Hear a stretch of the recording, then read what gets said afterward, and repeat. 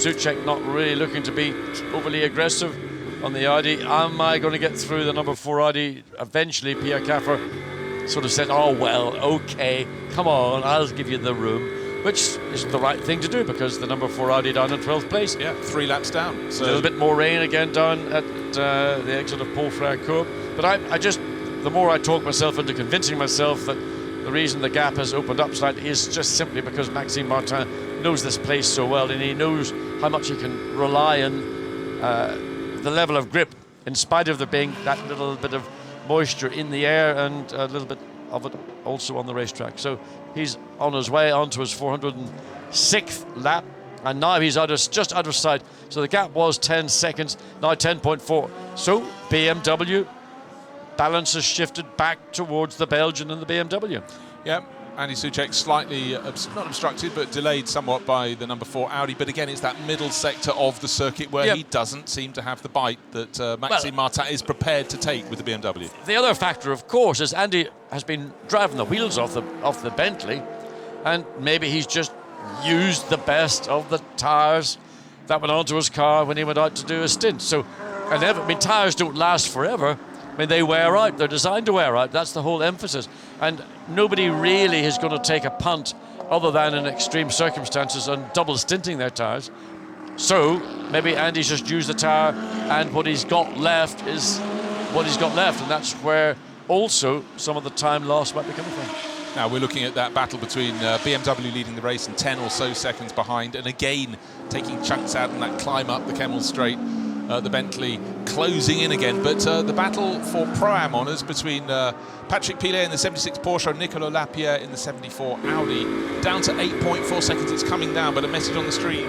Team manager of Lapierre's car, number 44, to race control immediately. 74. Did I say 84? I meant 74. You said 44. No, I've gone completely mad. You've gone nuts, Pat. You've gone nuts. We all know full well that's the Aston Martin. David, you gone nuts. Anyway. The gap is down, as you point out, to 8 odd seconds, or 8 seconds. They're not odd, nothing odd about them. It might be even less this lap coming across the line, 7.5. And I mean, you have to say Nicolas Lapierre, stunning job in the 74 Audi. Patrick Pilet, just doing what he can do in the Porsche, and he's really almost defenseless to stop the tide of the Audi. I mean, King Canute couldn't stop the water at Bognor Regis, where I used to live. So it looks a bit like Patrick Pilet's in the same situation. Again, we have to keep our eyes on the timing screen. Car number 28, does that sound familiar? René Rast up into 4th place. We just heard from Audi about the progress of that, but a black and white flag is to be shown to that and to the 38 crew, which is the Antonelli Motorsport Lamborghini Huracan, for disrespecting the track limit. So seconds gained and far more seconds lost, unfortunately, or will be lost by the 4th place car. Suitably for just over 40 seconds clear of the 98 BMW, we could have a positional change. Yeah, I mean, it's sort of pushing the envelope. Everybody's going to, well, not everybody, but the pro drivers. Well, there we go. Some of the poor guys in the Bentley team, and the best they can do is lie in the gutter. Well, some people do that on holiday regularly, but that's not the case here. These guys are absolutely exhausted, having worked tirelessly for 4 days probably. Do you think the next pit stop will wake him up? I wouldn't guarantee it. Sleep deprivation, Bruce, is one of the worst tortures known to man or woman. And if you're tired, as these guys are, they just suddenly they just can do nothing but close their eyes. What he probably knows is, barring a disaster and someone woke him up, the 7 and 8 Bentleys aren't due for a pit stop for some while. So he's snatching a quick power nap, we'll call it. 20 minutes down? Whatever it takes. I mean, the 7 Bentleys still, regrettably for the Bentley Motorsport team, down in 28th position. As we look at 666. Where is 666? Is it dropped off the first page? It's at the top of the second page. Oliver Gavin behind the wheel. Probably wondering why his car isn't yellow. So many years racing a Corvette in bright yellow colour for Corvette racing. Well, their car currently 3rd in class. And just want to see where they are in relation to the first 2 in class. 1 lap down. 1 lap down, so yes. So in the mix. Oh, look, busy coming out of the final 2 corners. So Malcolm Wilson, what's up, Malcolm? He's got a problem, something going Shocker on. fans talking to Lee Negate about tactics, but tactics haven't all worked out yet. Now, they're going to have to wake up that mechanic, I reckon. I don't think it's that. I think there's something Malcolm's face. You can look at it, and there's something going on that maybe they can identify from within. That's even worse. Yeah. That's even worse. Is it 3 times apparently? What's the no offence. Well done. Well done, kid. Yeah. Oh, yeah. So it's track limits. Well, we knew they were under, not a warning, but they'd been reported for the number 8 car. But the first words we picked up, not from Malcolm, but chap alongside him, was "that's even worse." So maybe it's become something. Haven't got any messages up on the screen. We know that number 74 car has been given a warning. 28 in the Audi with Rene Rast on board. That has got a black and white flag to be shown to it. 38's had that. So we're waiting, and let's hope there's not another message, because Andy Soucek doing a great job in the number 8 Audi, chasing down the 99 BMW. We will have to wait and see. Yeah, the second place car in the AM category, the 888 Ferrari, that's the Kessel Racing car. Team manager report immediately to race director. So what's gone on there, we don't know, but that's a car that's not directly. Well, they've already had a warning. Kessel Racing Ferrari. So we've got tattered bodywork actually on the rear of that car. Second in class. Take a look. As the Bentley number with 02 on the windscreen. Second overall, but second in the AM class is the 888 Ferrari. You can see the rear bodywork on the left of the car flapping around. Don't know how long it's been. It's like a bit scruffy. And again, in the first third of the lap, Andy Soucek in the number 8 Bentley takes good chunk of time out of the race-leading 99 BMW. 0.6 of a second gain, but now he'll be losing time in the traffic there. Got past the Kessel Racing Ferrari, down through Pouhon, another car in his path. Sorry to be a party pooper. Go on. But another car, this time 29, Conrad Motorsport, disrespecting track limits, black and white flag. I mean, I tell you, I think racetracks should build concrete walls, and then there is no chance of you disrespecting track limits. Let's go back to old school racetracks where if you made a mistake, that was it all over. You know, when guys go to Pau in France, they go to Monte Carlo, they go to Macau, do they disrespect track limits? No. Do you know why? Because it hurts. Look at the rain falling now down at Stadler. That's heavier than it's been. And all of a sudden, look. This is a concern coming into Blanchimont. Okay, and when you get to the bottom part of the track where it's slightly greasy, the BMW with Maxime Martin there's the yellow and red slippery track warning flag. Maxime Martin has an advantage, and it's been a huge advantage, 1.1 seconds. Wait and see. Is anybody going to dive into the pits? Too early yet to do it. I would expect to see teams getting there. Look at how difficult it was to get the track. He couldn't get the throttle open because he was getting wheel spin. The snatch at the rear of the Bentley. This is heavier rain than we've seen probably at any point in the last, 19 hours almost, 18 and a half hours. So is this a full rain around the racetrack? Maxime Martin at the bottom of Eau Rouge, tippy-toeing up around. He knows it's tricky. You know, he got away with it when the rain was much more spasmodic and not quite with the intensity. Andy Soucek comes through a little bit quicker that time, I would have said, than the BMW. So the gap, as they came across the line at the end of lap 408, was 10.4 seconds. It's now Maxime Martin that was showing a little bit more caution.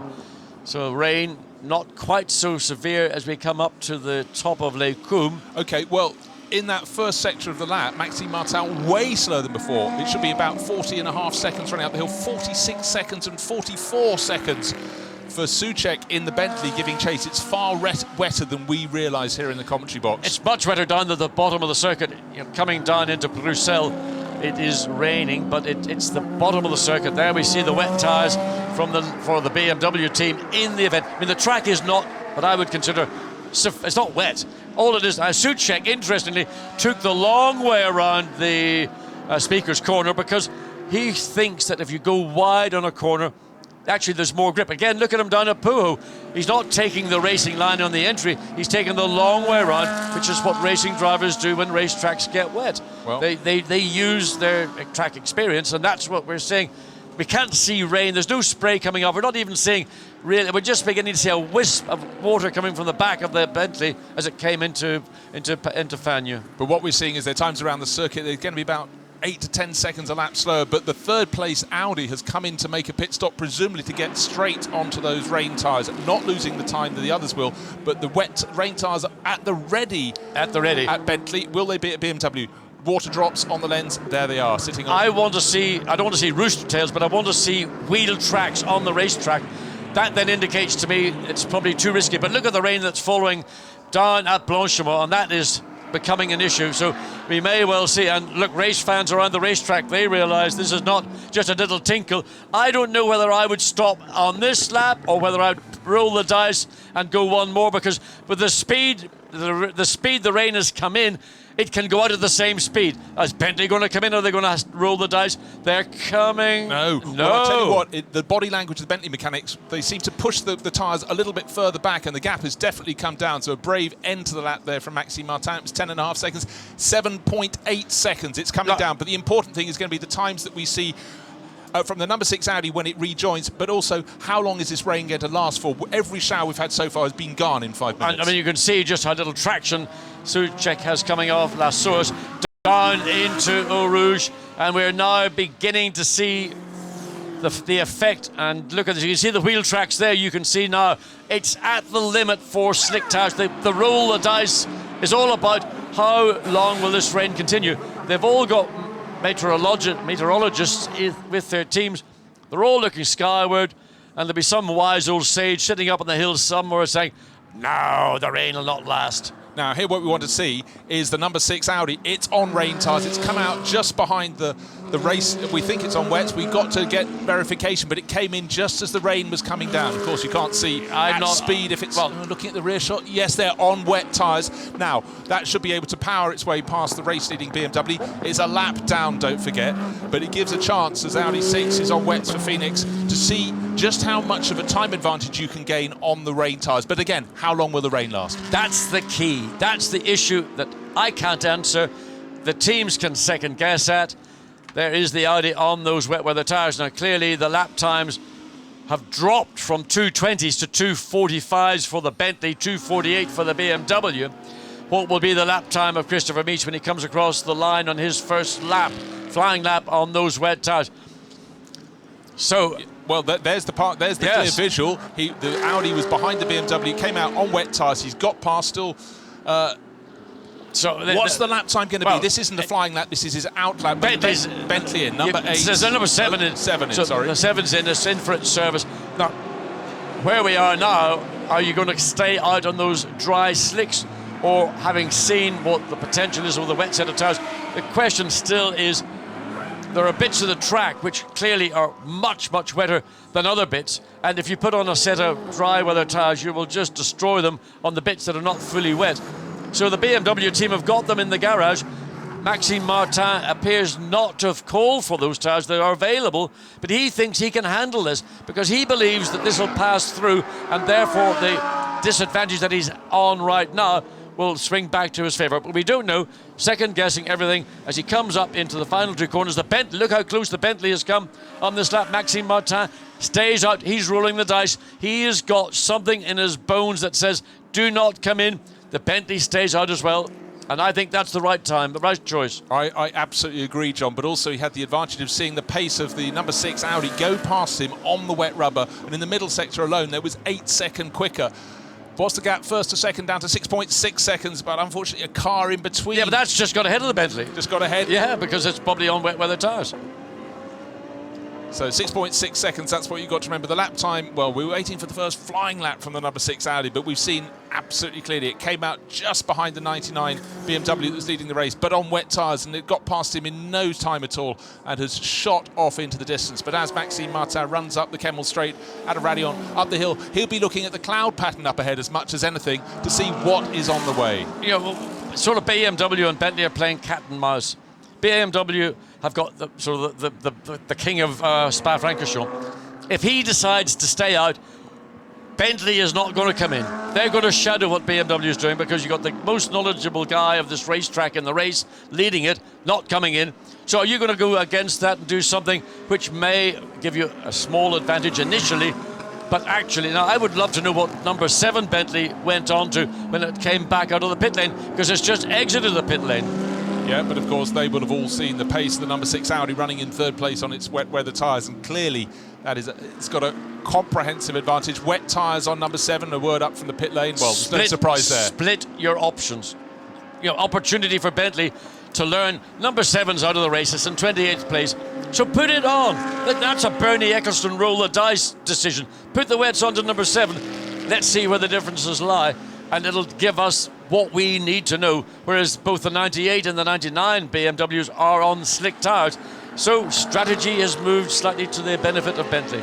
Now race leader's got traffic ahead of him. Don't worry about the Audi. That's on wet weather tyres. That's pulling clear. But the Porsche, without its headlights on, you suggest that might be an idea in these conditions, is in the way, and the gap is closing. You saw the Bentley in the background. Andy Soucek took a whole second out in the first sector of the circuit, and it's up to Maxime Martin. An eye on the sky, but it doesn't look, the body language from the BMW crews, as though Maxime wants those tyres at all. They're ready in case he does, but the mechanics have put them down. They'd had them in their hands if they were going to change on this lap. I mean, they could still do that late call. They could do it almost as late as the car coming in the pit lane to try and wrong foot the Bentley engineers. There are those tyres for Bentley. They're ready to go. I tell you what, I bet you Malcolm Wilson is loving this. This is his meat and two veg. Just loves the inter-team battle, the fight. It's not just about racing, it's the fight. What's the BMW going to do? Stays out again. Bentley will do likewise. Andy Soucek, he'll wait until a new set of slicks. Is that a bit of psychology? Oh, I think so. Come on, let's throw the dice. Really stick it into BMW on this one. We're going to put on a brand new set, a non-scrub set of slicks. Is that confidence? Is playing to the cameras, John, and it's actually all for your benefit, which is very kind of them. But the Bentley, well, he has been closing in, and not just in the opening sector, the final sector, and he's taken another couple of seconds. 4.7 seconds is the gap between first and second. Now here's the shot of the number 7 car. Slicks off, tyres with grooves on. But of course, what was the lap time we saw from Stephen Kane? Well, that was his out lap. We're waiting to see what he can do in a full run. But Christopher Mies, 2 minutes 37 in the 3rd place at Audi, and Andy Soucek 2:51 and 2:53 for Maxime Martin. A lot of rubber debris on the circuit. Big lump of rubber just as they come through onto Camel Straight. Massive bit of rubber stuck there. The two lead cars are... They're going to be together by the end of this lap. They're shadow boxing one another. Bentley's got the advantage of putting the wets onto the number 7 car, so they'll get that story. And the key will be once the track and the rain, or once the rain stops or eases off, and the track begins to pick up performance, then that will tell them, well, they know where they are anyway. Look how wide Ryan Purcell. We're seeing the Porsche just ahead go, just to try and find grip on the outside. There's the BMW just slightly ahead. So into Speaker's Corner again, running the long way around to try and pick up grip, because water and rubber, which is what you've got on the racing line, are not made in heaven. So if you run on what is the dirtier part of the racetrack, it actually is the quicker way in this situation on slick tyres. Lots of intensity going on within the Bentley team as Alexander Sims is preparing. What a lovely baptism for Alex Sims to get into the car, having been driven by Maxime Martin. He's been able to adapt as the rain has fallen. Alexander Sims is going to go cold turkey into this, and that's never a happy thing. Now, will Andy Soucek remain in the car, or will this be a handover in the number 8 Bentley? And we have seen Maxime, so it's going to be Wolfgang Reip. Personally, if Soucek has got the hours or the time available, keep the incumbent in, because he's accustomed to it. I remember driving here in the TWR Jaguar days, Group C days, and it was miserable. And I couldn't wait to come to the end of my stint, which I did. Had the belts on, done to hop out and said, "No, John, you're staying in. Stay there, don't get out of the car." Oh, but please. What do you say when you get out of a car, tricky circumstances, out on the circuit, track conditions, very difficult, get out to your person taking over going, "It's fine out there," and you walk off to the back of the garage. But of course, you're supposed to help him. But how fine is it? How much grip have they got? Another lap being started by Andy Soucek, or about to be completed by Andy Soucek. 4.7 seconds was the gap last time around. Has it come down? Has it gone out? Just waiting. 4.8, almost identical. Yeah, track conditions marginally getting better. It's probably stabilised. Suspect the worst of what we have seen over the last 4 or so laps. No rain on the windscreen on the run down from La Source. You can see the dryish line, single car width. You can't really afford to get offline, particularly down over the curbs and up and through Eau Rouge and over the top at Radio. So maybe it's not all over, but it's decreasing. The rain's still coming, picking up again as they go up the Kennel Straight, but has the gamble for number 6. Just trying to get an Sorry, earful what of Lena was wobbles. saying. Yeah, what Lena was saying. Is there more rain? No more rain coming. It's 10 minutes that carry on more like this, and then it's total is still 20 minutes before it's completely clear. 20, you pick that up, people listening on TV around the world, 20 minutes they reckon. The meteorologist suddenly becomes the most important person in the team, imparting that information to Lena Gade. She's doing some sums, not quite a slide rule job, but what we're seeing in the number 8, just being passed by the car on rain tyres. No, that's the number 1 Audi, also on the rain tyres. That's Will Stevens. He's not in the battle for the lead. He's down in 30th place overall. But it's for the drivers of the 99 BMW and the number 8 Bentley to hang on. Track conditions will improve, but will it get worse in between? Audi 6 has been taking a dozen seconds a lap to catch, but how much will the track improve as it becomes less wet? Will there be another flurry of rain?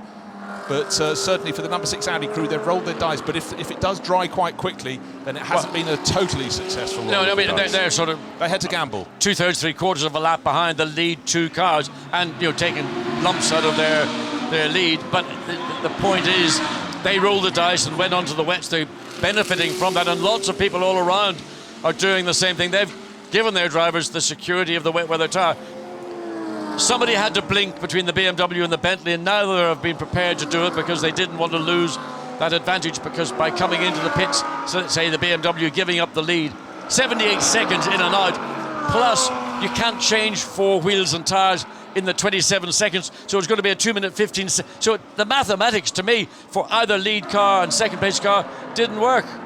Don't worry, that's not the race leader in the pits, that's the number 98 car, but they're going to put slicks on it rather than wets. Well, there's an interesting one. New slicks as well, the confidence. But of course, whether they get put on or not, they're held there for the camera to see, and that message will be being imparted to Bentley. Listen, it's all gamesmanship, but I mean, there's nothing wrong with putting new set. Porsche is in, by the way, so let's say the lead car in the Pro-Am, Patrick Pilet, he'll have to get out of the car, I suspect. He's been in the car ever since I got here this morning. So new slicks, sticker slicks going on to the 98. Now, Joel, one of the things, though, is you always want to see what your rival is doing. How did you used to play it in the Jaguar TWR days? Did you have someone walking up and down looking at the rival garages? I think we saw a Bentley guy looking at that BMW. Well, they've got a set of wets sitting there. This is what we're going to do. You are putting on a set and taking them back in again. I think they've realised, but a brand new set of sticker slicks going in the 98 car. Well, our psychology is not going to work because they seem to have some knowledge we don't have. I don't believe it's going to be 20 minutes before the rain clears, but what do I know? But I can tell you that while the track conditions are really tricky for the lead 2 cars, they're not anywhere near as bad. And there we now can see, there is the... is that the BMW ahead? Yeah, it is, and it's coming down super fast. It was 2.4 seconds on start line, and just look! Suddenly Bentley have put out a new set of tyres. Oh, they got the right ones. They got the right ones, or have they? Bentley have found some slicks at the back. That's pretty handy. Or what shall we put in the front of our garage? Says BMW. Now, we don't know where they are relative to the end of their stints, but that's another factor. Let's have a little look at people watching other people's garages up and down the pit lane. Yeah, check it all out. I'm just going for a wander, but no, it's who's putting the tyres out the front. Just want to throw into the fact that number 6 Audi is not lapping by such a huge increment faster. It was 12 seconds a lap. It's now down to 7 seconds a lap, so the track is drying. The track is working to the benefit. BMW nearly off the circuit, running super wide through the piff-paffs there. So Maxime Martin holding on, but Andy Soucek, fantastic to be riding on board with him, watching through his onboard camera as they get to the bottom part of the circuit. Don't forget, this was the wettest part of the circuit 10-15 minutes ago. Have they weathered the storm?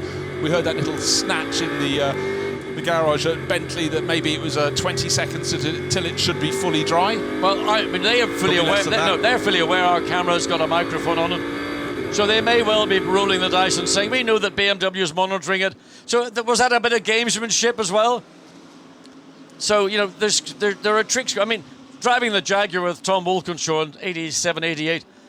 against what was going on at Porsche, what was going on at Sauber, then your Toyota and Nissan coming in. I mean, those were serious days. I mean, and the strategy calls that were being made. Bentley in. Bentley in. Okay, well, that was just a great shot of the Bentley spy, if you call him that, looking at BMW, then reaching down, pressing his radio button, report back. Now, whatever he found, let's see how they play this one. So it got down to 2.4 seconds. Andy Soucek closing right here, but now he's in the pit lane. 99 continuing for one more lap at least in the lead of the race. Yes, and I suspect it'll be a brand new set of sticker tyres for the number 8 Bentley. The issue I will want to get an answer to is who will be in the car when the Bentley leaves the pits. It looks like Andy Soucek will stay on board.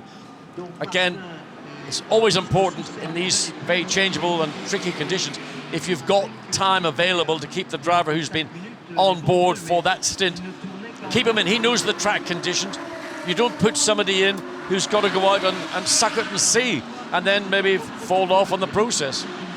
So we don't know what's happening here. We can see the slick tyres in the background. We can see the refuelling being completed, and then people looking up and down the pit lane. Oh, there's row racing. I'll just lean out. Oh, there's a Bentley. Let's see what's going on down there. Arch rivals here. They're not sticker tyres. No.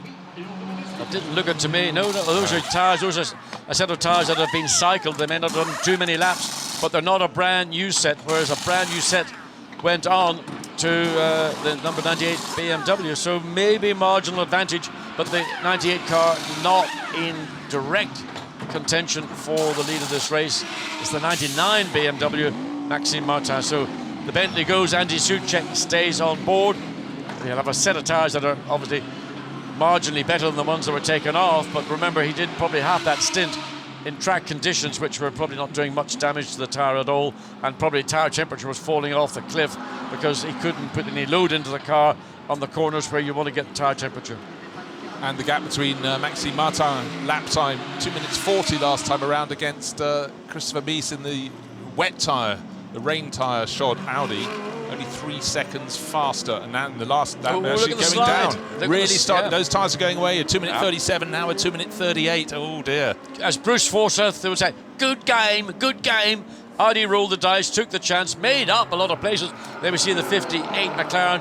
Now, is it on wet weather tyres? I'm assuming it isn't, but is that the 98 or the 99 BMW? Didn't quite catch it as it came up through Blanchimont. Well, there's the number 8 Bentley. We know that's the one that's been in the pits. Got those new to the car, but scrubbed in, broken in again, slightly driving over the white line on the exit of the pit lane there. They will have done maybe an outlap, might have done the qualifying as it happens, but they've had one heat cycle, so the tyre will be slightly less competitive initially than a brand new set would be. But in these conditions, are you going to be able to fully exploit the potential of a brand new set? Because it's still to some degree a little bit of a tippy-toe exercise, and you've got to stay online. And one of the problems of overtaking slower cars is you don't want to go offline where it still might be damper than the online. Yeah, you can see the drying line.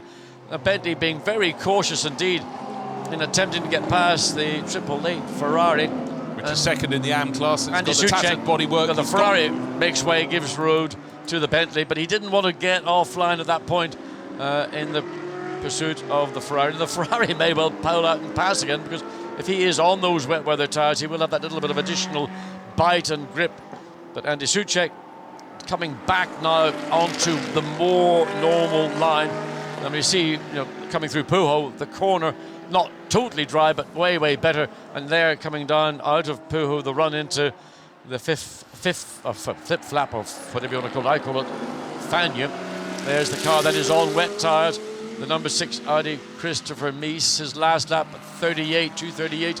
And in fact, the last lap of Maxime Martin was at 2:35. So that's the first time we've seen a crossover back to the benefit in a lap time on a wet weather car, the number 6 Audi, and the 99 car, the BMW, still on its sets of slick. It hasn't yet made its pit stop. That's where the team meteorologist can either feel rather smug that he said, stay out on your slick tyres. But then again, in the number 6 Audi, not this one we're looking at, that's the tattered number 28 that's running, well, it's dropped down the order just after a driver change to Vantour, Lawrence Vantour on board.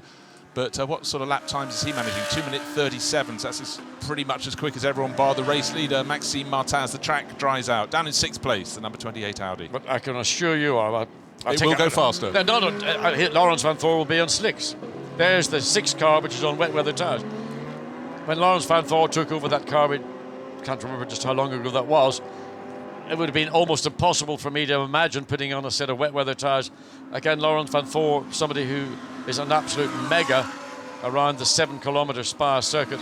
So he would have wanted to, he knows, again, it's the whole thing of having confidence and knowledge as the 50 Ferrari, which may be on slicks, may be on wet weather just tyres. lapped in a 2-minute 31, the fastest car on the track by far. No wonder Alessandro Pierguidi is flashing the lights. And for number 6, we just, that's the number 6 on wets. That's on wets. Absolutely shattered. 2 minutes 37, 2 minutes 38, 2 minutes 39. Those tyres are falling apart on him, but he's got to keep them going as long as he can.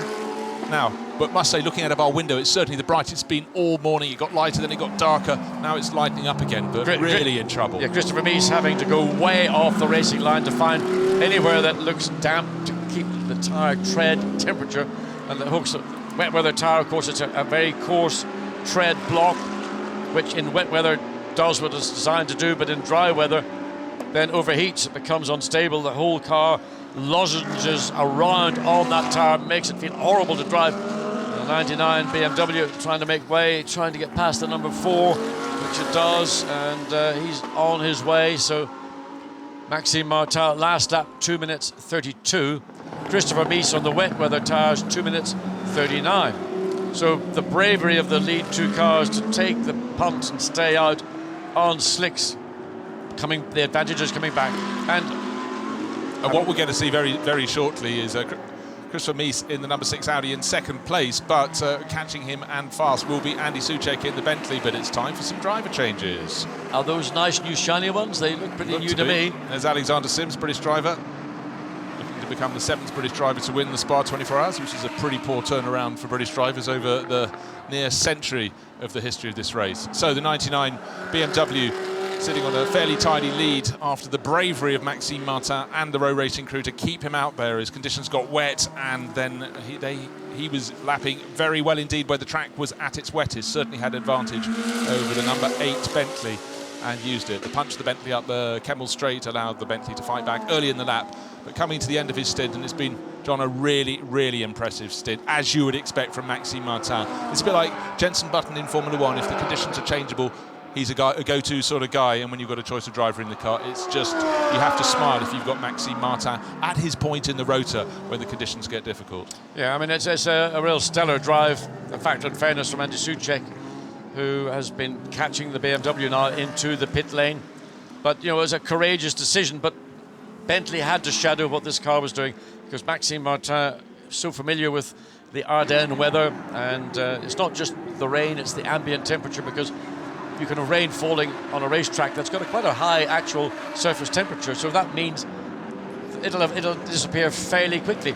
If this had been sort of like 6 or 8 Celsius, and I think both drivers would have been forced to come in and put on the wet weather tyre. Worth pointing out that Christopher Mies came in from 3rd place. He's just made a pit stop, or was listed as making a pit stop, but in fact, yeah, he's now fallen down to 3rd place overall. Alexander Sims in and Maxime Martin. It'd be great to see his expression when he takes his helmet off. Yeah. It's been a great drive. Alexander Sims gets in, he put his drinks bottle down just by the door, so when all the seat belts and all the other radio attachments are complete, then either Maxime Martin or somebody will then take out his drink bottle and put in Alexander with a brand new sticker set of tyres, certainly to go on it looks like certainly the right front has been done, and that's going on a sticker tyres all around, which is the sensible thing to do, because with the track now it will be a quick track as long as you can stay on line. If you're forced offline, not much fun. Andy Soucek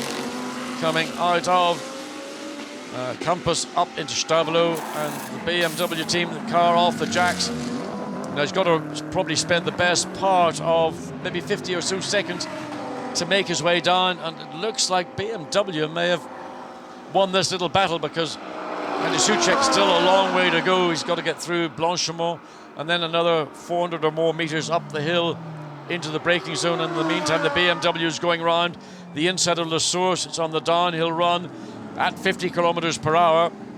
Sort of squeaky bottom time, I think they call this. Certainly is. It's on a knife edge. So Soucek takes the lead in the race. theoretically he started a lap that There's the is in the BMW. pit lane, going down the pit lane, but it's a long run down that pit Oh, lane. it's gonna be Up to close, Last Horse, Bruce. It's going to be super close, and don't forget the gap was around 10 seconds beforehand. It came down to less than that, but there goes the BMW The down Bentley's the pit going to lane. take the lead. The Bentley will take the lead. It's got to come into view.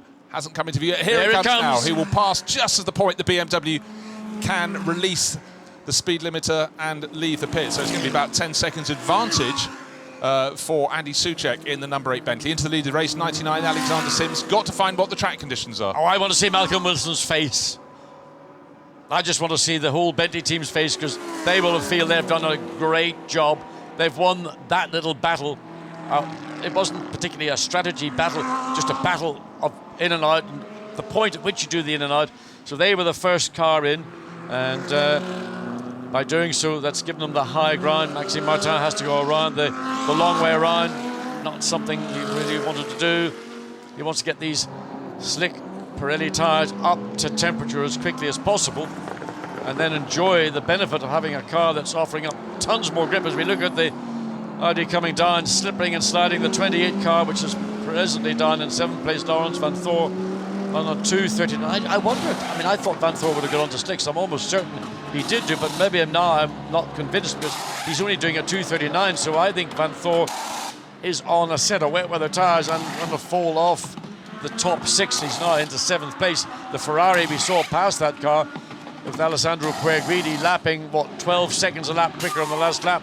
So Audi have made, I think, a mistake of putting Van Thor onto wet tyres. Yeah, they committed far more than their rivals. They were further back. They had to make a pitch to try and regain some ground, but it seems as though Bentley and BMW held their nerve with Maxime Martin, who's handed over to Alexander Sims a brand new set of tyres. There is Maxime Martin, looking relatively pensive, but he should give himself a pat on the back. I'm sure the team would have given him one, because that was a great performance when it became difficult. I would say he's looking remarkably fresh. I mean, there's not a bead of sweat anywhere in his head or in his hair. So, okay, difficult situation to drive in, not driving absolutely on the limit of the car. Nevertheless, fit as and fresh as you could ever wish to be. Taking a chance to look at those tyres, but it seems rain tyres are a thing of the past. It's getting brighter here at Spa-Francorchamps. We've actually got a tiny little patch of broken cloud that leads to blue sky above, so maybe that was all the rain we'll have in this race. But for the teams, it kept them on their tiptoes very much. They had to decide how soon, or whether indeed to bother putting their cars onto wets. For about 3 or 4 laps it looked the right choice, but since then, brighter, John, here Bruce, at Spa. the story is Andy Soucek, first flying lap, 2 minutes 27. Wait to see what Alexander Sims is going to do. He hasn't done his first flying lap. And Christopher Mies in 3rd place, Audi on wet tyres, 2:39, 12 seconds again. And it's the 88 Mercedes that's in 4th place, also on slicks, doing a 2:27. So the 88 car, Audi's got to make another pit stop to come in. They're going to try and do it at the time. They're going to do a fuel stop and maybe a driver change. But the 88 Mercedes suddenly coming into play.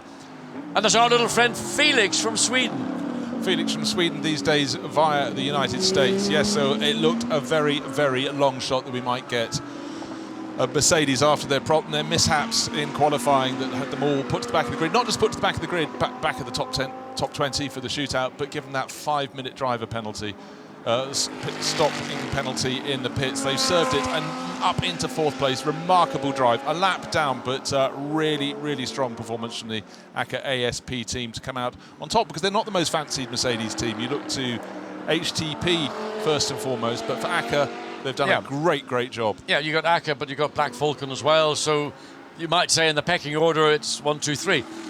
But you put a little rock star. Great potential. I mean, I think Rosenquist is a driver that deserves more, but he's doing the job he's paid to do in the 88 Mercedes-Benz. He's now actually just arrived in the pits, so that 4th place will fall away. We've got Lawrence Van Thor, who was further down. He's back up to 6th. He's still on those wet weather tyres. I don't know why they're keeping him out. He's just losing time by the lap. But again, they will want to try and balance that between what's the earliest we can bring him in to refuel and not lose a whole sequence, or maybe have to make a last-minute stop go come the end of the race, which is always something that 78 seconds it takes to come down the pit lane. That is a real, you'd have to think hard about doing that unless doing you're an extra time. Yeah. But just keeping an eye on the difference in pace between Andy Soucek leading the race and Alexander Sims just crossing the start-finish line.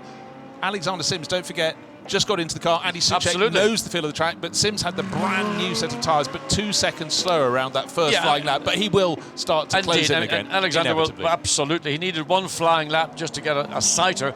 And then the next lap he'll push it. And then the lap after, push it.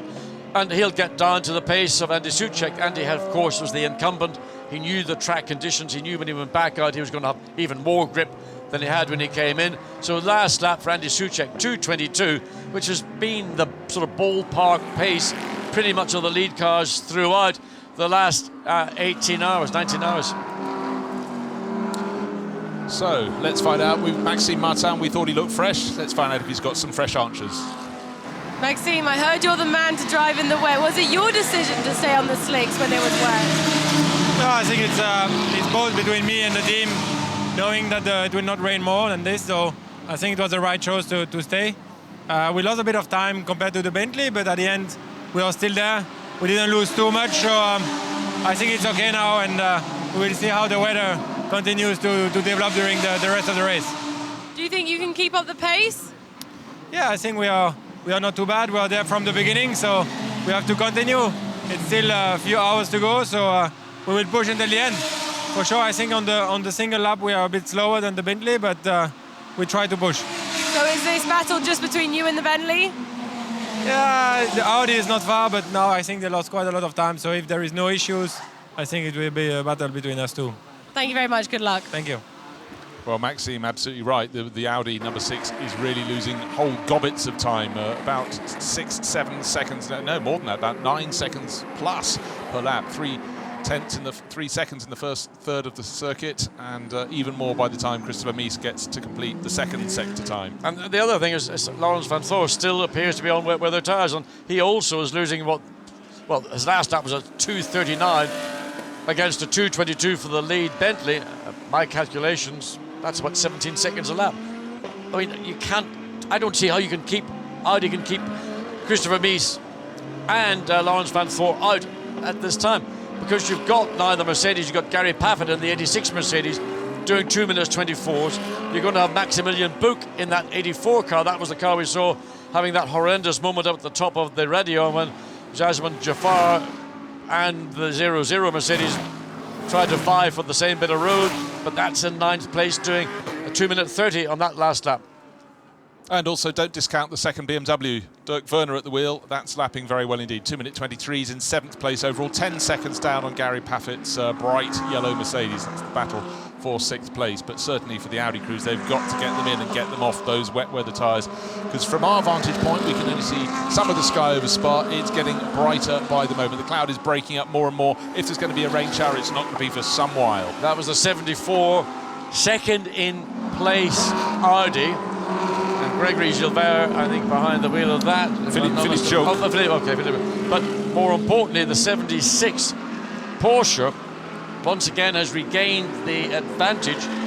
So that's now got, I think, Maxime Jousset, isn't it? I think it is. Maxime Jousset, yeah. Maxime Jousset. 13th overall, 4 laps down on the race leader, but lapping very competitively, 2 minutes 22. Yeah, but more importantly, 3 cars between first and second. But now, great drive, Oliver Gavin. Where's he popped up from? Well, he's in 3rd place, and he's going to be pursuing that 2nd place Audi. So Oliver Gavin, maybe he just happened to be in the car at the right time in the right situation, but certainly bringing a lot of gravitas to the 666 Lamborghini of Lambo Racing. So gap between first and second. Now Alexander Sims is starting to wind it up. A bit of traffic might have slowed Andy Soucek last time around, down to 9 seconds, almost flat. Alexander Sims at 2 minute 21.1, a very quick lap as he gets those new tyres to really work. As you said, 2 or 3 laps in, he'll go faster, faster, faster. Now what he wants to settle himself right down is clear track ahead of him, and he largely seems to have that for the next lap and a half at least to settle in, but another very quick lap from the British driver. Yeah, he's done precisely what was asked of him. He went out, he's adapted to the track conditions. He now has got the confidence in himself, the car, the track, and he's pushing. And he did a great last lap, 2:21. Okay, he's just come across the line at the end of 4:22 and slightly slower. And in fact, Soucek has done a 2:21. But that's just the way the traffic works for you and against you. So there's nothing much you can do about that. No, it certainly shows, though, on a clear lap with those tyres that Alexander Sims is very much the equal of Andy Soucek, who is leading in that number 8 Bentley, the frequently extra stopped Bentley, but up front at the moment, 10 seconds clear, nearly 11 seconds clear, but clear track is the key right now. What I fail to understand is why the 6 Audi and the 28 Audi, 3rd and 4th respectively, are driving around doing 238s, 239s, when you've got a dry track, and the lead cars and the cars that are behind you are in the low, at worst, middle 220s.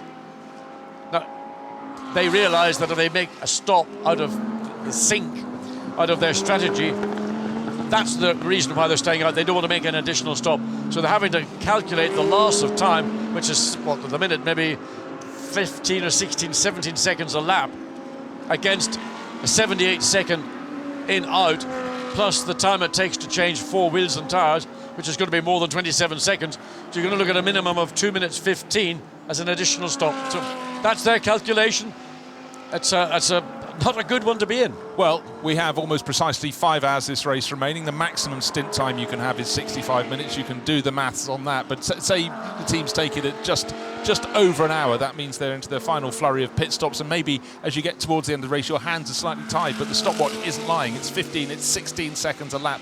They are hemorrhaging at the moment to the number 8 Bentley that's leading the race. Andy Soucek at the wheel. Alexander Sims giving chase very effectively for the 99 BMW crew, but the rest right now with the tactics they're running with those wet tyres, the rain tyres on the 3rd and 4th place Audis, you just have to wonder what they're going to do next, because it's getting brighter. It almost seems like sunshine on the track as I look towards Blanchimont, and finally in comes the number 1 Audi. Don't worry, that's Will Stevens. He's not in the thick of the battle. He's down in 29th place overall. There was diffuser problem, delayed the car during the night, long repairs, but he is 10 laps off the ultimate pace in this race, ultimate position. It's what they do with the sister cars.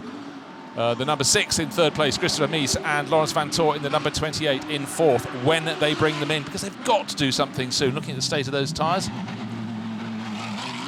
And off she goes. So 11.2 seconds. Let's look at the sky, John. Yeah, There's the cloud sky, there, but by Spa-Francorchamps standards, that's not particularly serious stuff, and that is to the north of the circuit. That's over Francorchamps and even over Spa in the far distance. It's just certainly the very nearest edge of the circuit is at the very top of the hill there at La Source, and we're not seeing raindrops and camera lenses up there, so it's not going to have a bearing. There's really hardly any wind around either, which is part of the trouble. When the rain was falling, it kind of was falling vertically. It wasn't, as you often see, a set of wet tyres. Yeah, but set of wet tyres are Audis. They love them. They've obviously got some to get through. Well, but I mean, okay, they're having to balance the loss of time on a set of wet tyres on a dry track to what I described as a minimum of a 2 minute 15-second pit stop. Is that rain to the north of the circuit over Spa coming our way? That is the key. Audi is banking on it, but certainly the gamble at the moment, it's dry here. Well, she's got an umbrella up, maybe protecting her hair, but for everybody rain on at camera lens at the north end of the circuit. And which garage is closest to that corner? The Audi garage. They're the ones that saw it coming first, but they have lost an awful lot of track time because Christopher Mies into the pit lane from 3rd position. He's struggled around on those wet tyres. Don't put him on slicks now, guys, unless you think this rain is going to be very fleeting. They've had the wet tyres on at the wrong time, and if you put him on slicks, he will then be on the wrong tyres at the wrong time. If they knew this weather was coming, I tell you what, they should be employing weather reporters like that and all around the world, because that would certainly be something that I don't think anybody in the Bentley or the BMW team were looking at. So those wet weather tyres, I mean, I suspect, they must be down almost to the canvas, because the rubber is not designed to be used. I look at it's a very durable wet weather tyre, but nevertheless, it is not designed to be run for this length of time, certainly at these sort of speeds. You can see when he turns in, the whole car yaws into the corner. It doesn't turn, it was a big long slide. Look how dark it is. Well, what was a small grey cloud has become a very large black cloud. Not at this end of the circuit where the rain had been falling earlier, but the far end. Number 6 on the windscreen, that's Lawrence Vanthoor. 28, the car's tatty, but it's quick. It's on wet weather tyres, but they'll be useless in the rain. Useless. They'll be completely stuffed. So it doesn't actually matter that that's their gamble. Those wet weather tyres are totally rubbish. Totally rubbish. We saw piles of them in the pit garage for Audi. Now, that's not heavy rain yet, but it is rain as the cars significant run enough up the hill. Significant enough, you say, John. There was wet track, it had dried out, conditions relatively warm here at Spa-Francorchamps, but that's the windscreen of the race-leading Bentley, Andy Soucek. He'll be able to appraise the team about how wet it is out on the circuit. Do they have a set of wet tyres coming to the front of the garage? Do they have a BMW mechanic taking a look at their garage to see what they're doing? You can be sure that Bentley will be thinking about another roll of the dice as well, but the wet weather tyres are being prepared in both of those garages, I'm sure. Bentley leading the way by 12 seconds. Andy Soucek ahead of Alexander Sims. Red and yellow flag, slippery surface warning. The drivers know it's slippery. Yes, but on that last lap, when it was raining, certainly up at La Source, the lap time was effectively maybe a second a lap slower, give or take. Now, Vincent Voss, well-known meteorologist, amongst many other things in the area, so having a look to see. So the number 6 still, we believe, on those wet weather. Look at the way, again, the car, as it goes in, just the whole car slide. Now, the rain heavy coming up the hill, coming up into the last 2 turns. And this is ever the difficulty at Spa-Francorchamps. He overruns. A different circuit he's racing on there. So there's the answer about how little grip at the bus stop there is. This was the end of the circuit that got wettest in that latest flurry. Yeah, I mean, Christopher Mies, who's been on wets all the way through, but his wets, if he's got tread on them, I'll tell you, I'll eat the rubber when it comes into the pit lane, because it just isn't designed to run. But conditions have dramatically changed. It's not going to affect the lead cars. It's going to affect everybody, whether you're on slicks or whether you're on wets. Now, this might be the smart call, because the cloud base looks quite a lot more threatening this rainstorm than we had, 20 or so, 30 minutes ago, because it is much grayer, darker, threatening, nasty. There, look at the BMW getting caught out as well. Well, it's the lap time for the BMW, just waiting for the lap to be completed, and it will be right now by Alexander Sims. But race leader Andy Soucek, 1 minute 26.99, much more rain in the air now, 1 minute 28.5. So now we're starting to see the pendulum tipping. Which way will it go? It's certainly getting wetter, but for how much longer? Yeah, but Christopher Mies' last lap on those wet weather tyres was at 2 minutes 40. So although the slicks... We've got a spin of the Conrad Lamborghini going for not 1, but 2, maybe 3. It's already been it's been given a warning recently. The team manager of Conrad had to go up the hill, but very, very dark in the background. Looking through the windscreen of the Bentley, doesn't look that bad, just drops of rain, but it's facing the way towards the clement weather as it gets up to Les Combes. It's what it faces when it starts coming in the opposite direction. There is the backdrop that tells us exactly what the weather is going to be doing. Oh, I tell you what. Oh, that was brave. Oh, I tell you that the weather god here today has been a right sod. That is nasty. I mean, that could be torrential rain, and it could come in the space of the flick of a finger, the crack of your finger, because that's what Spa deals you. It doesn't play fair, it plays dirty, and that's what we're going to see here now. We're going to get a rainstorm over one half of the circuit, and those that are on slicks are going to have to make a big decision. Those that have what they might loosely call a wet weather tyre, assuming there's any tread on it at all, and I don't believe that there is. I mean, Lawrence Van Voor has dropped down to 7th, and he was on wet tyres. His last lap at 2:38. The last lap, on the same lap, Andy Soucek on slicks, 2:26. So even though it's bad in some parts of the circuit, it's still a slick tyre racetrack. Absolutely so, and just the way we can see the Audis on track being passed by back markers, not just nipping past, powering past when you're lapping 12 seconds off the ultimate pace. Oh, now it's suddenly, in the last 10 seconds since I started this sentence, coming down very heavily here at the top of the circuit on the start-finish straight. At the moment, Andy Soucek working his way back up towards Blanchimont. He'll find the rain more heavily on his windscreen, and certainly when he gets up to bus stop, not an easy track. And now you can see it right there on the windscreen. This is proper rain. Stay off the curbs, Andy Soucek, because that'll catch you out. As long as you've got tyre temperature, but heavy rain up the hill into the last shoot. I'm now under braking. He's got to brake much earlier, but he's got to anticipate, and he's staying out. But the rain now, this is proper rain. What we saw half an hour ago, nothing like this. This is going to be the driver's call. Alexander Sim in the BMW, it's going to be his call. Am I going to come in? Am I going to take the chance? They stay out. Again, it's this rolling of the dice, relying on the instinct of the drivers. Okay, your weatherman might be telling you it'll be dry in 7 minutes and 42 seconds or something. But look at the light, and you can hardly see it's now like cars coming evening out of the last two corners. But what we had not so long ago, the difference was about 6 or 7 seconds. The cars on the slick tyres were faster. It's a two-part circuit. It's dryish at the far end. This end, it's very wet, but Bentley are about to make moves. The rain, once it's uniformly this wet, you absolutely have to be on the wet weather tyres. Soucek in the lead and Alexander Sims go around for one more lap, but I think this lap is going to be the concluding one. They'll know they have to make the call. Well, their last lap was, in the case of the Bentley, 2:32. In the case of the BMW, 2:34. Christopher Mies on what was left of his wet weather tyres at 2:38. Lawrence Van Thor on his wet weather tyres, 2:41. So it's still advantage to the slick, but it's putting a massive pressure on the drivers in the lead two cars because they've got to be absolutely so precise in everything that they do. Every input into the car, the throttle application, the brake application, the steering, the gear change. When you're going down the gears under braking, you do it very, very progressively and gently. Don't snatch down the gears, like some little aggressive young hot rod thinks, I can manage this, not a problem for me. I'm just looking at the darkness of the cloud. It is much worse than we've had before. Fire! Fire going off, so someone's had a tyre explosion. Is that one of the Audis? It certainly is one of the Audis. Is it the number 6 car that's pulled off the side? It is the number 6. Those tyres have given up, and this you Not don't see only- that often, but they've given up and taken the rear end of the car with it. So Christopher Mies, he will be getting out of there in a flash. Well done, sir, for getting out, but that was pushing one lap too long. Beats almost the imaginary flames out on the seat of his overalls. So the marshals very quickly there with their fire extinguishers. Full course yellow. Maybe a Has to safety come. car deployment.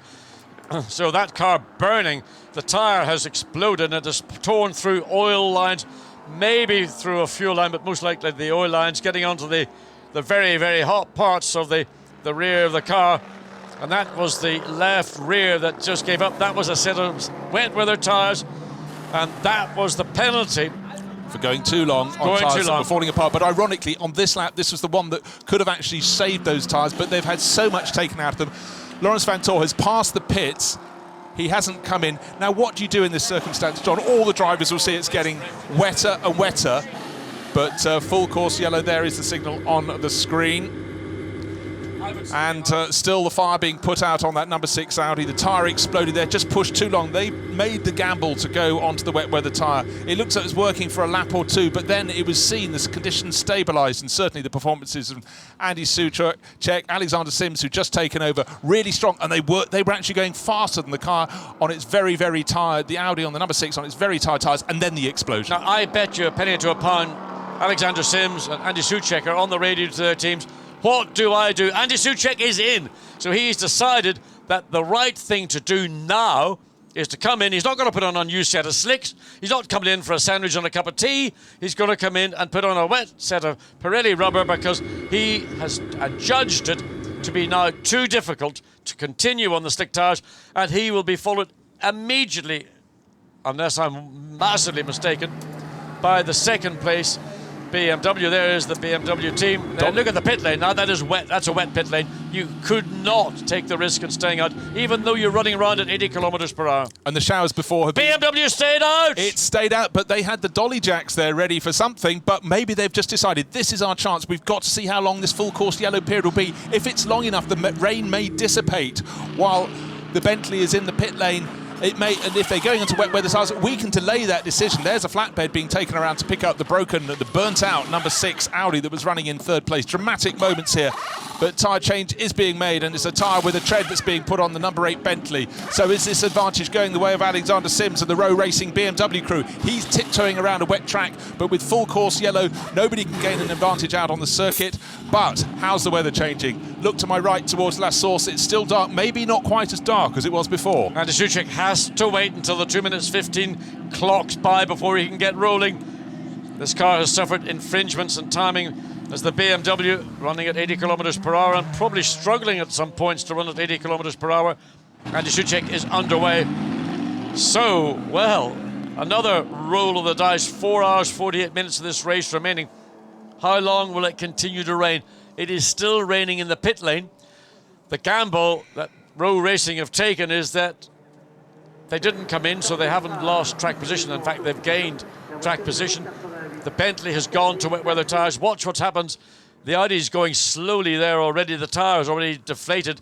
And the flailing rubber from that left rear has ultimately cut through some of the, it'll probably be more than likely an oil line or a hydraulic line. and all of a sudden it's getting really, really hot inside. Christopher Mies is trying to bail out, but he's got no brakes. Effectively, he's just got to wait for the car to drag itself to a stop. Now he gets out, but getting out of one of these cars is not particularly easy, and his back was actually almost directly in line. So he got a Tom Braun school days roasting, I think, on that one. He certainly did, so it was very well done by Christopher Mies to get that car off the circuit. Now out of the pits, and it really is tipping it down at Raidillon as the number 8 Bentley still listed as our race leader, but we know because of that pit stop he's fallen behind the BMW of Alexander Sims. Sims will be limping his way around this lap, looking at the sky really studiously. But what we can tell him if he's listening to us is the fact it's raining incredibly heavy here on the start-finish line. That's the worst rain we've had all meeting, and it's in for quite a while. But there's still quite a lot of brightness in the far distance, said the eternal optimist. Yes, I mean, behind it all, you can just see something that looks approximating to a little bit better weather, but the track now is fully wet. This is a wet racetrack. Nobody should be on this racetrack on a set of slicks, other than in this situation where they're running around at 80 kilometers per hour. But once the track goes green, Alexander Sims will have no option, in my view, because it isn't going to dry up. It's still raining heavily, now, particularly up here at the top of the circuit. As we look down to where Christopher Mies' Audi is, it doesn't look to be quite so heavy down there, but there we go. You know, you get your surfboard out, Bruce, and do a bit of the old Beach Boy stuff down that. I'll leave that to my brother down under in Australia. That's his chosen game. Number 7 Bentley, no doubt, on rain tyres. Oh, yes, absolutely. Down in 25th position, place gained by Stephen Kane. Everybody who hasn't come in will be making the pit stops, and for those hiding under umbrellas around the circuit, they'll just be trying to make themselves as small as possible. The lack of visibility as the cars come slowly and behind the full course yellow conditions up the hill. It must make the Kemmel Straight suddenly seem incredibly long when you're doing 80 kilometres an hour up the hill, but a great bustle of cars. Bruce, it's incredibly long when you're doing 180 miles an hour, believe me. It only gets shorter when you get over 200. So Addy's making the pit stop now. The key is our current race leader, Alexander Sims, getting towards the end of the lap, but it's still a long way to go. Look how much water's coming out from those wheel arches. Even at 80 kilometres per hour, he will be struggling because there will be rivulets flowing across the circuit. There'll be standing water and other bits. And, you know, the car weighs over 1,000 kilograms. You're on slick, you're on 4 big skis. And if you go water skiing or go snow skiing, water skiing, you can water ski at 30 mile an hour on 2 planks of wood, half the width of a set of tyres on a BMW. So aquaplaning will be the principal concern for Alexander Sims right now, and it will change from corner to corner to lap to lap. He may not be able to maintain the pace that he's running now, I would say, slower than the 80 kilometers per hour mandated to do behind the under a full course yellow, because the conditions are so difficult. He is going to be almost forced, because he's going to end up with a queue of cars backed up behind him, and he's going to have to make a pit stop. He cannot stay out. Look, he's almost coming to the team don't appear to be ready for him, John. But the two who have got dolly jacks, so they know they want to do some repairs to the car. They're going to try and do it under the full course yellow. Where are the tyres? There's one lying at the side of the garage. You can see the water flowing down. That's a relatively flat part of the pit lane, but it is absolutely struggling. He is not able to maintain the pace that you are required to do in a full course yellow, and consequently he's backing everybody up behind him, and he's going to come in. Coming in now. Here he is. He had to come in. Okay, look, my name might be Einstein, but I'm not that clever. I've never heard you called Einstein, John. So Row Racing actually looks slightly confused there. They're getting ready, but there are the dolly jacks ready to bring the car into the garage. Had they got to make a 5-minute mandatory stop? We thought they had made that. We can hopefully find out. They've got wheel guns at the ready as well, but those dolly jacks are the things that concern me. So what's Alexander? He's not long been in the car. Of course, he went out on the slicks, but that has been a very long lap for him. He's feel for the Bentley. 99 has just come in as well, so the sister car has made its way into its box. There's the 98 car. So I beg your pardon, this is the 99 car here. It's just come in. They're slightly further down the pit lane than our commentary position above the garages. So they're refueling the car first of all. Standard practice of those dolly jacks are very much at the ready to go underneath. You can see so one being scrambled around. The car will be going back into the garage. And Bentley have to report home. Press the radio button, sir. Bentley watching every move that BMW is making. So everything has swung, for the moment, back to their favour.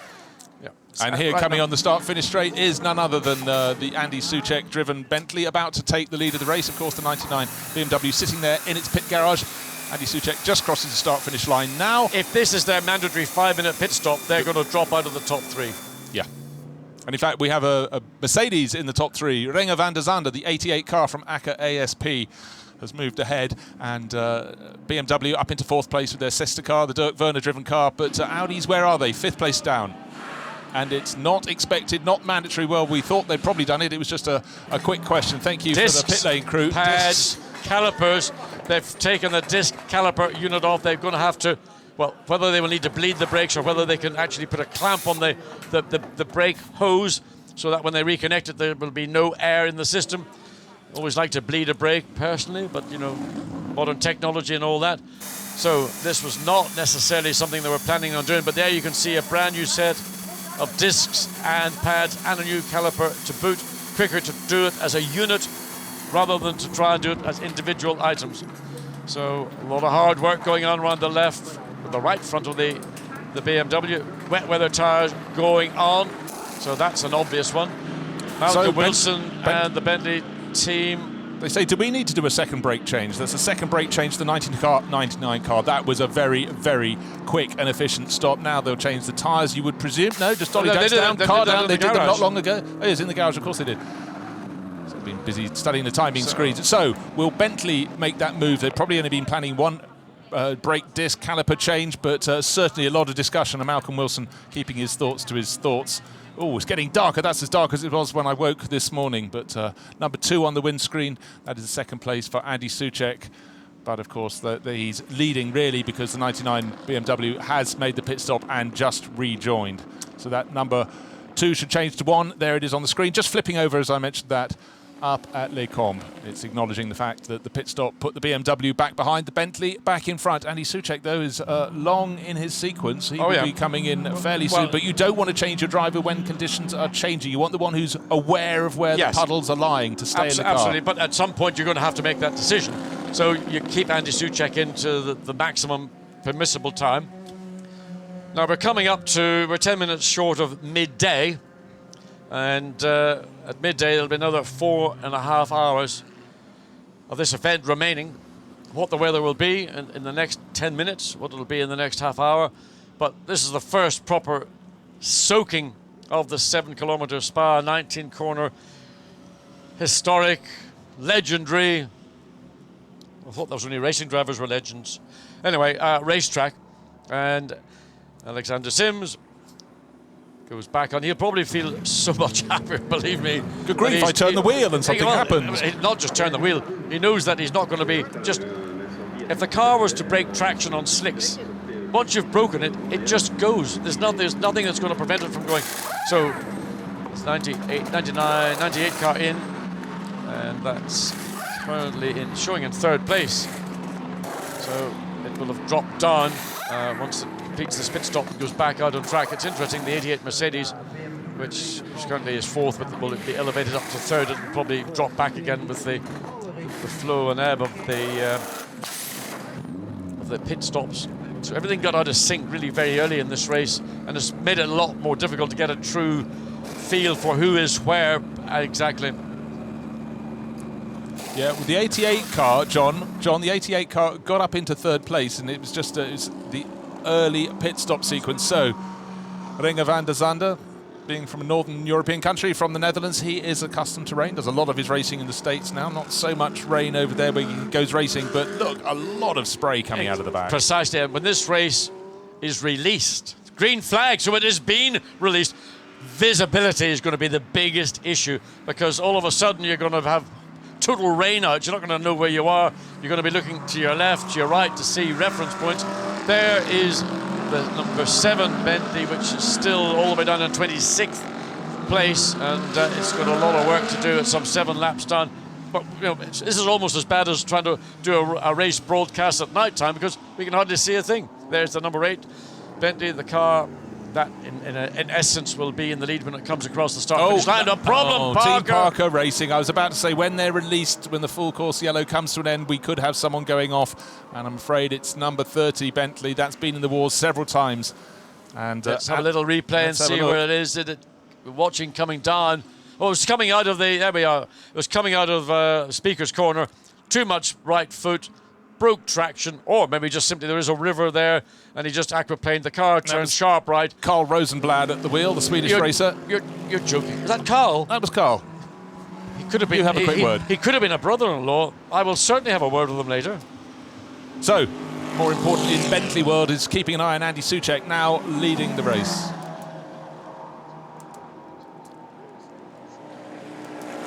So, Bentley Continental leading the way, BMW giving chase, but of course BMW rolled the dice with that second brake change. And we're just hearing a little tweet up from the pits that Bentley did it for security reasons. BMW. Read into that what you will, John. In fact, what do you read into that? Frankly, I'm slightly perplexed because you don't do something unless there's, I would have said, a clear issue. You wouldn't just do it because we've nothing else better to do. We're going to give the guys a bit of brake change practice. Keep them on their toes in the pit garage. They felt they have identified something now. Was it brake disc wear that looks a very heavily grooved brake disc? So maybe they were getting a long brake pedal. The driver was uncomfortable with it. He couldn't get any confidence out of the brake pedal. That's another factor. A race driver, a number of things in a race car you have to know are going to be with you. And if you think the brake pedal's inconsistent or getting a long brake pedal, maybe that was the reason.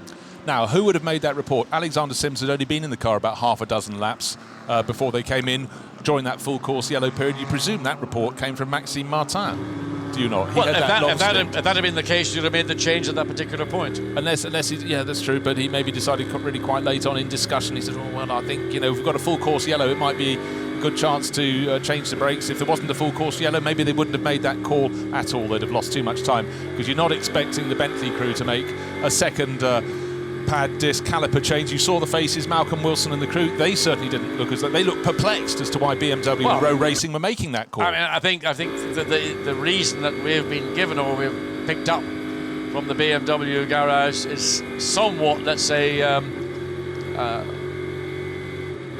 can't even think of how I want to describe it. I'm not going to say it was a non-truth, but they don't want to expose the reason why. They don't want the news knowing that once it's into the world of broadcasters, it'll be around the world in the blink of an eye.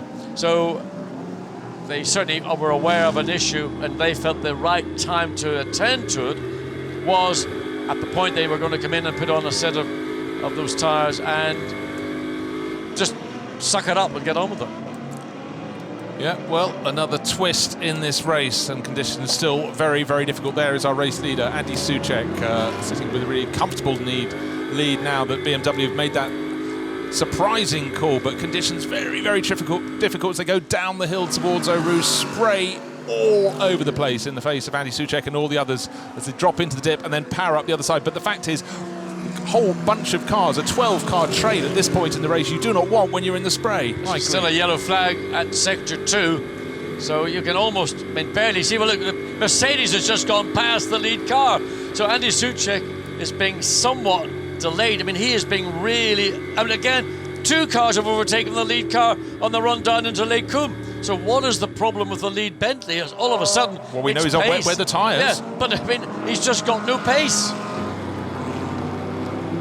So up at Sector 2, there is a car off. You think maybe got going again up in Les Combes, the scene of a lot of minor driving errors. Oh, there it is. There's a car. Is that the car we're talking about? Is that? It's a McLaren, the number 60. That's the 60 McLaren. So it's gone off. Now, was that the car that caused the problem, or was that? That's alive. This is live.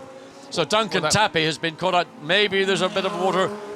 That's standing water on the track. No, standing water, and just catching drivers again when you turn. Let's look again and see what this is all about. We've heard a Ferrari went off. Let's have a look. That's the number 11 Kessel racing car. That's been very well driven until that point. Yeah, just on the outside, the left rear caught a little bit of standing water, and just very gently nudges the tyre.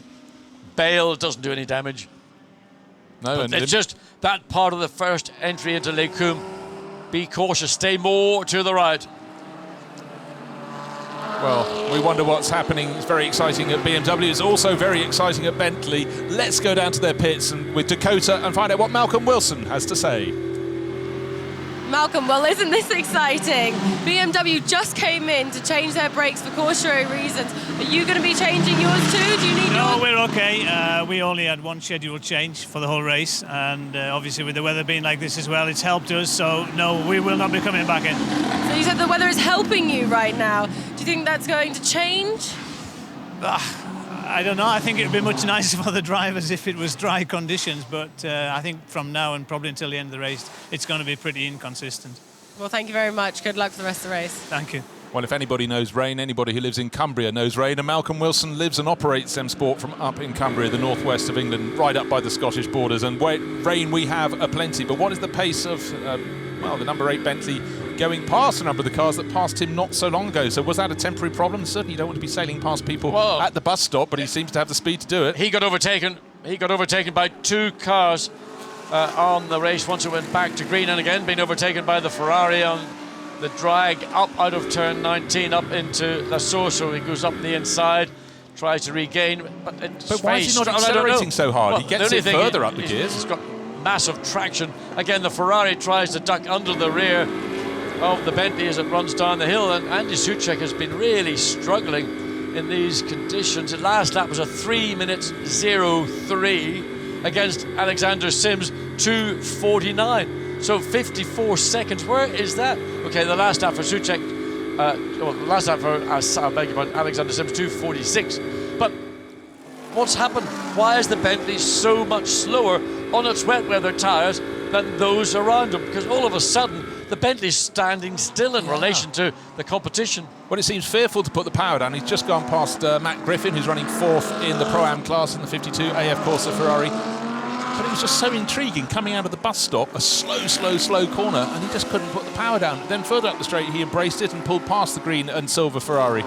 But something is amiss, and what a shame we didn't have Dakota there 30 seconds later. We might have been able to get a bit more news from Bentley. Of course, they won't want to reveal what the problem is, but the gap is really starting to go out now. Yeah, I don't think Malcolm Wilson is... Sorry, come down, I mean. Malcolm is as canny as anybody I've met. So he's not going to show his hand and say, oh, our car's not working very well, we might have a problem. He's not going to say a word. He's going to sit there and let it unfold and just hope that Andy Soucek can do something a little bit more impressive than that last lap. Now, we don't know what went on in that last lap, but I mean, to do a 3:03, I think that's probably the slowest lap of any competitive car in the race. I mean, the only car that's done a 3:0 is in fact the car leading Pro-Am, which is in 11th place at a 3:06. Yeah, that's with Raymond Narak at the wheel, but it sort of seemed to be going away from Alexander Sims, Row Racing and BMW with that extra brake change, but Alexander now closing in, was 28 seconds down, 30 seconds down, will be coming down through the course this lap. He's taken 2 seconds alone in the first sector of the lap. Conditions are very, very tricky. It's past it's almost exactly midday here at Spa-Francorchamps. We've had little flurries of rain, but they haven't come to much. But the one that came down 20 minutes ago is really changing the complexion of the race. But the big question right now, John Watson, is what is wrong with Andy Soucek's Bentley leading the race, but the lead is coming down. You've got a theory. Overran into the final 2 turns. I don't know. I truthfully am surprised. It's as if he's on a compound of wet weather tyre that's infinitely harder than anybody else. Now he's just come across the line and done a 2:47, so he's back at the pace of those more or less around about. Actually, Rander van der Zange in the Mercedes in 3rd place, 2 laps down in the leader, but lap 2 seconds quicker than the lead car and 1 second quicker than the 2nd place car. And in fact, even more impressive, Laurens van Thor. 2 minutes 40 2 flat. minutes 40. A mere 5 or 6 seconds faster than the 3 cars ahead of him, so there could be life in the Audi camp yet. So the number 28 But Audi. Remember, a long way back, mind. Audi rolled the dice with Christopher Mies, and they paid the penalty. Sadly, that number 6 car retired with a tyre that just literally gave up the ghost and started to flail around, and eventually led to the car catching fire. So that was a risk and a gamble that they lost with the car 6. The car 28, seemingly they've got away with it, but they will have had to have had Van Thor in, surely. Van Thor cannot be on the same original set of wet weather tyres, because that would have been down bold as an egg with the length of running he did in virtual dry weather running. So conditions absolutely foul with just over 4 hours remaining. Let's go back and see how things were at the outset of the race when it was dry. Here are the highlights, clouds moving over Spa-Francorchamps, but generally a bright Saturday afternoon. The flags came in, some delivered from the sky. Linkin Park, the rock group, sponsoring one of the cars here this weekend, the 00 Mercedes. That's at the back of the grid. We'll get on that in a minute. But René Rast led away at the start for Audi ahead of Mirko Bortolotti in the Lamborghini. Right behind we had the Bentley, and the second Bentley there got a bit of a tap. Callum McLeod being given a tap, but we think a tap was what was received by the 333 Ferrari. Marcus Seefried knocked off on the opening lap. 4 of the Mercedes were planning to come in anyhow to serve a 5-minute penalty they'd picked up, but the full course yellow conditions meant they lost less time than they would have done otherwise. So out of the lead for the first regular pit stops came Mirko Bortolotti. When he rejoined, he had 2 Audis in the hunt. He had right behind him, and trying to look up the inside as they approach the corner before Bruxelles at the top of the hill was Robin Freins. But the contact that did come was between the 77 Porsche, a big hit for Kevin Estre, and the 53 Ferrari, both out of the race. A bit of a limp there for Kevin Estre after that large clatter, but the main damage, as Fisichella was feeling very upset, his car eliminated. His car is the red and white Ferrari on the right-hand side of the circuit, out of the race, but the big damage wasn't to the cars, it was to the barriers, and that led to a very, very long delay where the full course yellow was run while the barriers, it took at least half an hour. But you need to get them right when you're putting them in, and that was on the exit of Raidillon. When eventually the cars were released, it was BMW showing its hand at the front of the race and tucked in right behind it, so you can't see behind the BMW was the number 28 McLaren, but then they pitted a couple of laps later along with the black, yellow and red Porsche that was leading the Pro-Am class from IMSA Performance, and that meant into the lead of the race went Bentley, number 8, calling in there for its pit stop from the lead.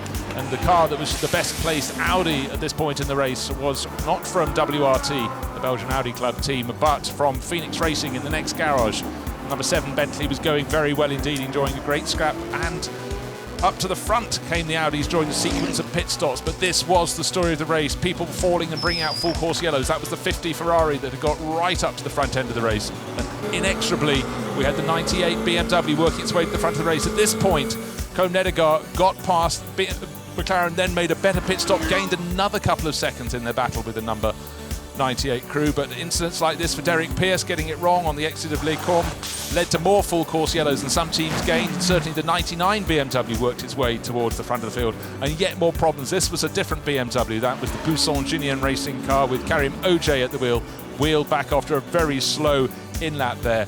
And then another BMW hit trouble. That was number 15, Giorgio Roda, dropping it on the exit of Raidillon. More damage to the barriers, more full course yellow, wave yellow flags around the circuit. And this was a chance for the teams to reappraise their tactics. And it wasn't just tactics that needed reappraising. 2 cars going for a clatter, fighting over 5th place. René Rast in the number 28 Audi, and the 114 Jaguar showing a fantastic turn of speed. But for Jonathan Hershey, frustration as he went off. The Audi limped back and needed rear bodywork repairs, but it lost far less time than the 114 Jaguar did. And then further back in the field, the engine going, you see flames sticking out of the back of the Kaspersky Motorsport Ferrari there on back off. Party time on the inside of Eau Rouge, the big bands. The fireworks came out at about 10:30 last night, and conditions then went fully dark out around the circuit. Andy Soucek, he has a great role to play later in the race, looking cool, calm and collected down in the Bentley camp. This not one of the works Bentleys, that's the number 30 car from Team Parker Racing. Round it went, no damage done. Driver changes all running super smoothly down in the world of row racing, and certainly with BMW and Bentley working their way towards the 4, it was a case of whether we could have a fight back from the Audi crews, but they were losing time. The 24 Parker Racing car out after a clash at the top of the hill. Another chance for the safety car to come around, and this was a moment when the 85 Mercedes crew decided, let's go for our standard brake change. They did it under the safety car. That's the time you want to serve your long mandatory brake change. It's a 5-minute pit stop minimum on that one. They've done it and done it very well. But out on the track, more contact. One of the 2 ISR Audis given a little tap up the rear in the dark. Bodywork contact damage, unfortunately, for the number 1 Audi. That took it out of the reckoning big time, being the bottom of the top 10, but rear diffuser problems has dropped that down, and now with just over 4 hours to go, Will Stevens at the wheel, it's down in 30th position for the mechanics, it's a super long race. Any chance to sit down, take the weight off their feet has to be taken, but the busiest places of all have been in the world of Bentley and BMW, tilting against each other, both with 2 cars in the mix until the dawn broke and the number 7 Bentley got out of the mix. Certainly getting out of the mix here was the Kaspersky Ferrari. Number 41 Ferrari from Classic and Modern Racing put some oil down and had a big clatter, possibly on that same oil. Just 2 corners later, we had Wolfgang Riep going for a quick spin in the number 8 Bentley. And there were delays for that car later in the race, and one earlier in the race where they exceeded the 65-minute maximum driver stint. The first excess was by 8 seconds, but it was a driver penalty on the visit to the pit lane, a drive-through penalty that they did not lead. But with just over 4 hours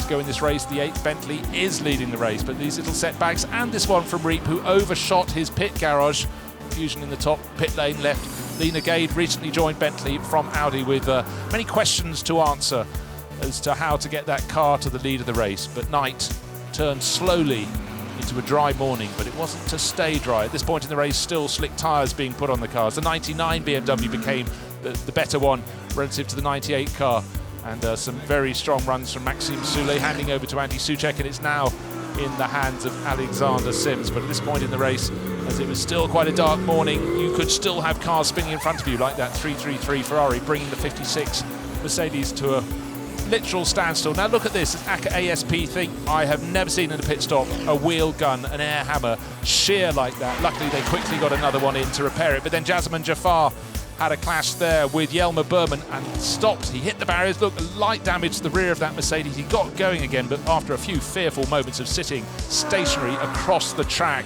at Raidillon. And the teams had spies in other camps looking to see who was going to blink first when it came to a flurry of rain. Would people put rain tyres on or stick with slicks? And for BMW and Bentley, they both stuck with slicks, but then suddenly in the far distance, it wasn't a passing cloud, it was a huge one.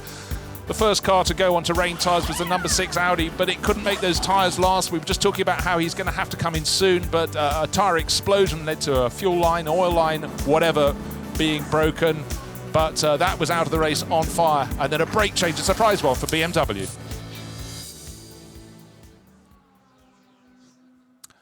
Back live at Spa-Francorchamps, let's see where people stand with just over 4 hours remaining in the race.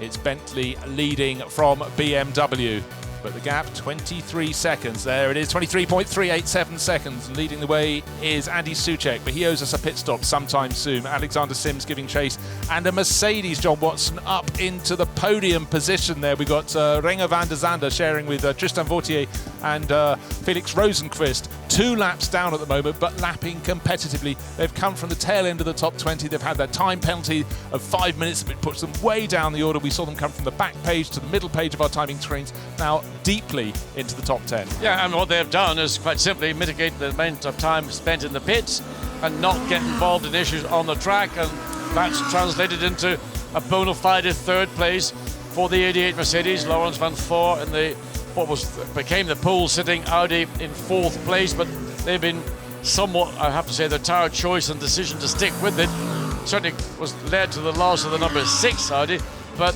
Laurens Vanthoor, he's only 3.2 seconds right now behind Van der Zande in the Mercedes, and he's lapping 3 seconds on that last lap quicker than the Mercedes, so we might see the 28 Audi sneak up into 3rd place, albeit 1 lap behind the lead 2 cars. Just want to pick out 11th place is the leader of Pro-Am, that's Raymond Narak in the 76 Porsche, leading the AM class in 31st position. Just down there, it is Matteo Crissoni, 31st position, the AF Corsa Ferrari. He's just made a pit stop, but a driver really on the move at the moment. 3rd place in the Pro-Am class, Oliver Gavin, and he's catching Philippe Gioc in the ISR Audi hand over fist. Took 7 seconds out of him last time around and is close to within just a handful, so expect the 666 Lamborghini with Gavin on board to go to 2nd in Pro-Am. We still had 65 starters. We have, I think, now 54 runners just waiting while the number 6 Audi falls down the timing screen. That was the one that poor Christopher Mies heated his tail end when the tyre exploded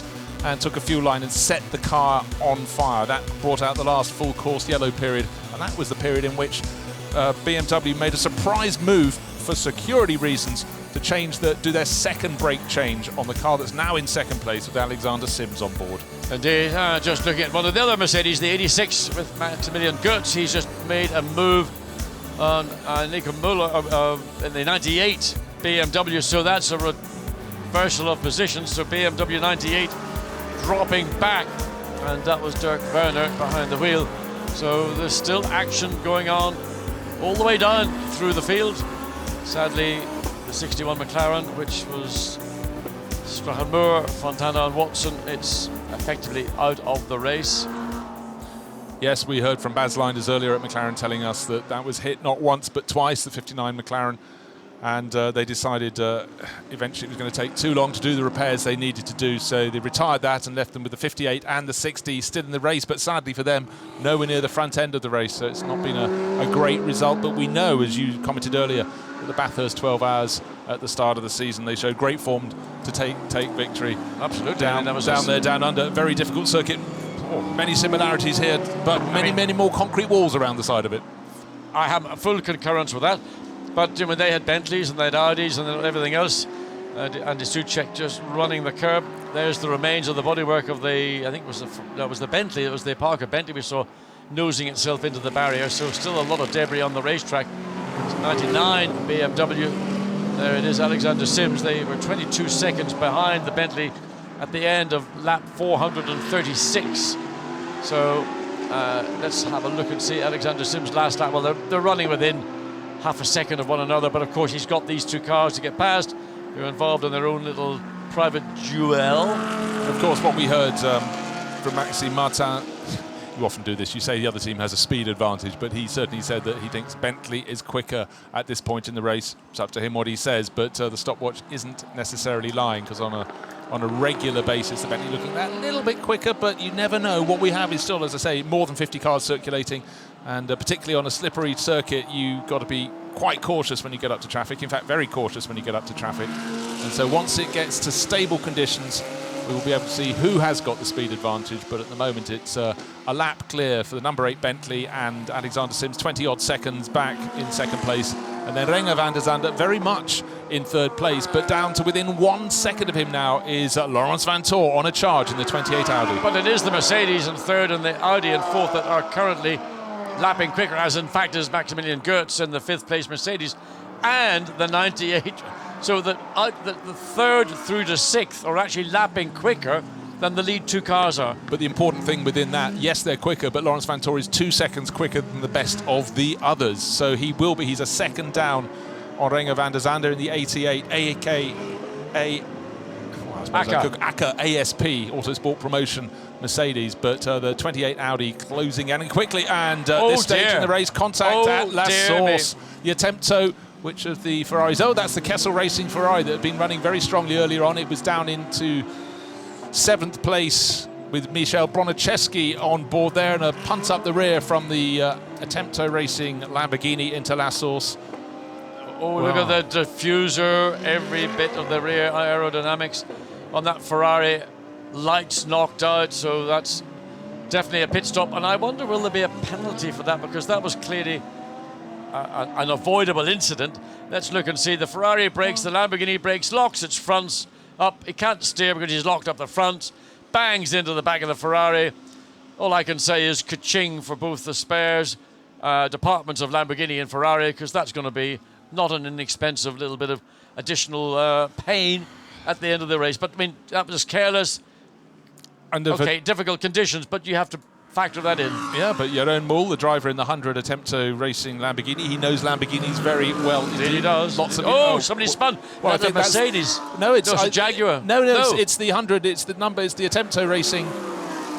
He's come to a stop. Yes, so he's come to a stop at the top of the hill, but the frontal damage, in fact, was more than we realised when he left La Source, but clearly he's pulled away from the side of the circuit. So Jeroen Mool out of the race. I think what has happened is that the bonnet's actually virtually flapped up, so he's pulled it off and stopped. I mean, I don't know whether he feels he can get it back to the pits or not, but of course he's almost as far from the pits as you can be, so he's decided to step out of the car. Now, is there a regulation? I know at Le Mans if you step more than 20 paces or whatever it is from your car, then it automatically becomes a non-running car. Mind you, I think there's Let's look. Oh, there it is. The bodywork the did come up in bodywork's- his face, and don't worry, the next corner is only Eau Rouge. Yeah, but he can see he can out see of around that. Yeah, but he can look out the side windows. That's what you do in these difficult conditions. You get your reference points. So what's going on? What is going on? He decides to pull it off. Is that actually water coming out as well? It could be. Looks like It steam might be coming. that there's. I think there is steam. It is. It's the radiator's gone. So that's the reason why he's pulled it over. He's hitting the back of the Ferrari. The number, I think it's 11 Ferrari. He's done a lot of damage to his own car, and sensibly, I think, then pulled it over and stopped it because he didn't want to do a lot of damage to one of those lovely V10 Lamborghini engines. And also, I think there's a certain reticence. You talked about 20 paces away from the car. There's so much debris out on the circuit right now. Another full course yellow. So Standing at the top of the hill, though, you wouldn't want to be closer than 20 paces to your car at Raidillon. Full course yellow, that's been a much used light, and the flags out around the circuit and the warning boards, that has to be moved because obviously at Raidillon it's a very fast part on the circuit and a point at which the cars are frequently somewhat unstable, so they need to move that Lamborghini away from there. So what was the gap between first and second? There is our race leader, Andy Soucek. He was, last time I looked at the top of the timing screens, 22 seconds clear. Conditions, though, weren't always favourable for the 8 Bentley because we saw it losing a bit of time. Couldn't get the power down not so long ago. Going past the stricken number 100 Jeroen Mul Lamborghini.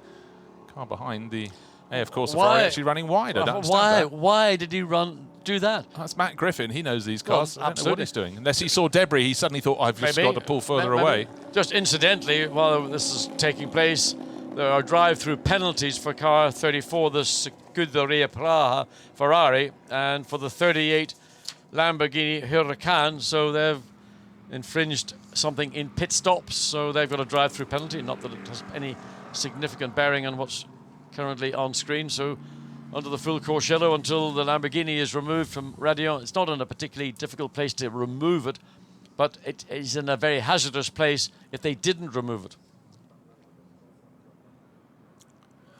So the difference between first and second was 22 seconds, now 43, but that's also indicative of where the cars were at the point on the circuit when the full course yellow was served, and that was very quick to remove the Lamborghini. They can put it in a skip at the bottom of the hill at Eau Rouge, but certainly frontal damage led to the end of that car. It wasn't just the bonnet flapping up in front of Jeroen Mul's face. Oh, there we go. Oh, there's a bill for the back end of your car as well, and you can add it for the Honda. Can't believe it. Can you? Could you make it up? Let's have a look at the back of the Lamborghini now. So what's been damaged? The diffuser's been damaged, I suspect. That's another 20 grand at least. And the snatch ropes, well, he's just stop. So he stops. And of course the Lamborghini, who's driving the Lamborghini? It's the invisible race driver. Yeah, he's always consistent, the invisible race driver.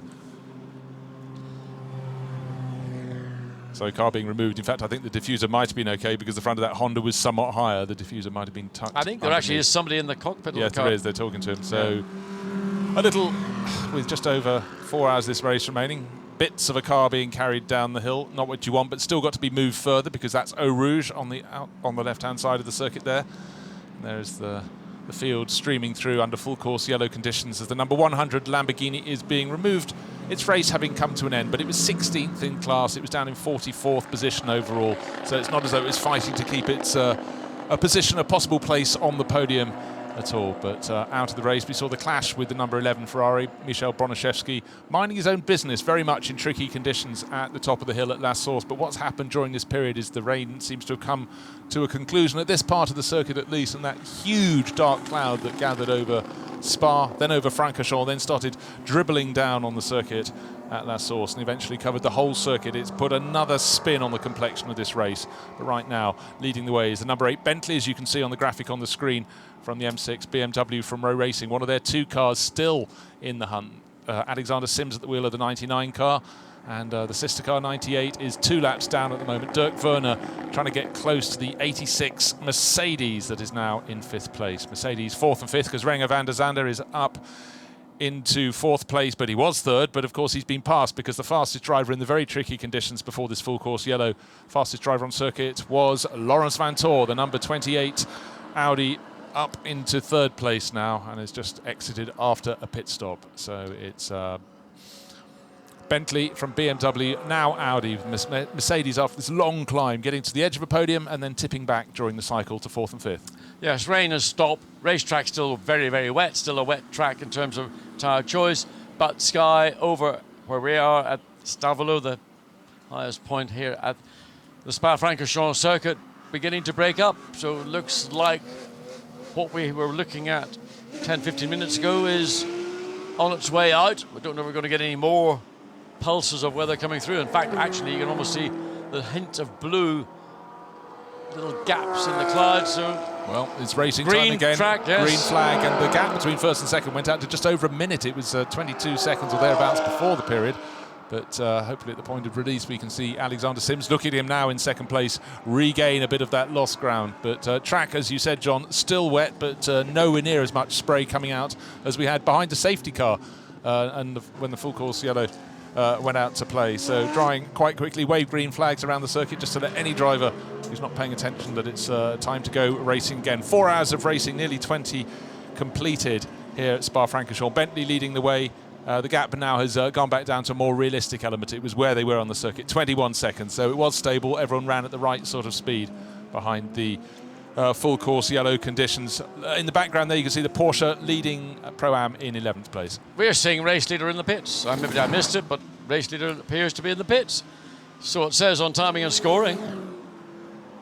We didn't see it happen. I didn't see it happen. We were watching the 2nd place BMW. But apparently, Andy Soucek, number 8, is in the pit lane.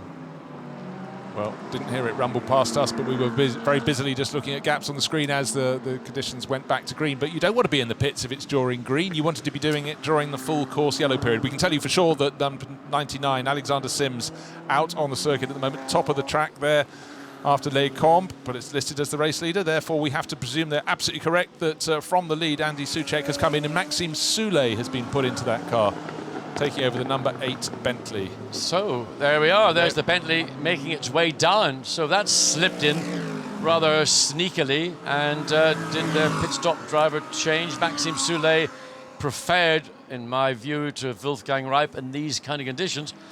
So let's see what Maxime Soulet, as he gets the hammer down up the hill. He's not too afraid to get on with the program.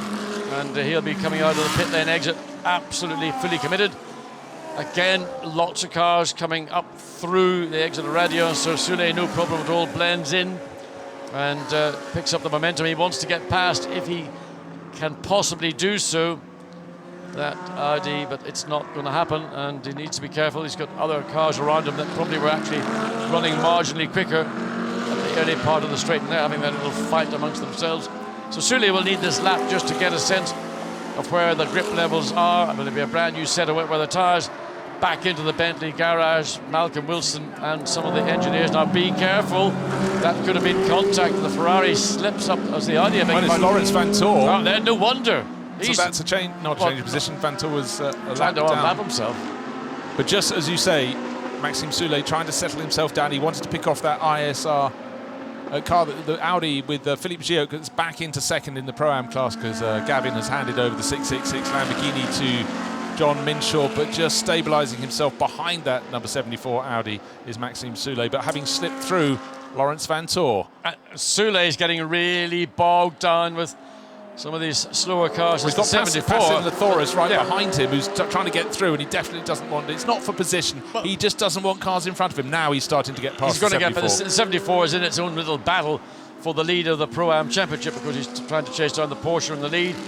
And Soulet gets through cleanly, thank goodness. So, bit of a relief for Mark to get through than the Bentley. Well, Maxime Soulet's taken over, but it was a great stint from Andy Soucek, who has been caught by Dakota down in the pits. That was a great stint, and conditions, I'm sure he'll tell us, were less than easy. Andy, was that a routine pit stop? Well, to be honest, it was a last-minute decision. We decided to pit. I thought we would change for slick tires. which I think would have made sense, but the track is still very, very wet. So we will keep on using the wets. I was on my last kind of time of my driving stint, and we had to pit anyway. So unfortunately, the car is not that good in the rain. Hopefully now it dries out and we can keep up with the good pace we had on the slicks and the dry track. So how do you think that's going to affect your place in the race? I'm not an engineer, I don't know really. I just got out of the car and I need to take a look at the lap times, but I think we will be battling with the BMW anyway at the end of the race. Okay, well, we'll look forward to seeing the rest of the race. Thank you very much. Thank you. Always interesting to hear what a driver thinks, because he was saying, I wanted slicks, but I think the important thing he said was how difficult the car was in the wets. So no new tyres went onto that car. It wasn't slicks, it wasn't wets. The fresh sets going on, but we saw that car struggle. The car did struggle, and Andy Soucek just told us he was struggling, and I wonder again, was that a strategic move by Bentley to bring Andy Soucek in and put Maxime Soulé into the car, who, let's watch and see if he's any more comfortable in these circumstances. And you just, some drivers suddenly they almost freeze, and they can't free themselves up and let the whole thing flow. So maybe the team have made a choice and said, well, Maxime, are you up for this? And he's probably said, yeah, boss, whatever you want me to do, I'll do. I don't know. Oh! Got really wide on the painted curbs, just caught the edge of the AstroTurf and managed to keep it all in control. But the Bentley clearly more of a handful as the 50 Ferrari running behind with Passos Lathorius. He's not going to be somebody who is the quickest of the three guys in that car, but looks like he's pretty racy. Well, it looks like he's hanging on, which I think is indicative of maybe in the wet conditions the Bentley really is a handful. And in the background of the shot with Andy Soucek in the interview, you saw Maxime Soulé, why the long face? He's not been allowed to go out in the car, but he made a few slip-ups when it wasn't anywhere near as wet as this. John, just talk.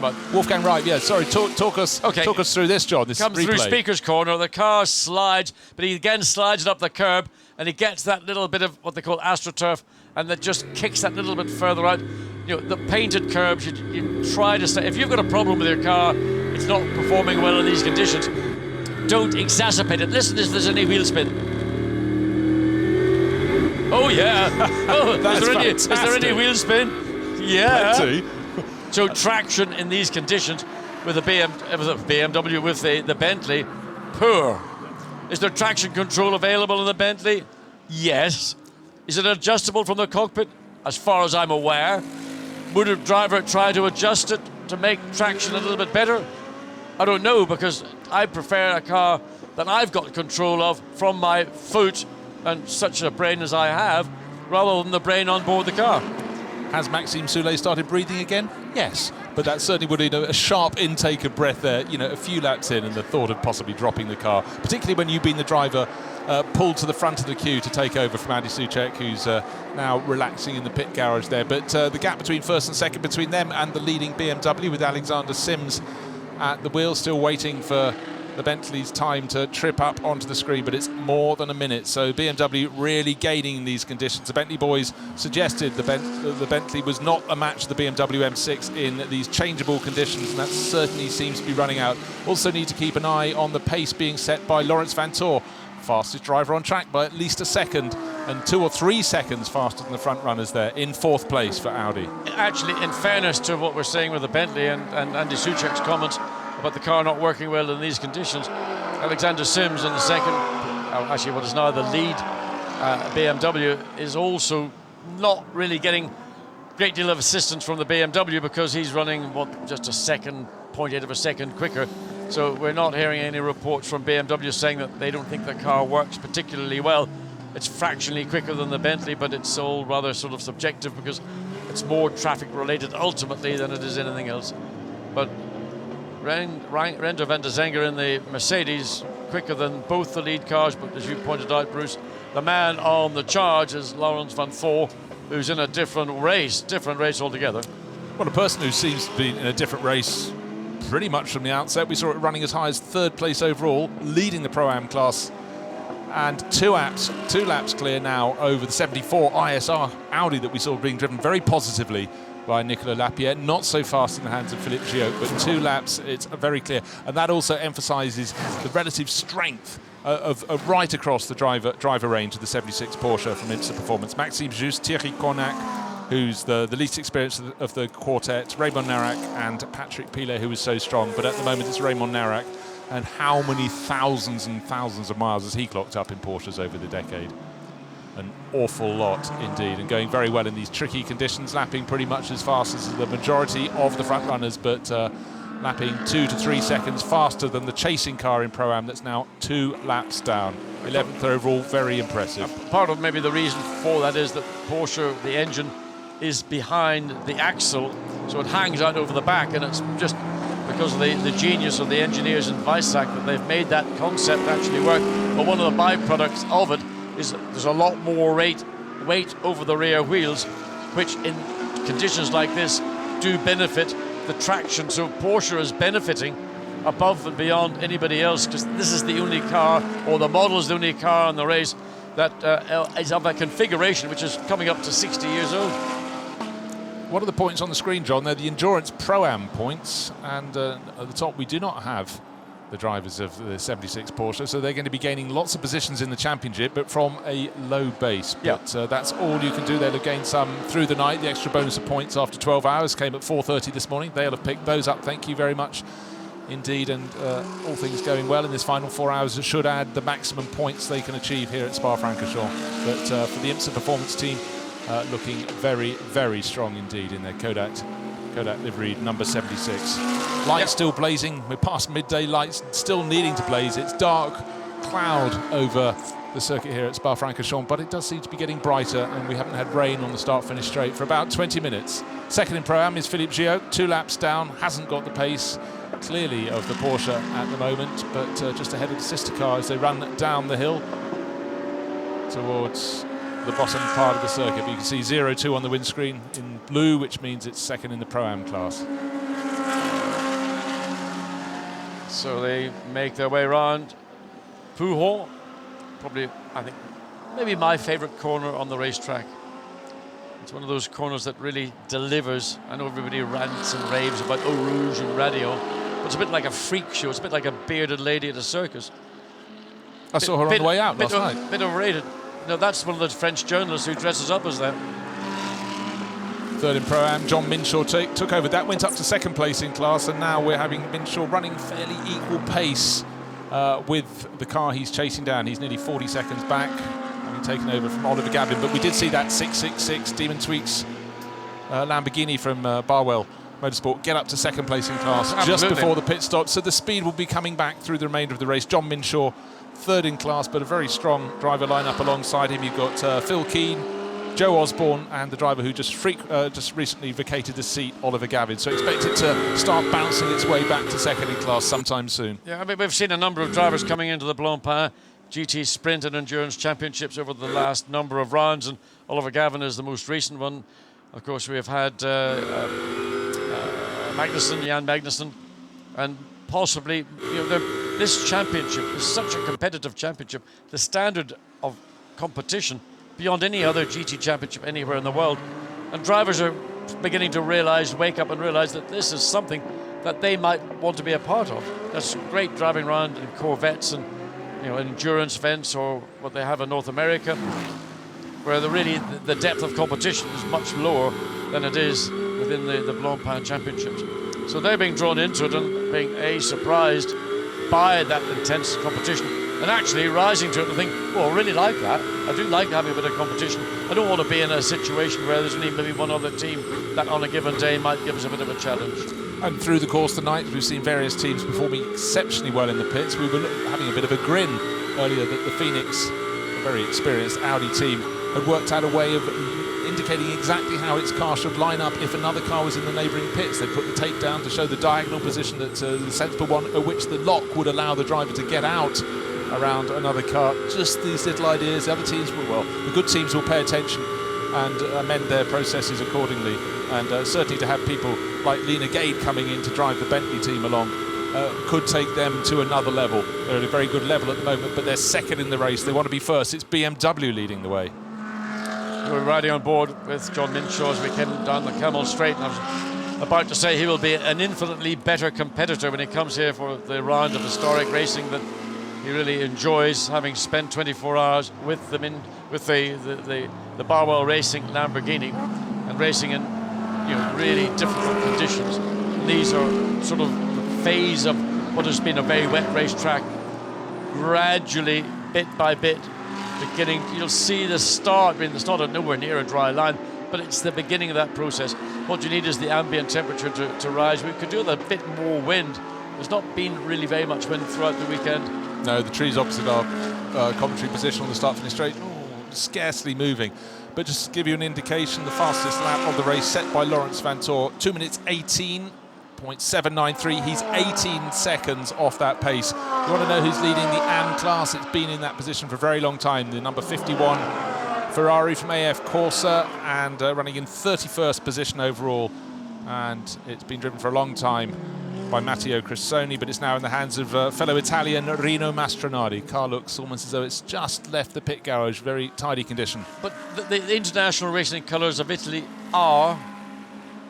Well, you want me to say red. No, it's not. But it's red, blue. white and green. It's blue. Blue. I mean, everybody assumes it's red because that's what Ferraris and Maseratis are.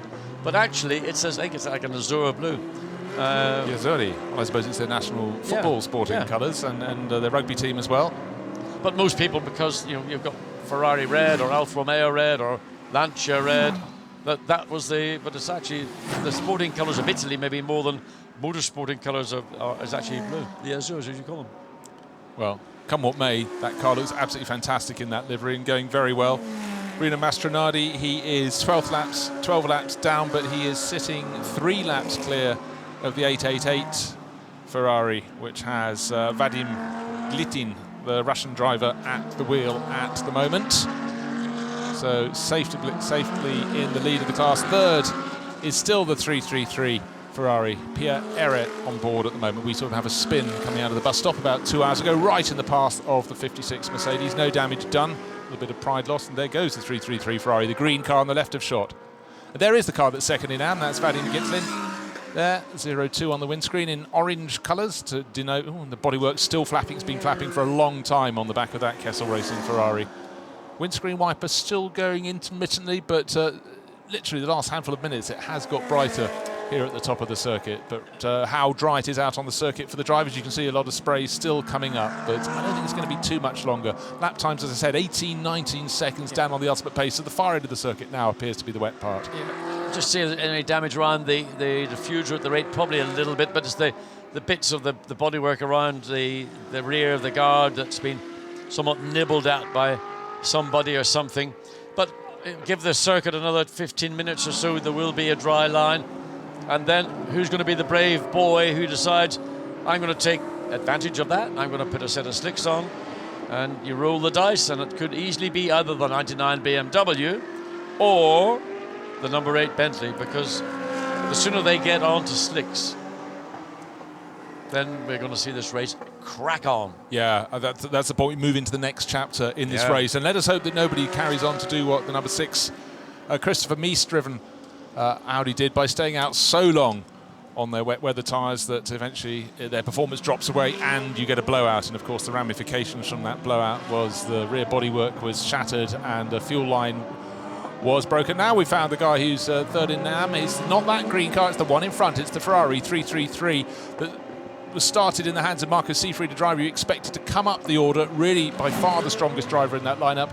Probably tipped into a spin, but halfway around the first lap he was deep in the gravel. Time was lost and the race has been spent regaining track position in 41st position at the moment. He's going to pick off another place because the number 6 car I just mentioned caught fire after the rear tyre explosion.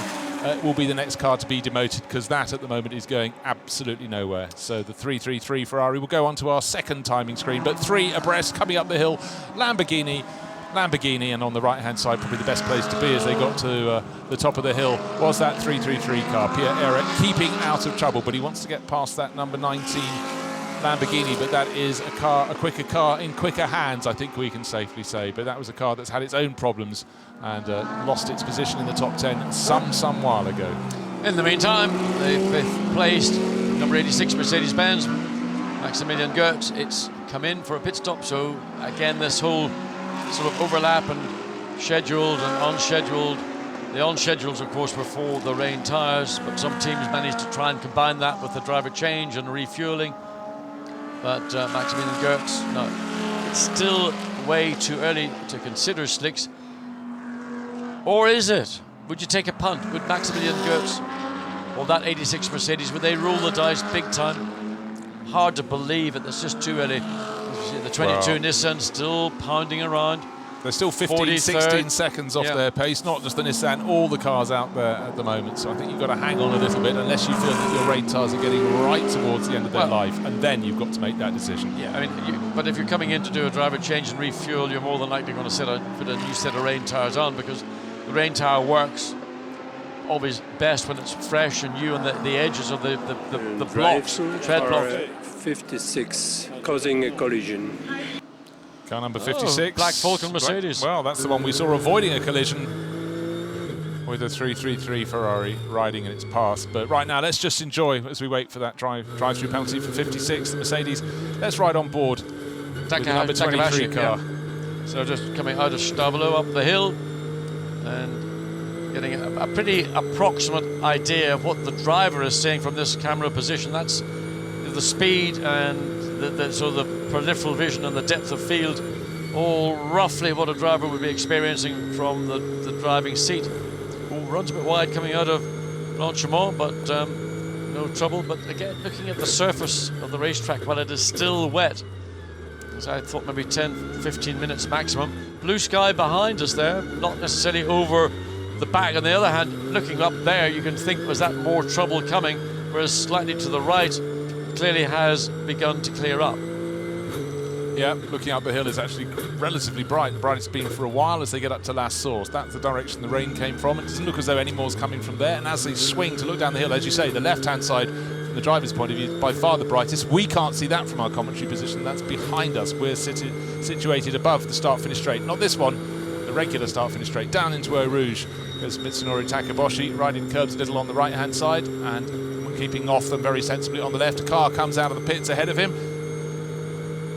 And we're just going to flash past that, and they get up after the top of the hill, closing in on the car that's just come out of the pits. Will he catch it beforehand? Certainly easy to get the power down on the circuit. It looks like it's at the 89. It's a Porsche. It's a Porsche, sorry, I thought it was a...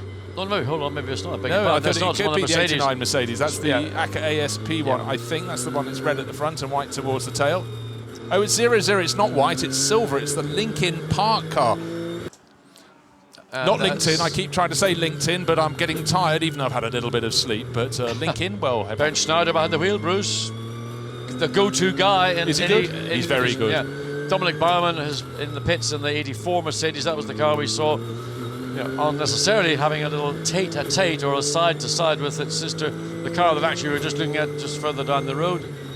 So the Mercedes have made this really amazing charge to get back up, not onto the lead lap, but the number 88 car is 1 lap down, ahead of the Audi, which is 2 laps down on the leader, but the gap between third and fourth is the 00 car. Looks great. Schneider. Looks absolutely fantastic with that. Oh, well, no, that's the wet line. But it looks like he suddenly decided he was going out to the wet line. Maybe it was just the way the momentum the car took. But this car looks fantastic standing still. Not bad at speed with the sort of alley top part and the red livery. Linkin Park, I've got all their records. Yeah, I mean, if you go to Park Lane in London, park outside the Grosvenor Hotel or the Dorchester, you'll see lots of cars just looking like that. Don't have them in my neck of the woods, that's for sure. Down in the country. But Linkin Park, all the guys from the band alongside the circuit at the start, waving the cars away on their formation lap. Well, one of 2 formation laps, waving the Belgian flag to indicate exactly where we are. But with Bernd Schneider on board, it will work its way up the order, down in 13th place, having not long since taken a pit stop. Great livery there, but Bernd will get everything out of that car that it can possibly give at this stage, late stage in the race. Is the 85 car coming in? So whereabouts is 85 in the scheme of things? It's worked its way up the order. To 27th. That's Indy Dontje, young Dutch racer, bringing it in 9 laps down. They've had all sorts of problems earlier in the race, as well as that earlier time penalty, but they all had to come in and take that 5-minute stop But he look gets- how Bernstein couldn't get any closer to the I was wall. going to say, I mean, he's going to take that chrome wrap off the side of the Mercedes. He couldn't have been any closer to the barrier as he made to try and maximise the angle he would take for the first part of Eau Rouge to then swing back up the hill. And there's the 333 or the 666. Left rear tyre has either exploded or been trashed, and that's happened. Fortunately for him, he can just cut across the racetrack, get into the pit lane. Now, where did that happen? Was that a sudden tyre deflation, or was it just something that happened all the way around? Well, we didn't pick it up, but was that's John the car Mitchell in coming third in? place. Well, Fourth just place. fallen to fourth. That incident put it back to fourth place, just behind the number 52 AF Corsa Ferrari with Matt Griffin at the wheel. Let's take a look at the replay. No, it already happened before the bus It's been stop. a deflating tyre, and of course, as he turns in on the very narrow angle he was turning in, it just rotated around. So he's just got to get the car, and he's got to drive over it and do the fundamental driving test exercise. Breathe in here, please, Mr. Minshaw. When I Everything's hit the fine. dashboard. Yep. So it's all good.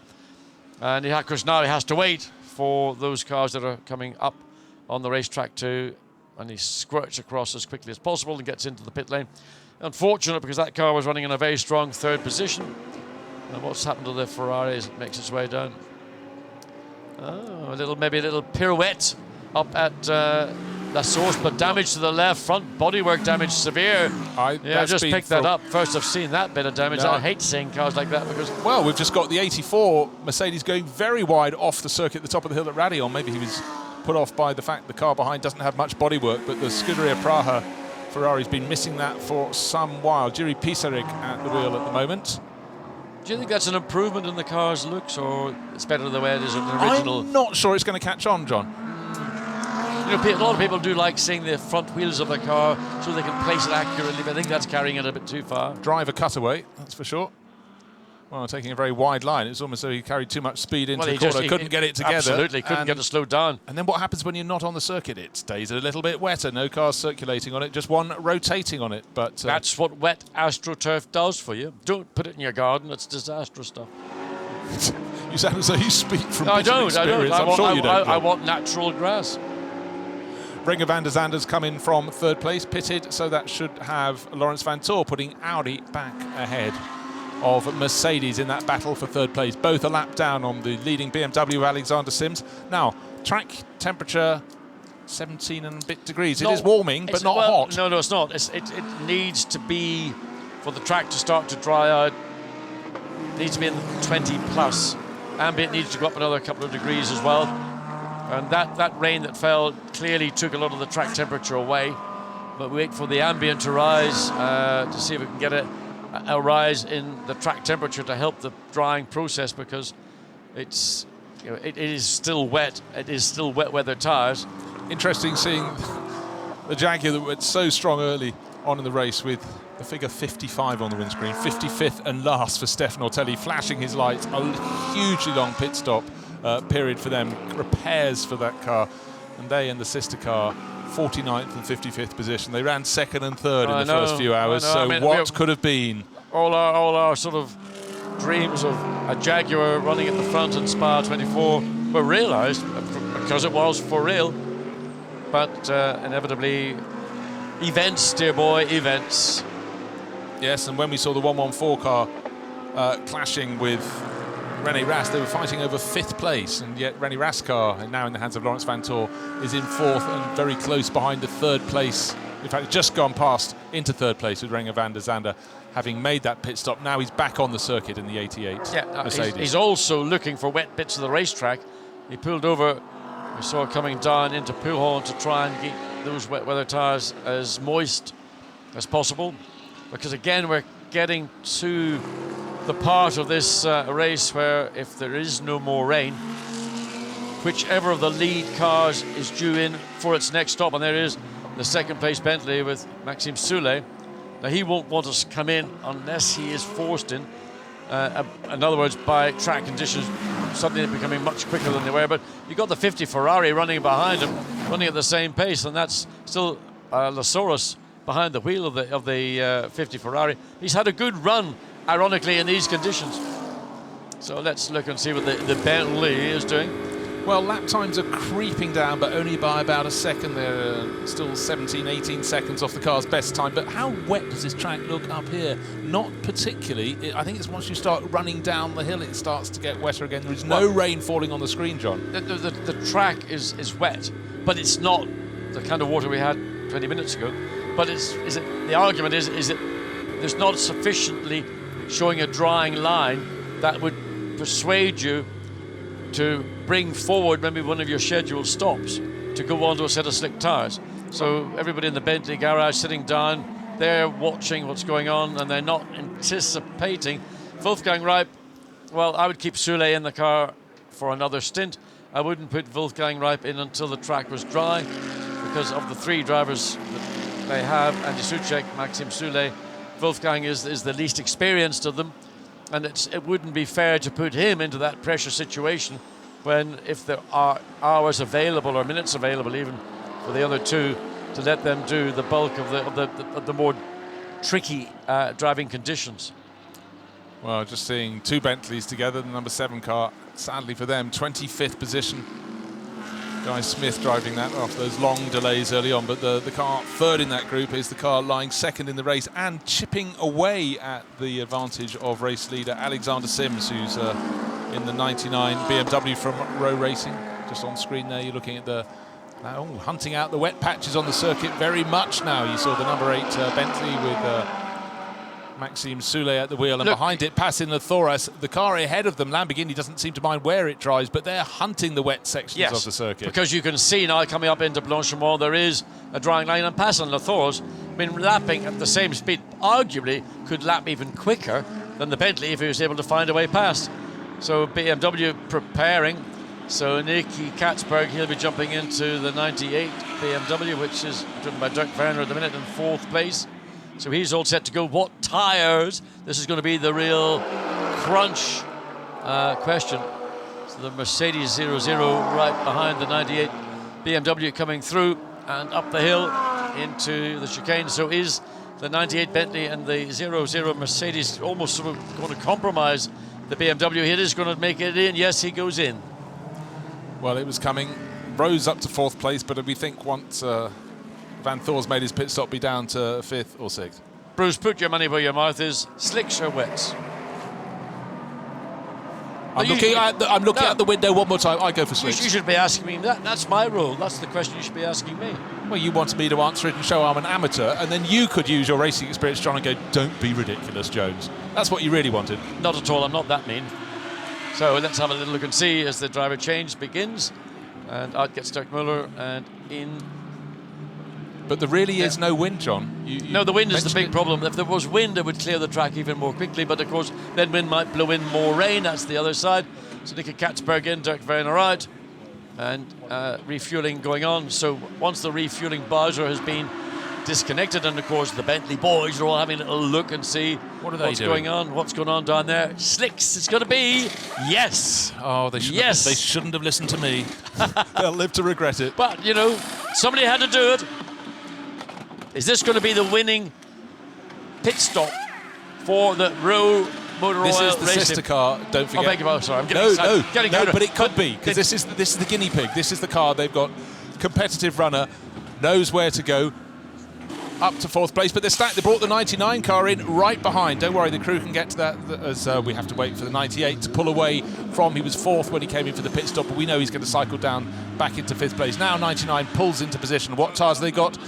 They have got brand new stickered slicks, the tyres we like very much in the commentary booth. And so it all looks very cool, calm and collected, but Bentley will be going, are they really wise? We're going to watch the pace of the 98 car for a lap. We've got Maxime Soule, who is due to come in at some point soon, but they're just watching the Bentley crew, taking a look on the radio. Well, they can see it's stickered slicks about to go onto the car. The Porsche Raymond Narak car comes in from just elevated to 10th position, leading the Pro-Am class. He's just a few pit garages up from the 99 car, leading the race. Of course, the race lead will be handed back to the number 8 Bentley out on the circuit with Maxime Soule on board. Off come the rain tyres from the 98 car.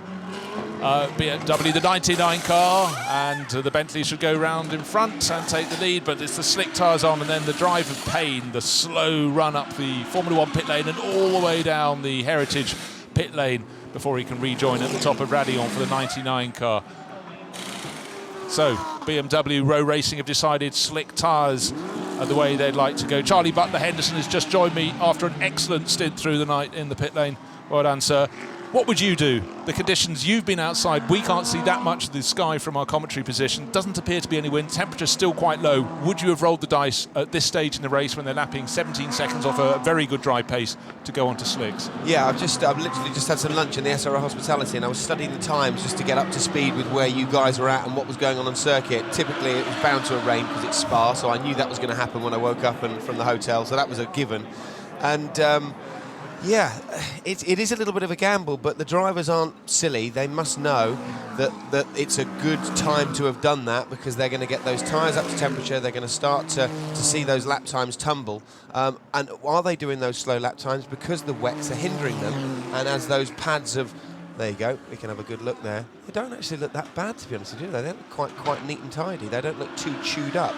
I know they're a very good compound of tyre with the Pirelli, so they can cope with those conditions. But that's going to be a very interesting car to either watch or study those lap times between you and I over the next couple of hours before Watty comes back, and then you can go for lunch. Yeah. Is he going to take 2 hours having lunch? Well, now he's sold me. Knowing him. Taken a flanker manoeuvre. But the 98 car, the sister BMW, went out first, about half a lap ahead. We'll wait to see what that gets up to with Nick Katzberg on board. What sort of speeds he can attain on his first flying lap. So 2 minute 41. Don't worry, it will get quicker than that. It's a sighter lap, and we'll get the full racing one next time around. But Alexander Sims still listed in the lead of the race, but we know full well that will jiggle round because the number 8 Bentley stayed out on track, didn't make a pit stop. That will be coming. Of course, the Bentley boys all taking a look at the pit lane to see what's happening in row racing in BMW world. Going back to your question, I reckon yes, I would go for that gamble, because you can now start to see a dry line on that loaded part of the circuit that's getting hammered the most by the heat temperature and being pushed through the tyre. So I think they've done a really good move there, and that's a very tactical, a very, very clever, early, brave move. But again, clever, because now everyone's now going to follow suit. Because look, you can see a dry line there just to the left of the curbing there, and as they come into the next corner. And also what we saw just before you arrived in the commentary position was you started to see Maxime Soulet in particular in the Bentley, the number 8 Bentley, looking for the wet line because the tyres have been going away. Oh, passing the Taurus. With the tyre has gone. I was just about to say, can they make the tyres last? We saw Pathanosaurus pushing on so hard in that number 50, just moved up to 6th place in the 50 Ferrari. While you might have been away, we had the number 6 Audi. Yes. Have the Mike rear Scott, tyre our director, told us, explode. And there's been enough rubber debris out around the circuit, but for passing the Taurus, that was a scary old moment at Eau Rouge. He must have felt it starting to go as it must have been going off the last handful of laps, but it let rip. Who knows if that was going to be his in-lap. Let's have a look at the replay. Coming down the hill, the yellow... Well, it's gone beforehand. It's gone halfway down the hill. He knows it's blown, and he knows, oh my golly, what's coming up in front of me? Eau Rouge and then Radillon. Off comes the carcass. And that was apparently the lead. Bentley getting out of the way, we reckon. I just wanted to check if that was 8 or 7, but on timing screen it must be number 8. Oh, these little things that can change the course of your race. And also, a well saved to the driver. Fair play to them, because that isn't the time you want to blow out in these greasy conditions. And secondly, where the car rejoined slightly, there were those sleeping policeman bumps that stopped people cheating and going up Eau Rouge flat and make Eau Rouge more of a challenge. So that really did clatter the rear suspension and gearbox and everything under that car of that poor Ferrari. But he's got a long way to go before they get back to the pits. That's going to damage a little bit of the tarmac, I would have said, and quite a lot of the undercarriage of the car. Yeah, well, as we saw with René Rast's Audi last night, the number 28 car, still carrying the scars of the battle. Almost 2/3 of the lap had to be negotiated by René after the clash with the 114 Jaguar, and the bodywork was ripped away. Now, we said the Bentley got close. How's this for a quick replay? Passing the Taurus ahead in that the yellow number 50 Ferrari is about to have that tyre explode. There it goes. You can see the puff. Now, down the hill, Maxime Soulet thinking, where's it going, where it's going? Will he get round the corner? Off goes the carcass. How fast is it going to snap into his path? It didn't. but it could have been a lot worse. And I tell you what, yeah, fair play to both drivers, but as the Bentley driver, seeing those lumps of rubber, again we see another replay. It was a bit like the beginning of the race where the spectators are letting off the red smoke at the beginning, where the parachutist landed earlier. You've probably seen on some of the highlights, but not a good move there. There's Mike Wilson had a good... Malcolm Wilson, sorry, had a good interview with him in the evening. He'd just come over from the rally in Finland where they were lying 4th apparently and could get a podium. Now looking very, very comfortable with the Bentley at the moment. But what a beast. I love that car. It looks absolutely stunning. And also turning up here, walking up the hill from the catering hospitality. It's a hell of a long way for those leading cars where they're based in the Formula 1 pit lane to go duk, duk, duk, duk, duk, duk on their rev limiter all the way down the old Formula 1 pit lane. It's a long way to go, and you've got to be very patient there to not try and outdo the pit lane speed limiter and get a really horrible 5 to 10 second penalty. 78 seconds is the length of the pit lane from start to finish. Now, who's on wets, who's on slicks? The Bentley leading the race, still on wets, but we saw... Oh, we got full course yellow. Just saw 2 Nissans come past to slow while they're clearing the yellow Ferrari number 50, presumably. Yeah. And the debris at Eau Rouge and Radion on the carcass. There's a lot of rubber out there. So this actually counts against the BMW that's out there on slick tyres, because this is when it really wanted to be stretching its advantage on this different rubber. Bentley, this could be the chance for them to go, right, pit now, go to slick tyres. It's not yet slick tyre territory, but it will come that way. But look how much debris. That's off the Ferrari. But where are the tyres? Where are the tyres? Well, we see bits of tyre around the circuit. What are Bentley up to? Are they going to scramble Maxime Soulet in from the lead this race to change his rubber? They don't look like they're in a massive hurry, do they? Arms folded and having a bit of a conflab. But they know they've got time, because it's he's only a third of the way around the lap. There is the number 8 Bentley. Just under 3.5 hours remaining. They've got time while he limps around at this full course yellow 80-kilometre speed limit. It's a long while till they get back to the pits. Also a point to add there as well, around the back of all of the pit garages there are those paraffin heaters that I'm sure all of you guys have seen with your dad, mum, whoever have been heating up the garage over the years, where they're paraffin heaters where they're blasting hot air into these little tyre tents. So they don't have tyre blankets like we see in Formula 1 with them taking them off at the last minute. But those tyres, I touched a couple of them last night in the pit stops before they went on the car, and they're blooming hot. They hold their heat, don't they? So that's why they're not getting ready just yet, because they're leaving those tyres in those little heat chambers, as it were, before. And there's more debris a little bit further round. That's at Les Combes. Well, that is the principal culprit. That's the one that is... That's the main bit of debris. Yeah. Well, who knows what he's going to do with that. Well, not quite enough left to do the old-fashioned coffee table that they used to be so popular as the 70s turned to the 80s. Those great big Goodyear slicks they used to use in Formula 1, those huge rear tyres. Let's hope he's got a white Sharpie rather than a black Sharpie, because otherwise you can't see the signature of the driver. Look, these guys think of everything. Full course yellow, waved yellow flags. There have been quite a few incidents through the night, but almost more once we got into daylight in the morning. Had the run of rain, but still, we can see out around the circuit, still a lot of debris, and cars still coming to make their pit stops. So let's just recap. Leading the race is the Bentley. They're starting a green flag will be lap. on short notice. We're waiting for the green flag to come, because it looks like most of the debris, the big debris, has been shifted from the track. This gives another chance. Green flag in 20 seconds. Here comes the number 8 Bentley leading the race. 20 seconds, we're just being told, until the green flag ends this full course yellow period. And for Maxime Soulet, importantly for him, he wants to get in. He wants to know if it's going to come out before he gets to the bus stop or not. That could dictate whether he comes in to change off the rain tyres onto slicks. 2, 1. Green flag, green flag. So, green flag, we are racing again, so the drivers can, look at that bit of a late lunge there on the way in to probably just unlap themselves or just overtake a back marker there. The Bentley on that yellow flag, all-course yellow flag, was going on the greasy wet line to keep those wets as cool as possible, because now they've been, in theory, forced into nearly doing another lap. But they don't look like there's much urgency there. But OK, helmets are on for the pit crew. I reckon next lap or so we're going to see that Bentley coming in to change tyres. They're going to be cursing. He didn't go any further. And Alexander Sims really not very far. Sorry, I've got my BMWs confused. That was that's okay. Nicky Katzberg, who just completed the lap right behind. Otherwise, he'd have closed the gap right the way down. So you get your mind turned as a racing driver, thinking, right, I'm going to be on dry tyres very shortly. Then you're flagged past one more time. No, the full course yellow period isn't going to help us. It's not our friend. It's certainly worked the way of BMW. And in this instance, or more to the way, it didn't work the way of Bentley. And so Maxime Soulé leading the race from Alexander Sims, but all the body language is dry weather tyres on the 99 BMW, and it's going to really try and make hay, but it's got to get past the 22 Nissan, which is in front of it, as they accelerate out of the bus stop. The traction. Even though he's on the greasier line, he's trying to get the move done before they then enter La Source, because if he locks up, skids, loses the back end, or anything could happen. We saw the Bentley spinning in the night on a bit of oil, which is just there during the race, where we had a bit of a full course yellow as well. But yeah, you don't want to go offline with slick tyres, but that car is absolutely stonkingly fast. It's a good couple of seconds quicker in each of the segments, so people have got to be pitting now. We've got to see that pit lane come alive any minute now. Groundhog Day for Alexander Sims, gets past one Nissan and finds immediately another one right in front of him.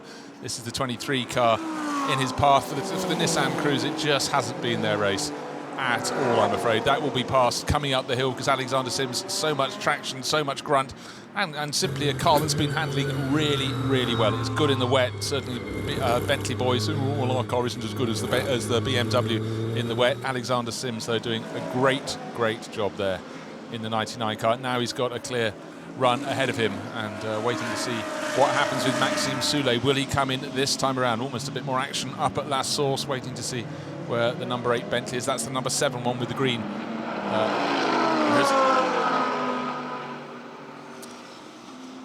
So we've got the 98 car, which is... That's Nicky Katzberg. Nicky Katzberg, yeah, he's gone past. Unlapping himself. Yeah.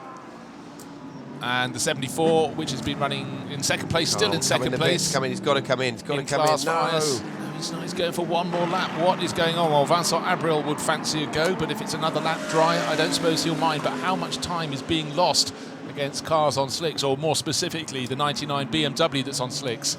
Because that is taking chunks out of his time.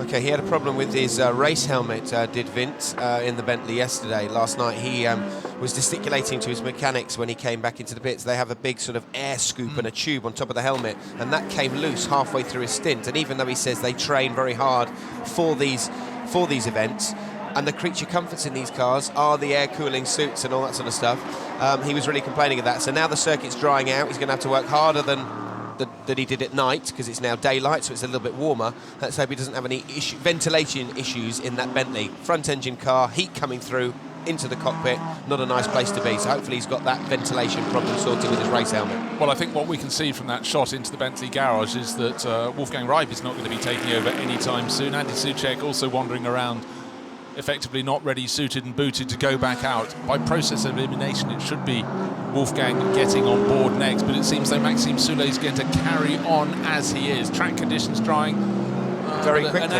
Well, in fact, look, even the cars on rain tyres, including the race-leading Bentley, 2-minute 34s. Last lap, though, for Alexander Sims on the dry shod BMW, giving chase 2-minute 27, so 7 seconds a lap. The gap is not as big as it was.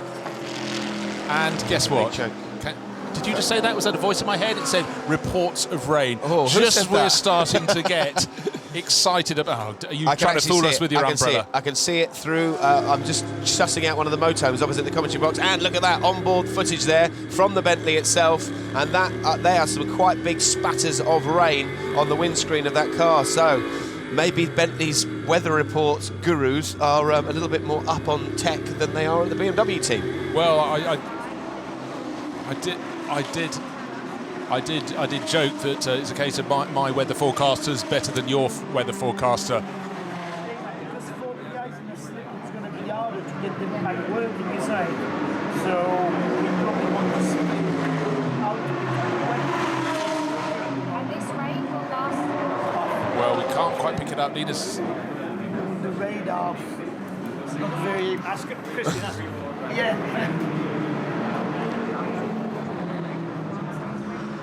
I picked up a little bit. He said sort of 3 to 4, and then he went, the radar is like it could be anybody's game. So he was like, I don't know. Well, he knows we're listening. He knows everybody's listening. We're trying to read their lips. Lena Gade rather annoyingly faced the other way, so we couldn't hear what she was saying. There is the weatherman. Ah, there we go. Well done, camera crew. It's looking quite good in Norfolk and East Anglia at the moment. But over Belgium, we have rain in the Ardennes forests, and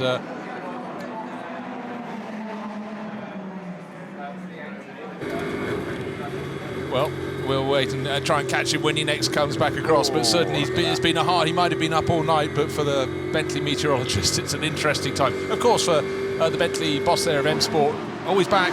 Here we go again. He's probably going to write it down and be clever, but. She says 10 like no rain, then 15 minutes of no rain. That's that we So we picked up, it will stop in 5 minutes, 15 minutes, no rain at all. Or did you say there's no rain for BMW, but sadly there's rain for Bentley? Well, can't tell. Sunny in Acapulco. Sunny in Acapulco. Also, just to point out to the viewers as well, they're going pretty quick, these cars. Okay, so that's like a normal sort of little tiny shower that you would expect. When you've seen the footage on board going up some of the main straights and the faster sections here at Spa, which is quite a lot of the circuit, it actually looks worse than what it is. So it could just be spitting out there, but on board in the car, when you see it whacking against the windscreen, you really do think, oh my God, it's raining pretty hard. So you're relying on your pit crew, you're relying on everyone around the circuit, seeing the umbrellas going up and stuff like that you are looking out for as a driver. Okay, let me throw another fact at you. Maximum driver stint time, 65 minutes. Yep. One team has made a mistake on that twice. It's our leading team, the number 8 Bentley. Yep. And he's got about another 12 or so minutes remaining on this stint time. I'm sure they cannot drop the ball 3 times. But you think, because Maxime has been there throughout this change of conditions, they want to keep him out as long as they can. And as we saw, Wolfgang Wright not looking ready in the garage. Andy Soucek not long out of the car, not looking so. He's going to come, but dropping out there. But as conditions change, you want the driver who's got the most experience in the car to stay in as long as he can. But they'll be very frustrated. They'll want him as we suddenly have a bit of blue sky above us. That'd be rather nice for my walk to lunch when Wattie's back at 3:30 in the afternoon. But for those out around the circuit, it's been wet and dry. But what do they expect? It's a Spa 24 hours, but much more spotting on the screen just now. So it could yet change again before Maxime Soulé comes in. Trying to remember what the last report from the weather reporter was. Not reporter, he's reporting to us, but he's mainly reporting to Bentley. But he said 5 and 15 were the figures. I think he means it eases off after 5, no rain after 15. So this might be the final flurry. Do exactly what I said. They slowed down for the chicane. The rain just looked like a normal sort of little spitting sort of shower. As soon as they start accelerating, the rain just wallops against the screen. So it looks worse than what it is from our point of view. So I think they're fairly confident. And remember, we saw those wet tyres come off that car earlier, come off the BMW, that looked pretty untouched, to be honest with you. You'd expect them to have been really chewed up here with the heat, the weight of these cars. So another listen.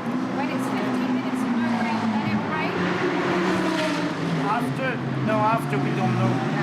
No, after. That is absolutely great. Lena wants the fact. She wants a little more planning, Lena Gade, than 15 minutes ahead. It's one thing. She wants to plan for the next driver stint. She wants to know for the next hour and 20, because we're coming to the end of Maxime Soulé's stint. We know, come what may, he's got to get in and get out of that car, but it looks wetter than it has for a long time at the far end of the circuit up above Bruxelles. There's certainly more umbrellas out around the track, but when the track is intermediate, certainly the BMW looks the better car, lapping 9 seconds a lap faster. But of course, Alexander Sims giving chase in the 99. BMW in second place is on the dry where the tyres. 23. Maybe a spin or could be a spin out failure. of bus stop. Hasn't come up past us. It's on the start finish straight. But he's pulled to a halt. Mitsunori Takaboshi. We saw him have a twitch. Still, no, he's pulling off. Car's still running though. Yeah, windscreen wiper's still going. Still got power. It could have been in neutral, or he could have had his foot on the clutch and he's coasted to a stop, but he's pulled over in a relatively safe place. But we're going to see yellows again, because that car is going to need to be moved, because if they spin on the exit of La Source, sorry, no, that's not La Source, on the exit of the bus stop and get a bit of a tank slapper, that car could be collected in these greasy changing conditions. So I think we're going to, we've got waved yellow flags at that area, but are they going to bring out a full course yellow to get that car towed? Well, we can almost see it from our window. It's to our left. We're pretty much on the start-finish line. But for Mitsunori Takaboshi, we saw him have a big twitchy moment earlier, but it's not been the dream race for Nissan. And whatever the problem is, I'm sure he's getting instruction from the pits as what to do and trying to get that car going. And equally, news from him is travelling in the opposite direction over the radio airways. But for number 23, just pulled off from 38th position. No problem for their teammate, or his teammate in the number 22 car, still ploughing on, still doing the best job they possibly can from obviously winning the championship last year. with the different restrictions, different weight distributions of the cars and regulations. That's still no problem for that car, still cruising round. On board with the Bentley there, great sounding vehicle that. It does look, it looks pretty cool, you know. So much bigger than the other cars as Full well. course yellow in 10 seconds. Well, we had the question about whether to be a full course yellow. We thought they might get away with that 23 5, Nissan 4, sitting at the standstill 3, on the start-finish straight, 2, but the race director says 1, full course yellow full now. course yellow. Did that Ferrari in front of us overtake us just then? It was before the full course yellow. Okay, I'm just checking. There were no waved yellows at that point. They were localised yellows on the Exeter bus Yes, stop. that's it. I just squeaked thought, it in. he just squeezed in there. I was like, oh, okay, it was time to perfection, yeah. So, Bentley on wets will be going on the wettest, greasiest, coldest, unused bit of road possible. BMW into the pits. Alexander from Sims from second place. Okay, so they're using this.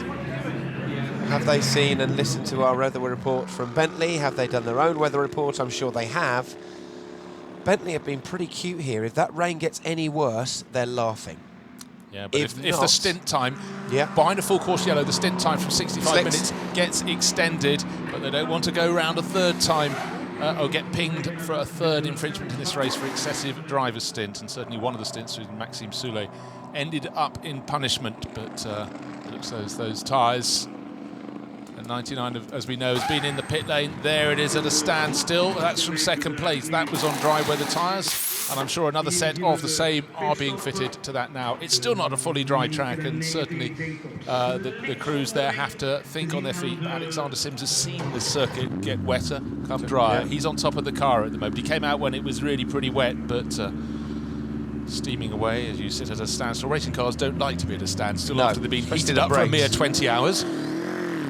It's like people I teach on track days. They put the handbrake on after they've just ragged the car around, and basically nothing gets cool around the brake disc apart from the area where the handbrake and the calipers grip together. So that's why the brakes don't like being under strain there. So that's what the smoke was, with the brakes getting a lot of pressure here on this very fast Spa circuit. So slicks, obviously they look wet there. Of course they do, because they come into a wet, unused pit lane.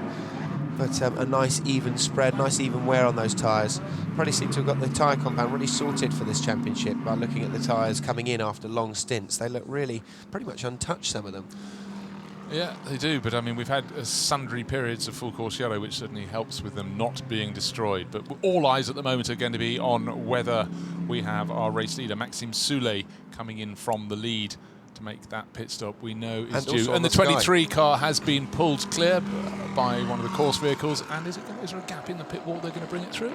Yes, there is, right beneath us. Okay, so we're looking at the commentary box. The Nissan, when you're being towed by a car, if your car breaks down, you need to have your foot on the brake to keep the rope taut. But he's just run over the tow rope as he's now coming in halfway down basically on the start-finish line. He's being towed or tugged into the pit lane, which is the quickest way of recovering that vehicle. So, yeah, a little bit of help there from the marshals, doing a great job on this 24-hour Spa-Francorchamps Blancpain GT round. He's clear, and as soon as the gate in the pit wall can be closed, it's half closed now, then the race director can start to be content that he might start triggering a green flag period. A pit stop for the number 86 Mercedes from 5th place, Maxi Götz.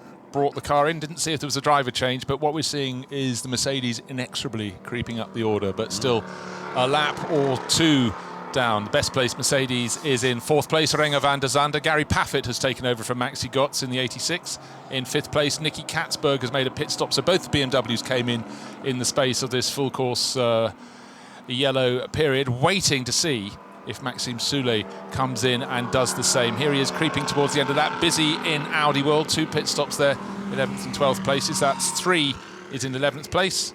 That's in the background with the yellow rear wing, and Bertrand Baguette, Belgian driver who spends most of his time in Japan the last few years, accelerates away up towards Eau Rouge, and Radion in the number 4 racer in 12th place overall. Hopefully not eating baguettes and training hard for these long races. You do hope? Because his name sounds very similar. So, Bentley. Yes, they're coming in. Well, the pit stop was due. Here it is. Now let's see what they put on the car.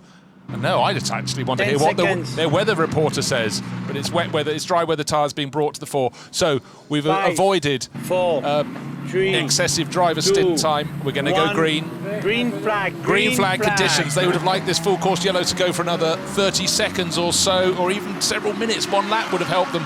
Waiting, the pit lane must seem very long indeed when you're creeping along with the limiter on. Just over 3 hours remaining. In from the lead of the race is going to presumably surrender that to Maxime Martin, who has taken over the 99 BMW. But let's see, a nice tidy pit stop, and it could be very close indeed. In fact, if anything, I think the Bentley may remain in the lead of the race. While John Watson was away through lunch, the busiest person we had on screen was the meteorologist down at Bentley with Malcolm Wilson from his rallying background going, a little rain, I know about rain. And, We're used to that, yeah. Ice, rain, whatever. Yeah, you call that rain, huh?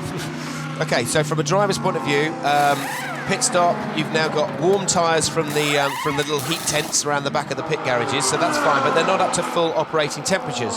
So from a driver's point of view now, you've been in the dry during the morning, the afternoon stint, the evening stint, now it's rained. You're thinking about a whole new different thing, and also you've now got to pass slower vehicles on the greasy line, so lots going on in that Bentley's driver's mind.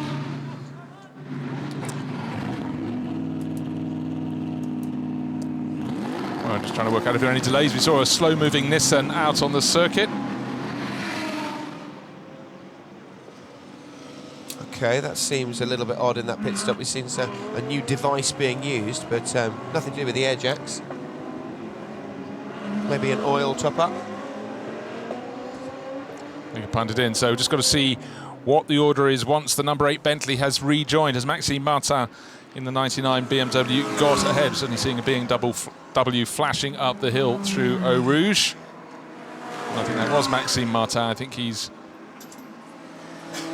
regained that position, and so the number 8 Bentley going slowly, has to go slowly down the pit lane, the second part of the pit lane. 99 circulating. Maxime Martin did such a good stint in the mixed conditions, and certainly he wanted to stay out, but he couldn't because he got to the end of his stint time. And now back out onto the circuit. The clock is really starting to tick down. Any 24-hour race, it seems as though it stretches away forever in front of you, but suddenly 3 hours seems like no time at all to take you through to the end of the race. And every single pit stop, there's a different ramification now. Your choices are somewhat more limited. It was about going onto the dry weather tyre and when they could possibly time, and for Bentley they wanted to wait as late as they possibly could before they made that call. Full course yellow, another lap longer, it really would have helped them, but the pit stop has been made. Maxime Soule stayed on board as Charlie and I predicted he would. We had Andy Soucek and Wolfgang Reip looking as though they were going nowhere fast. They've stayed in the garage, and who's that back forward?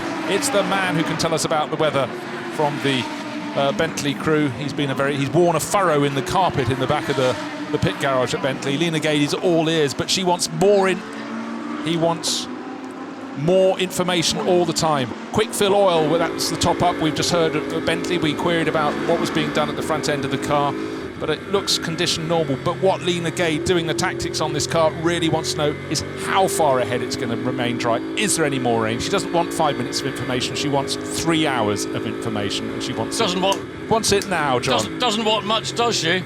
It's only Belgium. A bloke wouldn't do that, would he? No, I mean, you have to know that. You make your strategy plans based on what's going to happen, not on 5 minutes or 10 minutes down the road. You're planning on what's going to happen, because how are we going to juggle? At some point, Wolfgang Reip is going to have to get back into the car, because otherwise Andy Soucek and Maxime Soule will probably be close, or if not over, the number of maximum hours permitted by any one driver in a 3-car lineup. Now, in the moment, we're getting the weather information. You could see that Lena Gade is talking to the engineers, trying to work out how, but who works out the algorithms about changing lap times and stuff? It's not just the meteorologists who can give them information. They've got to get the algorithms to work out is what they're doing now. How much rain? You told me rain. How much rain is it be? How heavy? How long? Man in the middle, you can see him using his laptop, trying to go, I don't know. Well, let's hope we get an answer. Let me have a look at my phone and just see what the app I have, my weather app, says for this part of Belgium, which is actually Stavelot. And let's just see what the weather forecast is for Stavelot. 16, mostly cloudy, That's Belfast. To Belfast. Let's go back to stuff. So at the minute it's 16. It's remaining 16 until 3 o'clock. It'll be 17 at 4 o'clock, 17, and at 5 o'clock, 18. No, so, I need more detail than that, John. That's far too vague. Well, that's the best you're going to get out of me. Well, if that's the case, I'm going to nip off and let Charlie Butler Henderson talk you through the next half hour. I quickly gobble some lunch overlooking the bus stop chicane. Good job, sir. See, track temperature has gone up a little bit, thank goodness, as has the ambient.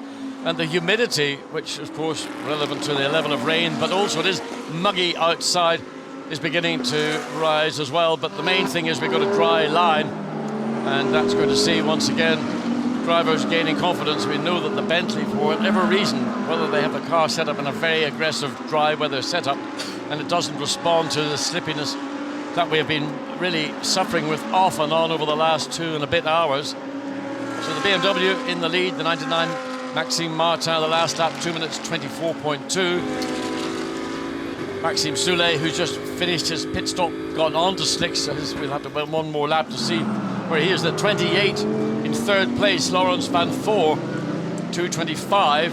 So it is actually Maxime Martin in the BMW in the top 4, currently quickest of all. And that, again, I revert back to what... and there, in fact, he's just gone across the line, done at 2:21. Talk about knocking the guts out of somebody when you see that.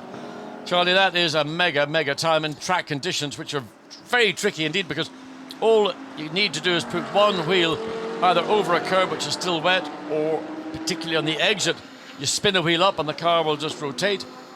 Stunning time by the Belgian driver. Yeah, considering their best lap time so far during the whole race was on, was on lap 269 or whatever it was, but did a 2 minute 20 dead, and now a 2 minute 21 in this sort of only very narrow window of dry circuit. As we said, the circuit's been drying. You can't put a foot wrong. We've probably seen very little track limits over the last few hours as it's been wet, because drivers don't want to go on that painted slippery curb. Well, the BMW has to do that very thing to get past the Porsche. It's got to dive down the inside into Bruxelles, but of course the slick tyres are up at race temperature, so they can cope with maybe 3 or 4 seconds of running over dampness.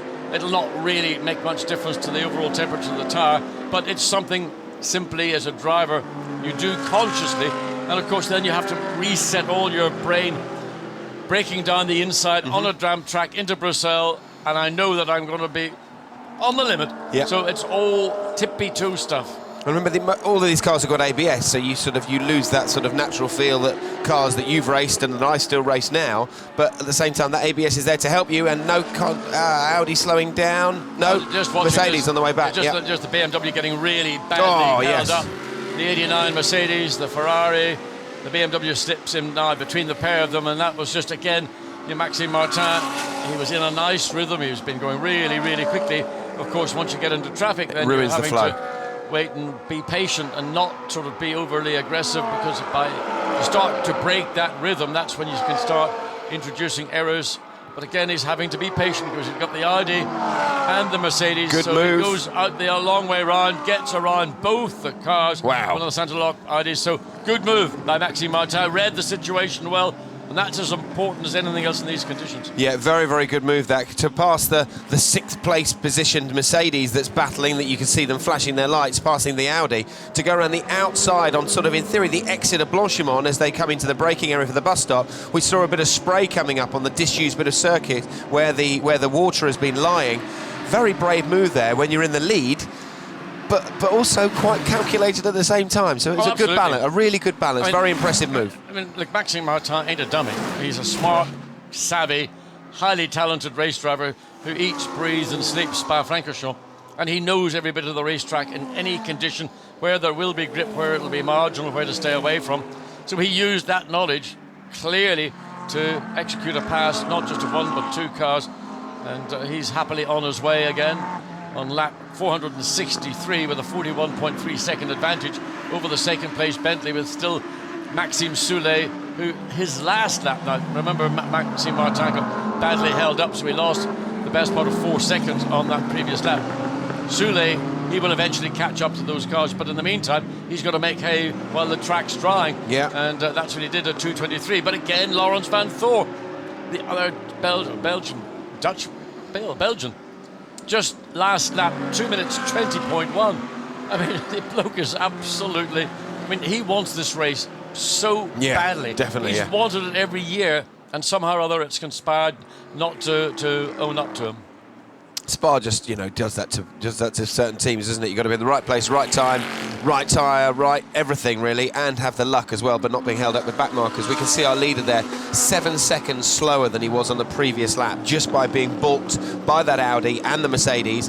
But seeing the Mercedes in 6th place, the car that we were battling with earlier on, their lap times have come down massively because they're now tagging on to the back of the BMW and using that as a bit of a marker to say, well, if they're quick, I can try and improve my driving and chase them. So everyone will be trying to improve their times as they're getting more settled in to the circuit and the tyre pressures. I mean, there is a clear dry line. Yeah. Don't stray off it, but there's a clear dry line, and it's more than a single car's width, so that's a major contribution to where the lap times will emanate from. Just further down the field, delighted to say that in 9th place, we've still got car 76 leading. That's the IMSA Performance Porsche 911 GT3R, and I have to emphasise the manufacturer there, with Maxime Jousse behind the wheel. And then in 2nd place, you've still got Frank Pereira in the Audi, but there are 1, 2, 3, 4 cars on the road between 1st and 2nd in Pro-Am. And then looking further down to see who is leading in the AMs, and it is car 51, and that again is going to be one of the Ferraris, and that is the AF Corsa car. Still Peter Mann, Francesco Guedes, Rino Mastronardi and Matteo Cassoni, and they've got a fairly comfortable advantage over the 888, which is in 2nd place. That's the Kessel Ferrari with Zandutini, Glitin, Liam Talbot, Australian, and Nicola Kadai. So quick little roundup of the various categories within the one race. But again, looking at the yellow Mercedes thundering up the inside, the car 86. So that's been in and out of the top 10 currently with Gary Paffett. Come on, Gaz, give it one. He was in high spirits when I spoke to him in the pit lane. What a great... He's having so much fun. So much fun this weekend. He's loving it. Gary, we want to see more of you. Oliver, we want to see more of you. Jan, we want to see more of you. Say it again, we want to see more of you. And Mark Blundell will be well impressed with that as well, as he said, as he texted us when we were having dinner last night. Look after my boy, he said. Yeah. So we're doing that. We're giving him some good shouts, Mark, so you can chill and relax. We're looking after him. But as he said, he's been doing a lot of testing with Williams in the simulator. He hasn't done much GT sort of endurance stuff in the Blancpain series, but he's loving the night racing. And he was really frustrated because every time he got in the car, he was always under waved yellows, so he couldn't actually drive the car properly in anger until now, which he's absolutely, I'm sure, revelling in it. Yes, and I mean, it's awfully frustrating when you're in a race and continually you've got yellow flags or full course yellows or safety car interventions. I mean, that is a part of endurance racing, and it is an entirely different sort of discipline to currently the series that Gary is employed in. And of course, a great, almost unheard of, unsung British motorsport hero. When he has achieved magnificent success in DTM, being champion there and still being employed and still being a competitor and a serious threat all the way through that series. Apart from the fact he's grown a massive beard, which, is extra weight in the car. Extra weight, we say. The reason he's trying to look young. Oh, right, okay. He's reaching an age, he can't really get on with dyeing the hair a bit, so he's grown the beard. Beards are in fashion. He'll grow up, and I had a beard when I was a kid, but I shaved it when I got to an age when I wanted to look young. Yeah. Now people are growing a beard because it looks cool. Because it looks cool. Jensen went through the same phase, didn't he? I had more hair. I had more hair in the palm of my hand than he had on his chin. So there's some great coverage there of the AMG GT, which is a great sounding car, great handling car, and it looks absolutely awesome with its sort of angry front end grille. The Panamericana front grille back from I think it was the 1960s, wasn't it? With the no, even earlier than that. The Carrera Panamericana goes back to the early middle 50s. Oh, sorry, middle 50s. I don't remember it, of course, myself. No, of course you don't. No. I know that I think Carl Kling might have won the race in the 300 SL back in 1952. That was it. And that's the new design of the front grille there. We can see around the Mercedes three-pointed star. It's got more of that miserable, grumbly look than the smiley look, which was the SL the previous generation. Look, Mercedes-Benz is a wonderful manufacturer with a great motorsport history. Part of that is your heritage, and part of the heritage is something that why not incorporate it into your latest GT product. And the GT3, AMG GT3 Mercedes-Benz right now is a pretty impressive piece of kit. We saw that in qualifying, Charlie. Regrettably, there were issues, technical issues, which saw them being penalised. The grid drop was really nothing in terms. It was the 5-minute stop-go penalty that was going to be almost a hurdle impossible to reach. So they've done extremely well to get a car up into 4th place. This is the Gary Paffett car currently in 4th place. They were at one stage briefly in 3rd place, but Laurens Vanthoor, again, totally stunning, has managed to put the Audi, the first of the Audis, in 3rd place. So that was the car, remember, that started in pole position. Yes, yeah, exactly that. So they've done a fantastic job with all of the things that have been thrown at them, from technicalities and 5 minutes here, there and everything, weather and starting at the back and safety cars. It's got the BMW there, just running a little bit wide there, overtaking a few other slower vehicles. That's the 98 car. The 99 car is the lead car. So just you catch up to traffic. Apologies. Yeah. But we got the Ferrari just in behind, and that looks like the 50 Ferrari, which again, strong car. Again, could have been a force at different points during the race. And well, it's a lot of ifs, ands, or buts. So where has the 50 Ferrari gone to? So it's down in 19th. Somehow or other they've managed to be shuffled down the pack. That was actually much further up before I went off to have my little Sunday lunch. Snackette. Yeah. You weren't very long, by the way. I was well impressed. You were only back within like 15, 20 minutes. I was impressed. No, I mean, I might have had hog for lunch, but I'm certainly a microphone hog. Not at all. I was just about to say, it's the first time I've ever sat in a commentary box with you and worked with you. So it's an honour. I love doing it. It's good fun. It's if you can't drive a racing car, Charlie, the next best thing is broadcasting on it. And we get to watch the race. No distractions. Nobody talking to you or anything. You actually get to watch nearly the 24 hours. We do get that. Believe me, we do get that. But at the minute it's nice and quiet, and we're delighted that everything seems to be happy as the 84 car comes through. And again, the 84 car, whereabouts are we looking at that? Bit of the rear diffuser there, flapping around on the back there. Yeah, well, that was the one that got reversed. Yeah. The collision with the 00 car at Eau Rouge, a totally unnecessary collision between the two cars. It upset Maximilian Fuchs so much. That little Maxi, show him a camera, he's up like Jack in the Box. Yes. And he was so upset with what occurred between Hjalmar Berman and the 00 car and his teammate Yasmin Jaffar that he wouldn't do an interview. He sat there sullen and sulking. I don't blame the guy. Why should he be happy? Seeing his car on the wall, you must be joking. Yeah, exactly, yeah. There's only certain times that you want to do an interview, and that's when you're winning up the front, or you've got a good message to tell or pass on to any sponsors or helpers within the team. Laurens Vanthoor, 3rd place Audi, into the pits. So let's have a little breather and see what that's going to do. That's going to put our mate Gazzer, Gary Paffett, up into 3rd place. Well, look at this, contact, very near contact. Mercedes getting squeezed there by one of the Lamborghinis. That was Dominic Barman. Very close indeed, that. Very brave driving, but faster car being overtaken. We need to get that space. 2 Lambos trying to get away around the Porsche. Oh, this is going to be great to watch. This is great. So now we've lost out in the Mercedes. We've now been hindered by that, but we're going to gain that pace back. Of course we are. But that was a very near incident there. 2 wheels on the grass for the Mercedes as the Lamborghini just squeezed us out slightly because they're in their own battle. Remember, they're not necessarily back markers, but they're in their own little race. They're just having their own battle further down. That's always again a story in endurance racing, that you get inter battles within the main race. Yeah, and sometimes drivers, their concentration is so focused forward on what they're doing that they just shut down their peripheral vision. They don't look in the mirrors. They haven't got the mental capacity to do so. And that's what, to me, marks out the really great drivers. Yes. Even when they're at the limit of certain... There's the number 28 Audi making its way down the pit lane. But the really great drivers have always got that additional mental capacity, mental space. So even though they're right on the limit in whatever they're doing, they can still absorb information coming from external sources. But those are few and far between, those gentlemen. So we've got Bentley just gone past. I didn't see what number Bentley it was, but interesting to see which Bentley it was that just went past the pits there. Let's have a look. So we've got Paffett there in P4. Once that rights itself, may move him up to 3rd, as the Audi then obviously has just come out of the pit. So we'll wait and see when that rewrites itself for the next lap, as it were. So the great colour car, that, isn't it? That yellow with the black AMG livery. Does look good. Let me put it this way: you wouldn't want to be a shrinking violet. or a shrinking daffodil to drive that car, because it is a statement. Yeah. And you know, it's a beast. It's a in-your-face colour.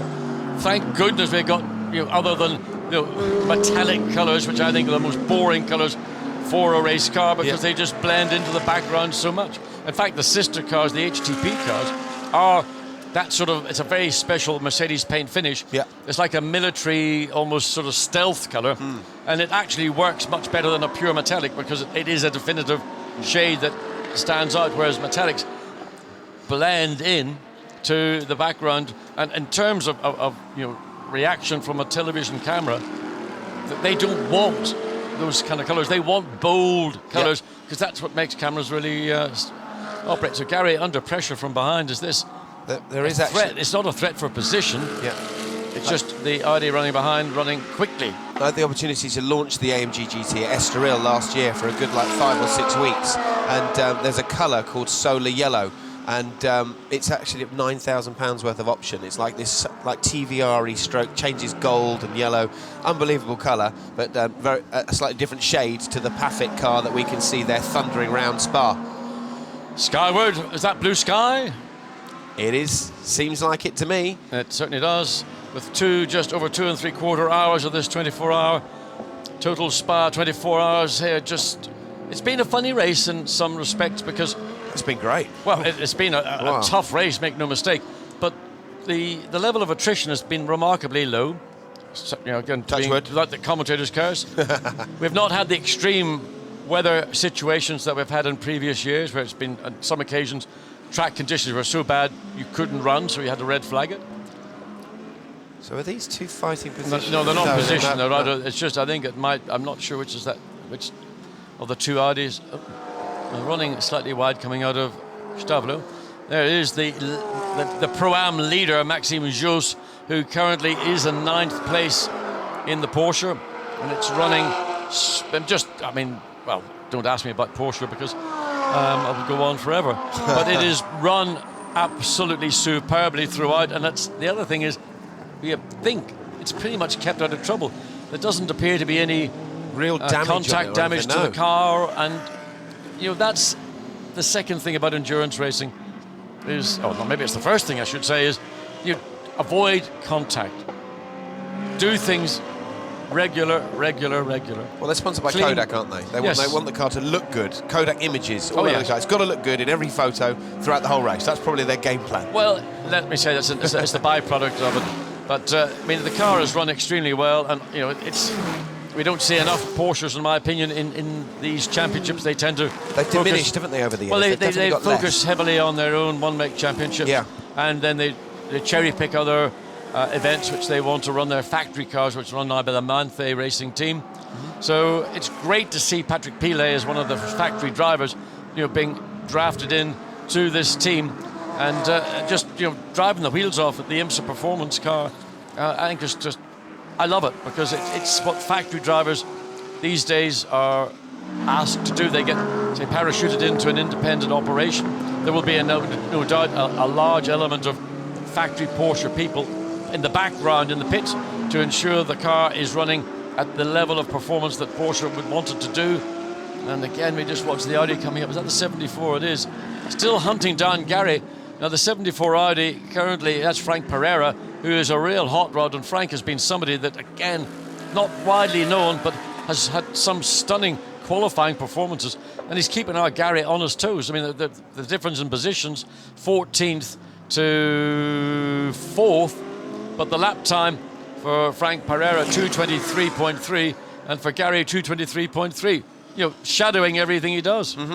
Yeah, pretty much identical times there. Yeah, exactly. So, and that's a Pro-Am car. Yeah. But there's a pro driving it.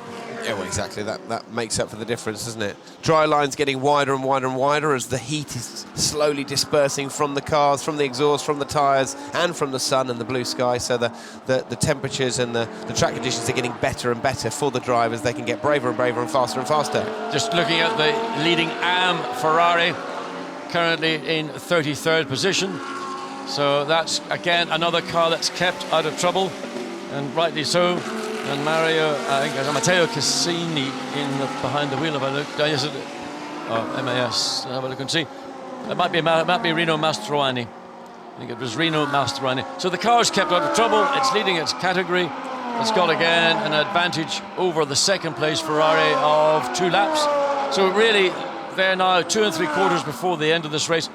They'll just cycle through and watch the Ferrari slipping up the inside. That's looking unnecessarily racy. The 34 Ferrari, I'm just trying to see where it is in the overall scheme of things. It's not in the AM class, so that's why I'm trying to find where it is. 9th. Is it 9th in class? You know, if I was in the AM car, I would just let it go. Yeah. It's not in my race. I don't need to get into an issue with it. Let it go. Not in my races, in the Pro-Am category. So let it go. And with the damage that's already on it, the driver really isn't that worried too much about the bodywork, so isn't going to bother too much about pushing his way through anyway. You know, but you wouldn't want to push another Ferrari in particular. No.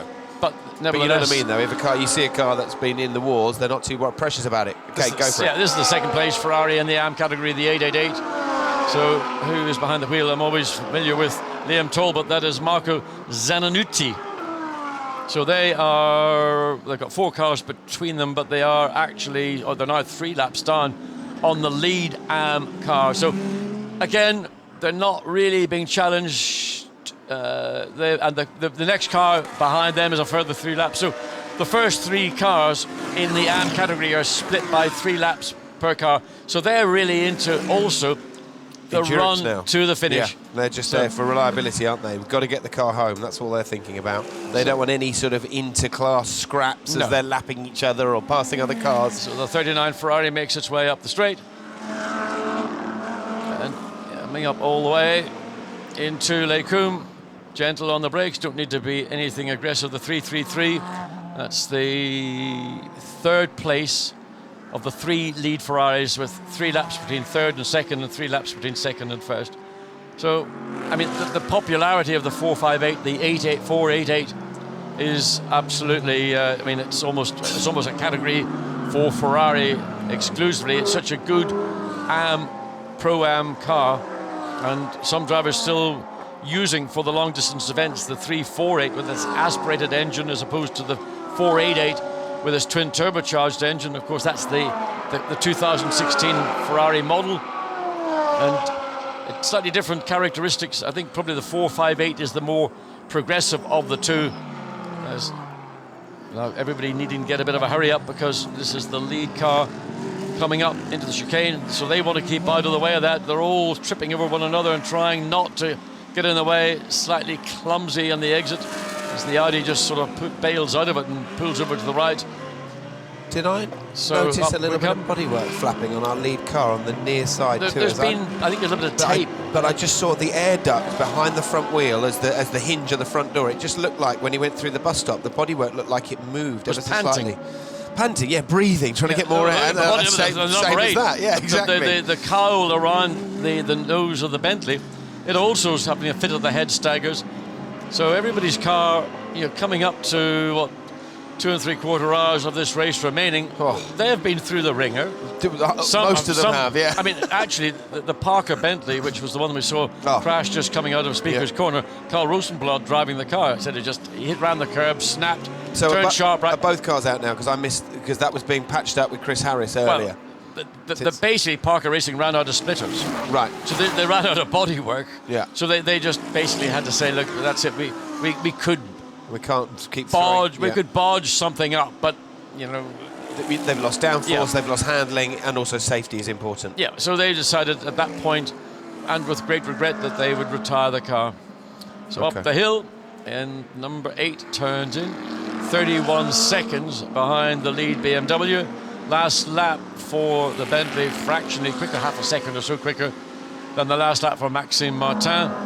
It's all somewhat irrelevant because it's probably so much, again, traffic related. But the Bentley clearly is a car that is performing better with the track conditions as they are improving now. I don't know why. It was strange because Andy Soucek really struggled big time when he was in behind the car when the rain came, and we could see it. I mean, just coming off turn 19 onto pit straight, just no traction. And one time he ran the curb coming out of Speaker's Corner and immediately just spun up the outside rear wheel and snapped the back We've seen that in British GT as well. Some of the British GT drivers have been struggling in the wet with lack of testing, and the car is so much of an animal in those conditions. So yeah, it seems strange that it seems to be performing now. This is danger zone. Lead car coming up. He's got all these Ferraris. There you go. What did I say? They haven't got a clue because they're so absorbed in what they're doing. Come on, guys. You've got to use your mirrors. That's the AM car. That's just now smoking. That's now smoking. It looks like damage. Oh, yes, left, right rear. Right rear puncture. No, somebody's clipped the right rear, and it's probably punctured that right rear of the Ferrari. Okay. And couldn't happen in a worse place. He's got to do an entire lap to get back. If that is a tyre that's been cut down, there's certainly a chunk of carbon fibre lying on the track. And if that's cut down the right rear tyre, that's going to change the complexion of the AM category. And that Porsche as well. The Porsche then nearly out-braking itself, trying to nearly clipping the back of the Bentley. This is all still to play for. What an amazing 24 hours so far. All the cars are very battle-scarred, and the leaders are just trying to race themselves all the way up to the podium, but don't want to get tangled up in anyone else's misfortune, you know. So it's all still to play for. This is absolutely awesome stuff from the drivers. That last lap for Maxime Martin was a nightmare. He lost 3 seconds with that mess in the final 2 turns. On the other hand, Maxime Soulet in the second place Bentley. Let's look again and see what's going on there. There's the contact on the right rear of the lead AM Ferrari, and there's a bit of bodywork just tumbling down the racetrack. Yeah. Now that was the Lamborghini. It then sort of sneaks off down the pit lane. Wasn't me, Gov. Exactly that. No, the Ferrari right rear, bodywork rubbing. So we go for the lunge in the BMW, get blocked by the Ferrari, who's battling. Gets tagged. Bit of bodywork roll, there's it there. And did that hit the BMW? I think it did hit the BMW. The BMW, bang, square on the nose. So the Lamborghini runs off and sort of disclaims any liability whatsoever. There's the Ferrari and the right rear. Lap. Oh my goodness, a whole lap. And we saw what happened to the Audi, the number 6 car, when its tyre finally let go and flailing rubber.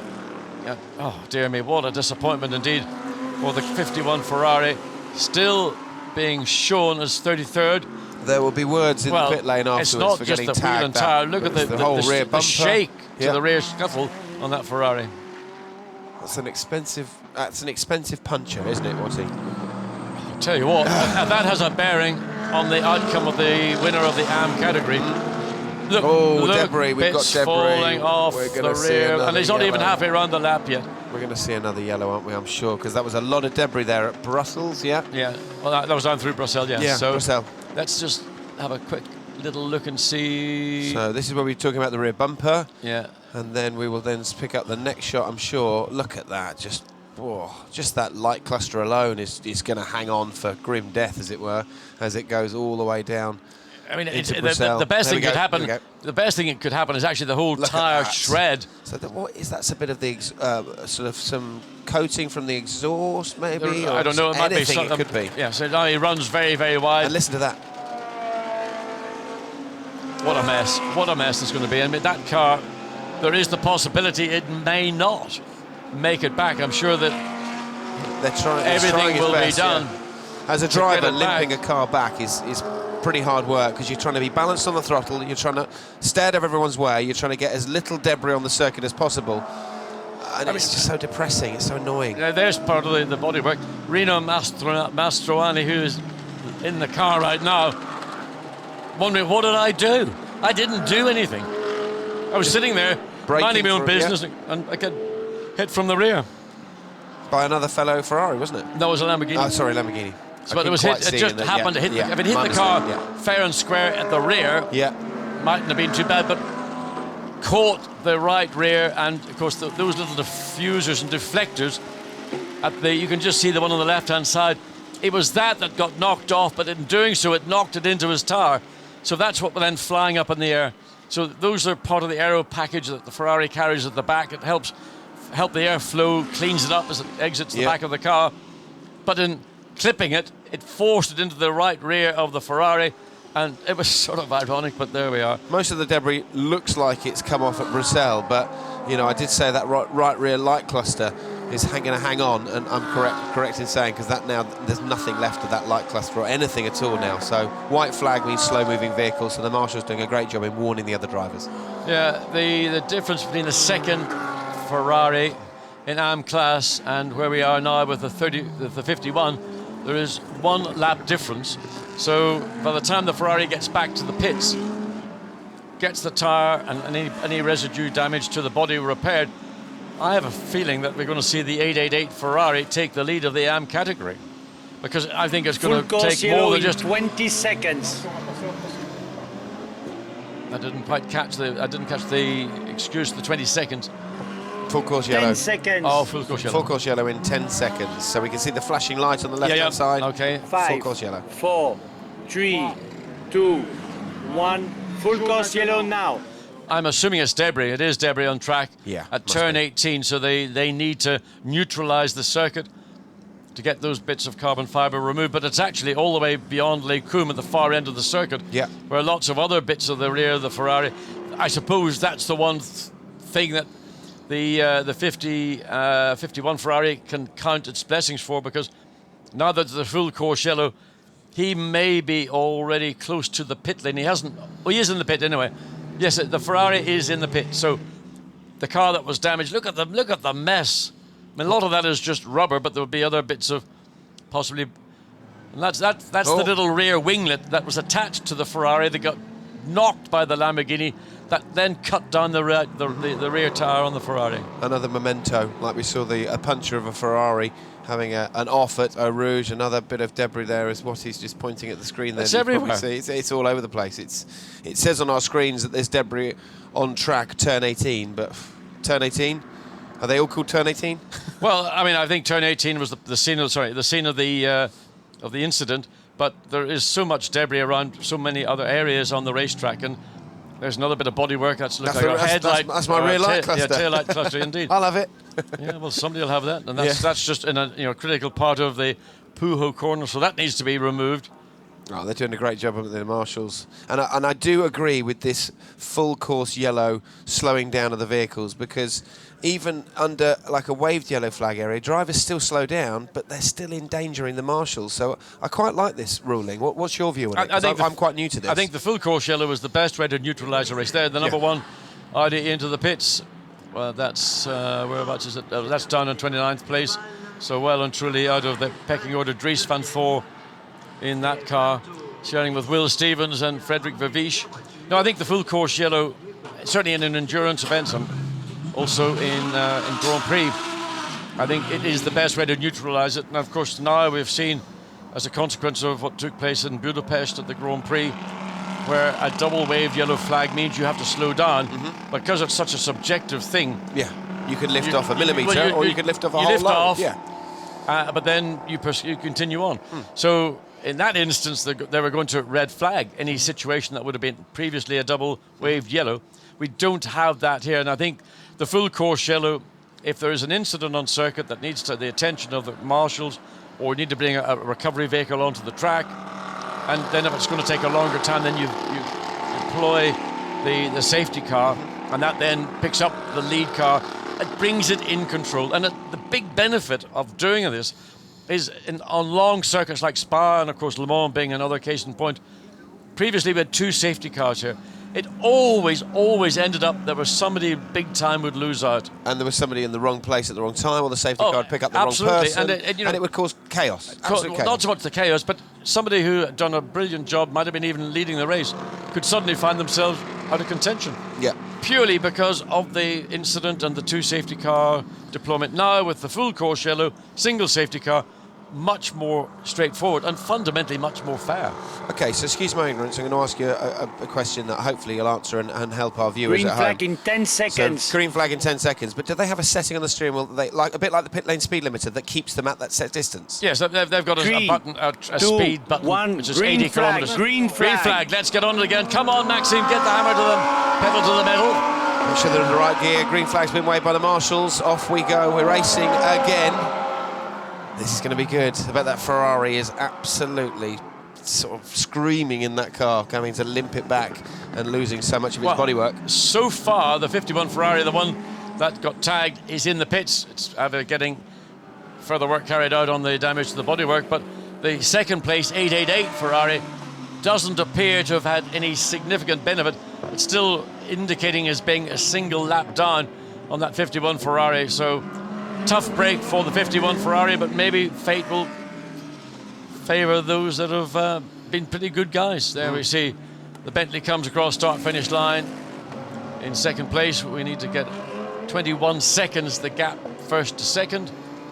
Last lap, obviously, we're all based on running around behind the safety car, so we'll wait till the conclusion of this, the 474th lap of this 24 hours of Spa, with just now under 2.5 hours of the race remaining. And it's still a race, it's all there to be won. 28 that was in third place in the pit lane. So driver staying on board, and that will be Nico Müller. And it's weird that they went up a second ago and then went down again. It's as if they had a problem with the air jacks. Don't know why they would have done that. Well, they've still got a problem with the air jacks, but the fact that it's gone up and down, up and down. Sometimes an air jack it sticks. It sticks. It doesn't. So maybe they have to activate and then let's get it back down again. So. Let's not see there's the 76 Porsche comes out. That was close. Yeah, good bit of driving from both of them, though. Yes. Very sensible. So that car comes out, and pretty clear track ahead. Just that 1.488 Ferrari. So he'll gobble that up pretty quickly.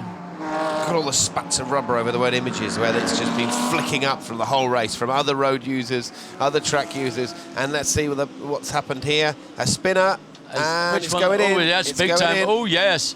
Oh dear, 52 Ferrari. They of course, Duncan Cameron, Andrew Scott, Matt Griffin, who's behind the wheel of the 52 Ferrari. Let's have a look and see what it is. So running second. Well, there we go. Sticking in first and carry on. Who would have thought a beautiful bit of Italian engineering would take that amount of wallop? Oh, well, we've got a bit of bodywork coming up at the back. Is that going to fly off and now causes more of an incident? Well, he's got to go into the pits as well. There's not only a puncture. Well, it is the puncture, but he's wearing on it. He's wrong. Let that car past. Get into the pits. Get it ripped up. No, he can't do it. No, he can't because he's missed the pit lane entry. So that is going to cause a possible. Was that leading class? That's second in class. Oh, okay, he nearly hit the apparently. But 52 is second in class presently, but it's not going to remain so because he's now going to go all the way around the outside of La Source to try and keep out of everybody else's way, but he got blocked trying to get back into the pits. So that's the second place Pro-Am car, Duncan Cameron, behind the wheel that had been previously the Audi 74, and that's gone Babos Christopher Hasse, who's taken that over. He's just come out from a pit stop. And here's a replay here's a replay. So the lead car, behind. So it's coming out. Oh, you go for it. He's up the inside, and rightly so, Duncan Cameron keeps out of the way. But in doing so, he misses the pit lane entry. He wasn't able to cut the car back and sort of make a bit of a lunge. So he does the decent thing and takes the option that was available. He's got like an air brake that you see on a rear wing on a plane, isn't he? Yeah. No, that's just what a shame. Second place, currently second place, but that'll suddenly be demoted down to third and probably very quickly demoted down to fourth. And then they've got to get the car back in, secure the bodywork, change four wheels and tyres, whether they'll keep Duncan Cameron in or they'll put the Irishman back in, Matt Griffin. Ferrari contracted driver again, a Ferrari driver for hire. They get placed with a variety of teams throughout the world, in the Far East, in Australia from time to time, in North America, throughout Europe. What a great thing to have a Ferrari driver contract like that. Yeah, amazing. You wanted you to get the road car to go with it? Well, there's obviously a bill to be paid. No, I mean, I don't think Ferrari dish out 488s to contracted drivers. You'll probably get a deal on one, but I don't think they're sort of saying, okay, Charlie, what colour would you like? What's the interior spec going to be? Yeah, you can have it, but pay for the thing. Where do you want the embroidery on the seats, his or hers? So the gap between first and second is 20.2 seconds. Lap time of the pretty BMW. Much, not quite as quick, that lap, probably because of that Ferrari then hindered it at the bus stop. So it'll be interesting to see now on a clear lap that we've just had from the BMW, the leading car we're looking at now, what will the lap time be? It's going to be 19-something seconds based on what we've just seen from the last lap. 1:21.6, that's pretty impressive. That's a good lap, and that's back on the pace. Bang on the pace. Nailed it. No messing about. There's the Bentley coming up. So Maxime Soulet behind the wheel. Good clean entry. Clips The curb nicely gets the good exit, gets the traction, yeah. across the line, 20 point. Well, it's not, I thought it was going to be 19, 21.7. So he actually lost out fractionally. Surprisingly, maybe that's just indicative of what a great lap we saw from Maxime Martin, which was actually 1.5 seconds. So looking into the Audi pits, Dries van Thor's car, and don't do highlights, West. I don't do them. BT, I don't do highlights. I'm sorry, I don't do something I'm not. Okay, so we're looking at the Audi pit garage as they come, pick up the camera, then coming into La Source. Circuit's now dried out, only a little bit of moisture on the exit of the circuit now, but it's all unfolding with slower cars, the different classes going on, causing a lot of mayhem with clipping barriers and cutting up our leaders as they've gone. So yeah, so we just got to get heads down, focus on what's going on, and just see the gap between first and second still at 21.7 seconds. Gary Paffett, third place in the Mercedes, 1 lap down. You got the 88 Mercedes, Tristan Vautier, and he's 26 seconds further behind Gary Paffett. So Mercedes up to third and fourth, Nicky Katzberg and the second of the BMWs. And then we got 28, the Audi, Nico Müller in 6th place.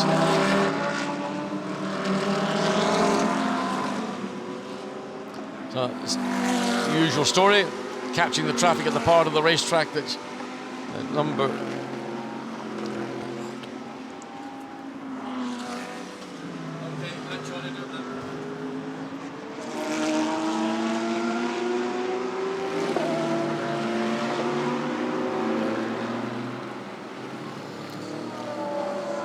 So, as we leave the battle, let's have a look at some of the highlights that we've seen over the last nearly 24 hours. So the spectators flooding into the Spa-Francorchamps circuit, some taking the more excitable way in by parachuting in. German flag being waved there by one of the team managers and one of the pit crew there. Rolling start here onto the very famous Eau Rouge. Audi take the lead from Lamborghini and then Bentley. So a mixed grid there. Callum McLeod there diving up the inside, getting used to his Formula Ford, Formula 3 days, but can't quite do it there on the Bentley. So into the pits come most of the Mercedes being waved out there. The Paffett Mercedes, the 61 Mercedes, as the 333 car, the Ferrari, with its puncher that caused it to spin, caused the first start of the yellow flag.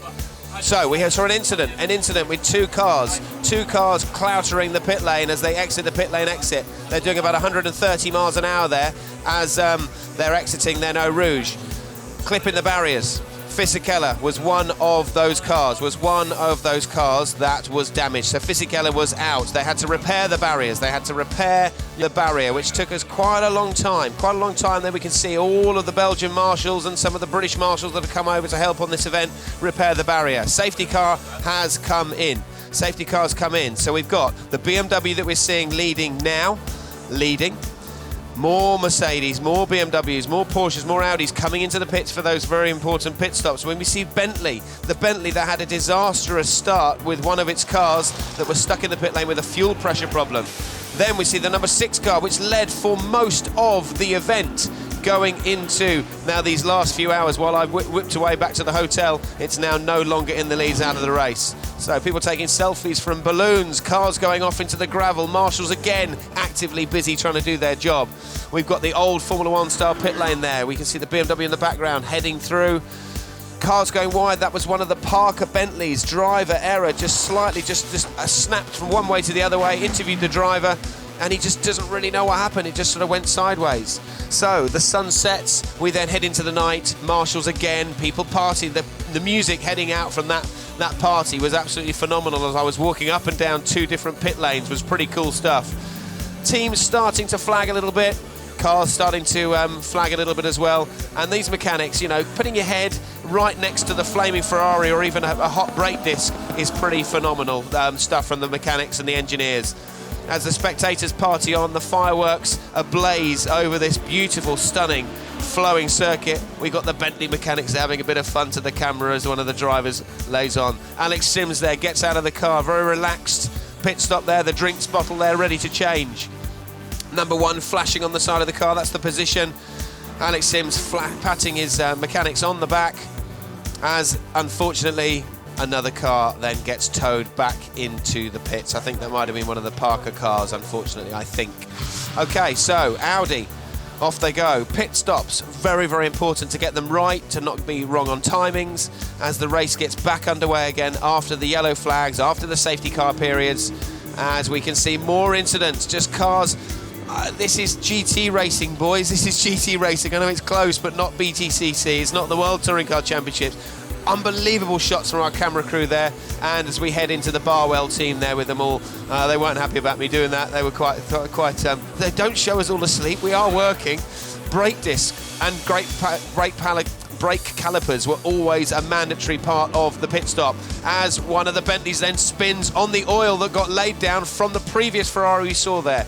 We can see our cement collector, or our road sweeper as it were, sweeping up the track to try and clean it up a little bit, as this bus stop has caused us loads of incidents and loads of dramas with all of the grease, rubber and oil over the windscreen of one of the Bentleys. Bentley comes in and misses its pit stop. Then the other Bentley comes in pretty much immediately after it, as we can see the strategist there and a lovely bit of artwork from our camera crew. Another car being pulled across there. That is the sun and the moon doing their thing as the nature of the beast takes its course and the light continues to shine again here at Spa for the remaining few hours of the 24-hour race. Number 8, Bentley in the lead. An absolutely awesome bit of kit. I would love to drive one of those things, as I'm sure you would too as well, Watty, as they then thunder. Let's have a listen to this. The very lucky manoeuvre there from, I think that was one of the M6s there, avoiding a very near miss with two vehicles fighting amongst themselves. A rare sight to see there, with one of the guns and the nuts breaking as two Mercedes collide, which is what Watty was telling us earlier, skidding up at the top of Eau Rouge at 130 miles an hour. You don't want to be stuck there. You don't want to be going backwards into the barrier, which is the diffuser we were talking about earlier. So yes, not good. No wonder the guy didn't want to be interviewed there, as one of the mechanics has a little rest. We've got rain. Rain now comes. It's Spa. Spa would not be Spa without rain, as the Bentleys then come in.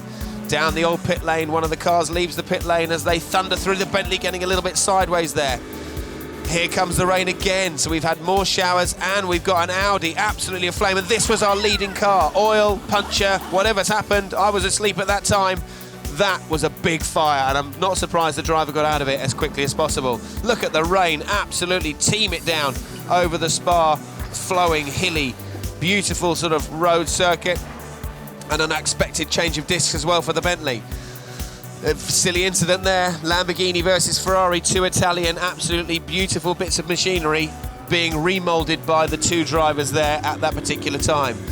Now, circuit is now slowly starting to dry. Look at the slide, we're still sliding as the, oh, what is happening? What have I missed while I've been at the hotel? This has all been happening, this is great. So, loads of cars with damage, loads of cars with more damage as they spin, get on the painted curbs. Not good, not where you want to be. We've got a little bit of damage here on the BMW, as we see a little bit of a queuing system now with the Rowe Motor Oil or Rowe Racing cars, the 99 car and the 98 car as well. So they come in for a quick pit stop. Guys have to work extremely hard. They've changed their brake pads. We see the leading Bentley now just avoiding a slower vehicle in front of it, getting a puncture. We can see a replay of this now as well, as then the marshals then put the yellow flags out, and that poor car has to limp its way back. Oh, that doesn't sound very pretty. Over the speed bumps, it has to limp its way all the way back around this nearly 3-4 mile circuit back to the pit lane. Bentley, this is where we see the tag. I can see our co-commentator Bruce has just come back in the commentary box. Watty's just filling him in on the incident. We got the leading car there, and this Ferrari has very recently caused a recent full course yellow, as another Ferrari, which is now was leading or coming second in its class, has now missed the pit entry, as all the action still unfolds, with the highlights there from nearly 24 hours here at Spa.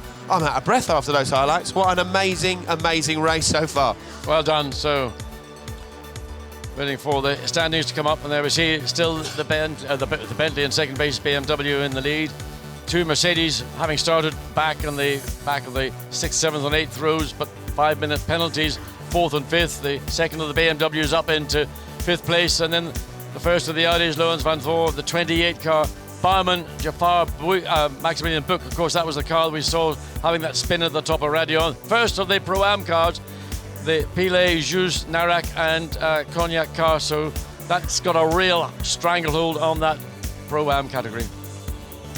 Well, conditions haven't changed too much since I've been away. It's dry on the track. Of course, we saw the AM car, the AM leader, number 51, having that clatter just at the end of the replay package there. Had a 2-lap lead, limped around, brought out the next full course yellow, shedding all those body parts around the far end of the circuit. Well, in fact, it had to do an entire lap with bits falling off the car. So the 51 Ferrari has lost that position, now second in the AM class, and it's now led in 36th position overall. Just the bottom car on the timing screen there on the classification from Kessel Racing, another Ferrari taking the front. But that in turn had bodywork damage early on, but far less than the bodywork damage caused by a flailing rear tyre. Now that's not the first time we've said that during the course of the race. Many of the runners have had punctures, and when limping back to the pits, it's ripped the rear bodywork off the car. But the most extreme situation, of course, was the number 6 Audi running in third place. Its rain tyres cried enough. Not only did they flap and damage the bodywork, they ripped off a fuel line. And that is why it is down in 47th position and will go no further. The only place it's going is down the race order, because that number 6 Audi Sport Team Phoenix entry caught fire out of the race. And for Christopher Mies, he was out of the car, warmed his rump as he climbed out as the flames licked over the rear of the car. No brakes, as you pointed out, John Watson, after the damage at the back of the car. And he had to coast to a halt. If he'd had brakes, he'd have jammed them on earlier and got out of the car even sooner than he managed. But he got away with it. The car, however, did not. So thank you very much for Charlie Butler-Henderson, who stood in first while John took a quick breather and had some lunch, and then for me, and to talk the way through the highlights package when you've had a few hours away. There are always incidents that just happen out of your sight. So very, very good job done there by Charlie. Just over 2 hours of the race remaining. It's still that battle between BMW and Bentley at the top of the field. 65 starters we had in this race. I think we're now 53 cars still running. Bringing up the rear is still listed as the number 55 Thomas Floor Ferrari. We saw that crash and him sitting on the bank a long time ago. So I think we're really down to 52 runners. But the one that counts is the one with 0-1 on the screen flashing away. Number 99, Maxime Martin. Such an impressive run from the Belgian when the conditions were greasy, tricky early this morning. He wasn't out when the rain was at its heaviest, but he's back at the wheel now, setting a very tidy pace. Anything the Bentley can do, it's going to really have to start making inroads now, because that gap of 21 seconds is appreciable. Yes, and it's not been a job that Maxime Soulet has been able to do anything about. It's been 21 seconds roughly for the last, certainly since this went back to green conditions. So there is the Bentley making its way up into Les Combes. You see the dip when he really hits, he hammers the brakes actually on the entry into Les Combes. The nose dips down, then off it, and then gets the turn in. So Soulet driving all he can to try and run down that 21-second deficit to the lead BMW, trying to mitigate any of the slower traffic as best as possible. Managing the traffic is another aspect of GT racing, endurance racing, where you're going to catch it, you've got to get through it. And the longer you get delayed, the more frustration sets in.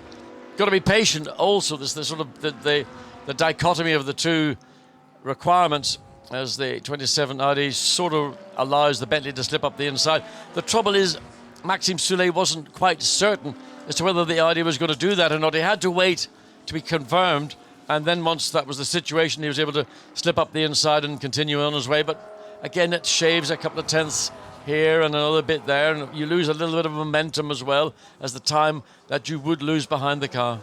Still slightly damper off the racing line. We're pretty much down to full dry lap times, but of course when it was wetter, there was one line and one line alone around the circuit, so some drivers lost a lot of time behind the back markers when rain was at its very, very worst. But now it's all dried out, and we're sitting on, as you say, a 21-second lead for the 99 car, completing another lap, a 2-minute 21.9. Now we're starting to see some quicker times coming back after that last full course yellow. Good to see the 51 Ferrari no longer flapping bodywork and shedding bodywork out around the circuit.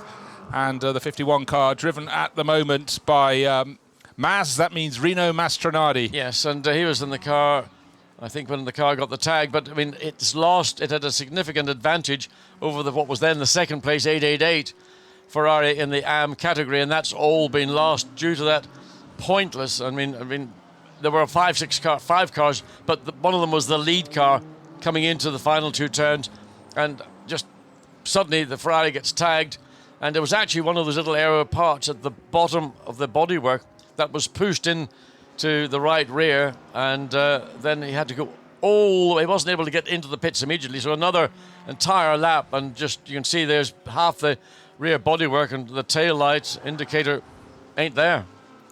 Indicator ain't there, but he's lapping way faster. Waved yellow flag, sorry, just coming into Pujo. So there's a car off, and one of the Lamborghinis, it's the number 10. Speed of the Wars, Ombra Racing, but, well, he's just obviously got a little confused, right or left, which way shall I turn? Chose the wrong hand on the steering wheel to raise to the top. No damage done, plenty of runoff on the exit down there at Fagnes. Just looking at the relative lap times last time around of 51 Mastronardi, looking at him now, 2 minute 24, that's a good lap, particularly from the AM class, and then the car he's chasing, number 888, with Marco Zannettini at the wheel, may have been a problem. Now here's a replay of that impact. Yes, watch again. Oh, he's already had a tap from the BMW. No, it was the Lamborghini that caused the problem. The Lamborghini hit the back of the Ferrari. The BMW was just trying to find a way around and not get involved. So the Lamborghini then immediately dived into the pit lane, as if to say, not me, Gov, but it was the contact in the right rear of the number 51 Ferrari. So now, we saw the Duncan Cameron car. It doesn't appear to be running entirely straight. It's hard to judge against, well, it's coming out of the pits. You hope it's running in a straight fashion. But we saw that have a spin. The bodywork has been attended to at the front. You can almost not see that red tape on the front or on the rear. Never mind. Next time they'll bring the dark green tape, but up at AF Corsa they have predominantly red tape to play with. That was actually, he sort of nosed into the barrier at the exit of Lake Como. It was quite a big impact, and then the car rotated round and damage to the rear. But in fact, it just illustrates the durability, the strength of the construction, the carbon fiber bodywork, as well as the inherent chassis itself. So up the hill it comes. I'm sure it's not the nicest car to drive, but with just over 2 hours to go, they will try and get that car home. That's the name of the game from now on, is get it back. Lead car in. Check every instance, look underneath, see if there's any debris obstructing the radiator, but it looks a very ordered stop. Clean the screen. 0-1 still on the windscreen, still ahead of the Bentley number 8. Will that position change? Yes, of course it will. It was a 21-second advantage a couple of laps ago. And I'm sure the number 8 Bentley will have flashed past already while the Row Racing BMW is at a standstill in the pit lane. But it all looks ordered. They did that extra brake change that had the Bentley team scratching its head. What was the BMW Row Racing team up to? They said it was for security reasons. I mean, one would take it in its literal context that they had a problem with their brakes. In other words, if they do it for security, there has to have been a problem. But they didn't want to focus on that problem. When we saw the disc, it looked like it was fairly grooved. Whether that was the problem or something that they didn't let us see, but certainly on the right front the work was being carried out. The 99 car rolls down the pit lane, having carried out. Maxime Martin remains on board. He will do this penultimate stint, and I don't know whether he'll be staying in for the final one or whether that will then be handed over to one of the other two drivers. It'll be an interesting see whether Philippe Eng or Alexander Sim would be drafted in. I'm sure Maxime Martin, if he has time in hand, would love, if the car is still leading the race on the last lap, to be behind the wheel to take that victory, not just to be standing in the pit lane cheering your teammate. Exactly so. One thing that struck me was why, if there was an inherent problem with the BMWs, why they didn't do a second brake change on the sister car. 98, no such thing. So it's something pertinent only to the car erstwhile leader. Now you can see 0-2 on the windscreen, down the long second pit lane, if you will, and then gets the white line here and can now start accelerating. Twists through Eau Rouge, up over the top of the hill at Radion, back onto the circuit. Our race leader now is the number 8 Bentley. Now, I just wonder, as we come up to the top of the 22nd hour, will the Bentley be stopping within the next 5 or 8 minutes, or because of the way the pit stops got offset, the car stopped just there between 18 and 19? No, it's Duncan Cameron's, the 52 Ferrari. He's obviously had a spin. Now he might contemplate going to the pits. One question we asked as we saw the car come out, was that car entirely straight? Didn't necessarily look it, but when you get bodywork damage on a car, it can often make it look crooked. But we saw it coming down the second pit lane, the sloping pit lane, and it didn't look as though it was running true, but nothing to gauge it against. So the Ferrari creeps across up the hill. So just sort of speculating as we see. Now, what happened to the replay coming up? Yes. The Ferrari on its own, the second of the cars coming into the bus stop. And that's just the Ferrari going to have a little rotate. It didn't appear to really take the corner. It sort of pulled off. Coasted. It didn't attempt. I mean, now, you picked up that the car looks slightly askew, and bodywork can create an optical illusion. But there's something not right with that car, as the 88 Mercedes is in the pits, and the 84 drops in as well. 86 is the yellow car in the background, 0-3 on the windscreen. Gary Paffert's brought it in from third place. But of course, we've got the BMW 98 is still out on the track, has a chance for those positions to be pulled over. 88 we know is in the lower pit lane. That's the red and white ACA ASP car that was driven so well by Tristan Vautier, and for him Felix Rosenqvist. So Mercedes have worked their way to third and fourth positions, but fairly sure that the BMW number 98 would go ahead. And so sticking down there, 98 also in the pits. I thought the BMW would go past into third. It's in the pits as well. So two Mercedes and the BMW third, fourth and fifth, all making their pit stops. And here comes that 98. The screen went red. That meant he was already at the pit stop. Driver change for 98. Out will get Nicky Katzberg. Give you a choice of two drivers, Stef Dusseldorp. Sorry, I beg your pardon. Stef Dusseldorp or Nick Werner. Dirk Werner. Dirk Werner. The car that we wonder, trying to calculate backwards, when did the number 8 Bentley make its last pit stop? Here it comes up the hill, and we wonder if they must be getting very close to that 65 minutes. They like to get close to the 65 minutes. Yeah, well, they've proved that they shouldn't. Twice they've gotten it wrong. So is this the in-lap for the first place, number 8 Bentley? Is it coming in? He's got to. Yes, he is. So, but they've been over by 8 seconds before. That's all it takes to get a driver penalty. 1 second would be too much, but there is the line that triggers the start of the pit stop. Yes, it does. So the car makes it down. I'm assuming that the calculations this time, they're going to be close, but they're within the required amount of driving time. So the momentary lead that Maxime Soulet had after Maxime Martin came into the pits. So quick pit stop. Is it going to be a driver change? Doesn't look like it. Well, it's got to be, surely. Yes, out he gets. So Soulet's out as the BMW pulls away. That, though, is not the 99 car. It's the 98 car. Nicky Katzberg handed over, we think, to Dirk Werner. Clicks up on our screens. Yes, Dirk Werner.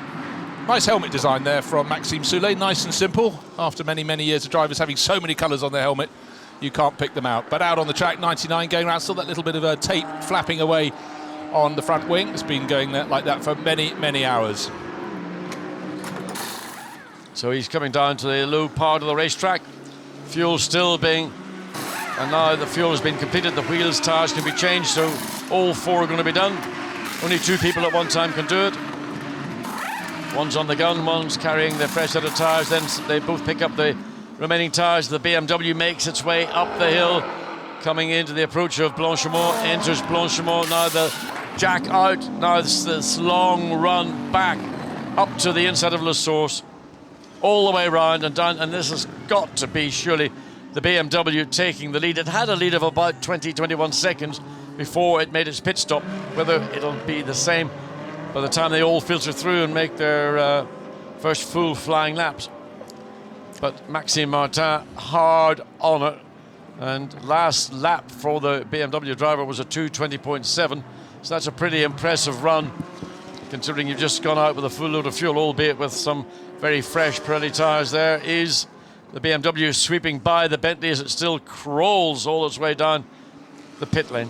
Yes, if you're used to only watching Formula One at Spa-Francorchamps, you'd have thought that the Bentley would have pulled out ahead, but of course he doesn't just turn back onto the circuit coming out of La Source. He has to go the whole way down within the speed limit to that point where the white line is as they approach Eau Rouge, and now it could be unleashed. So Maxime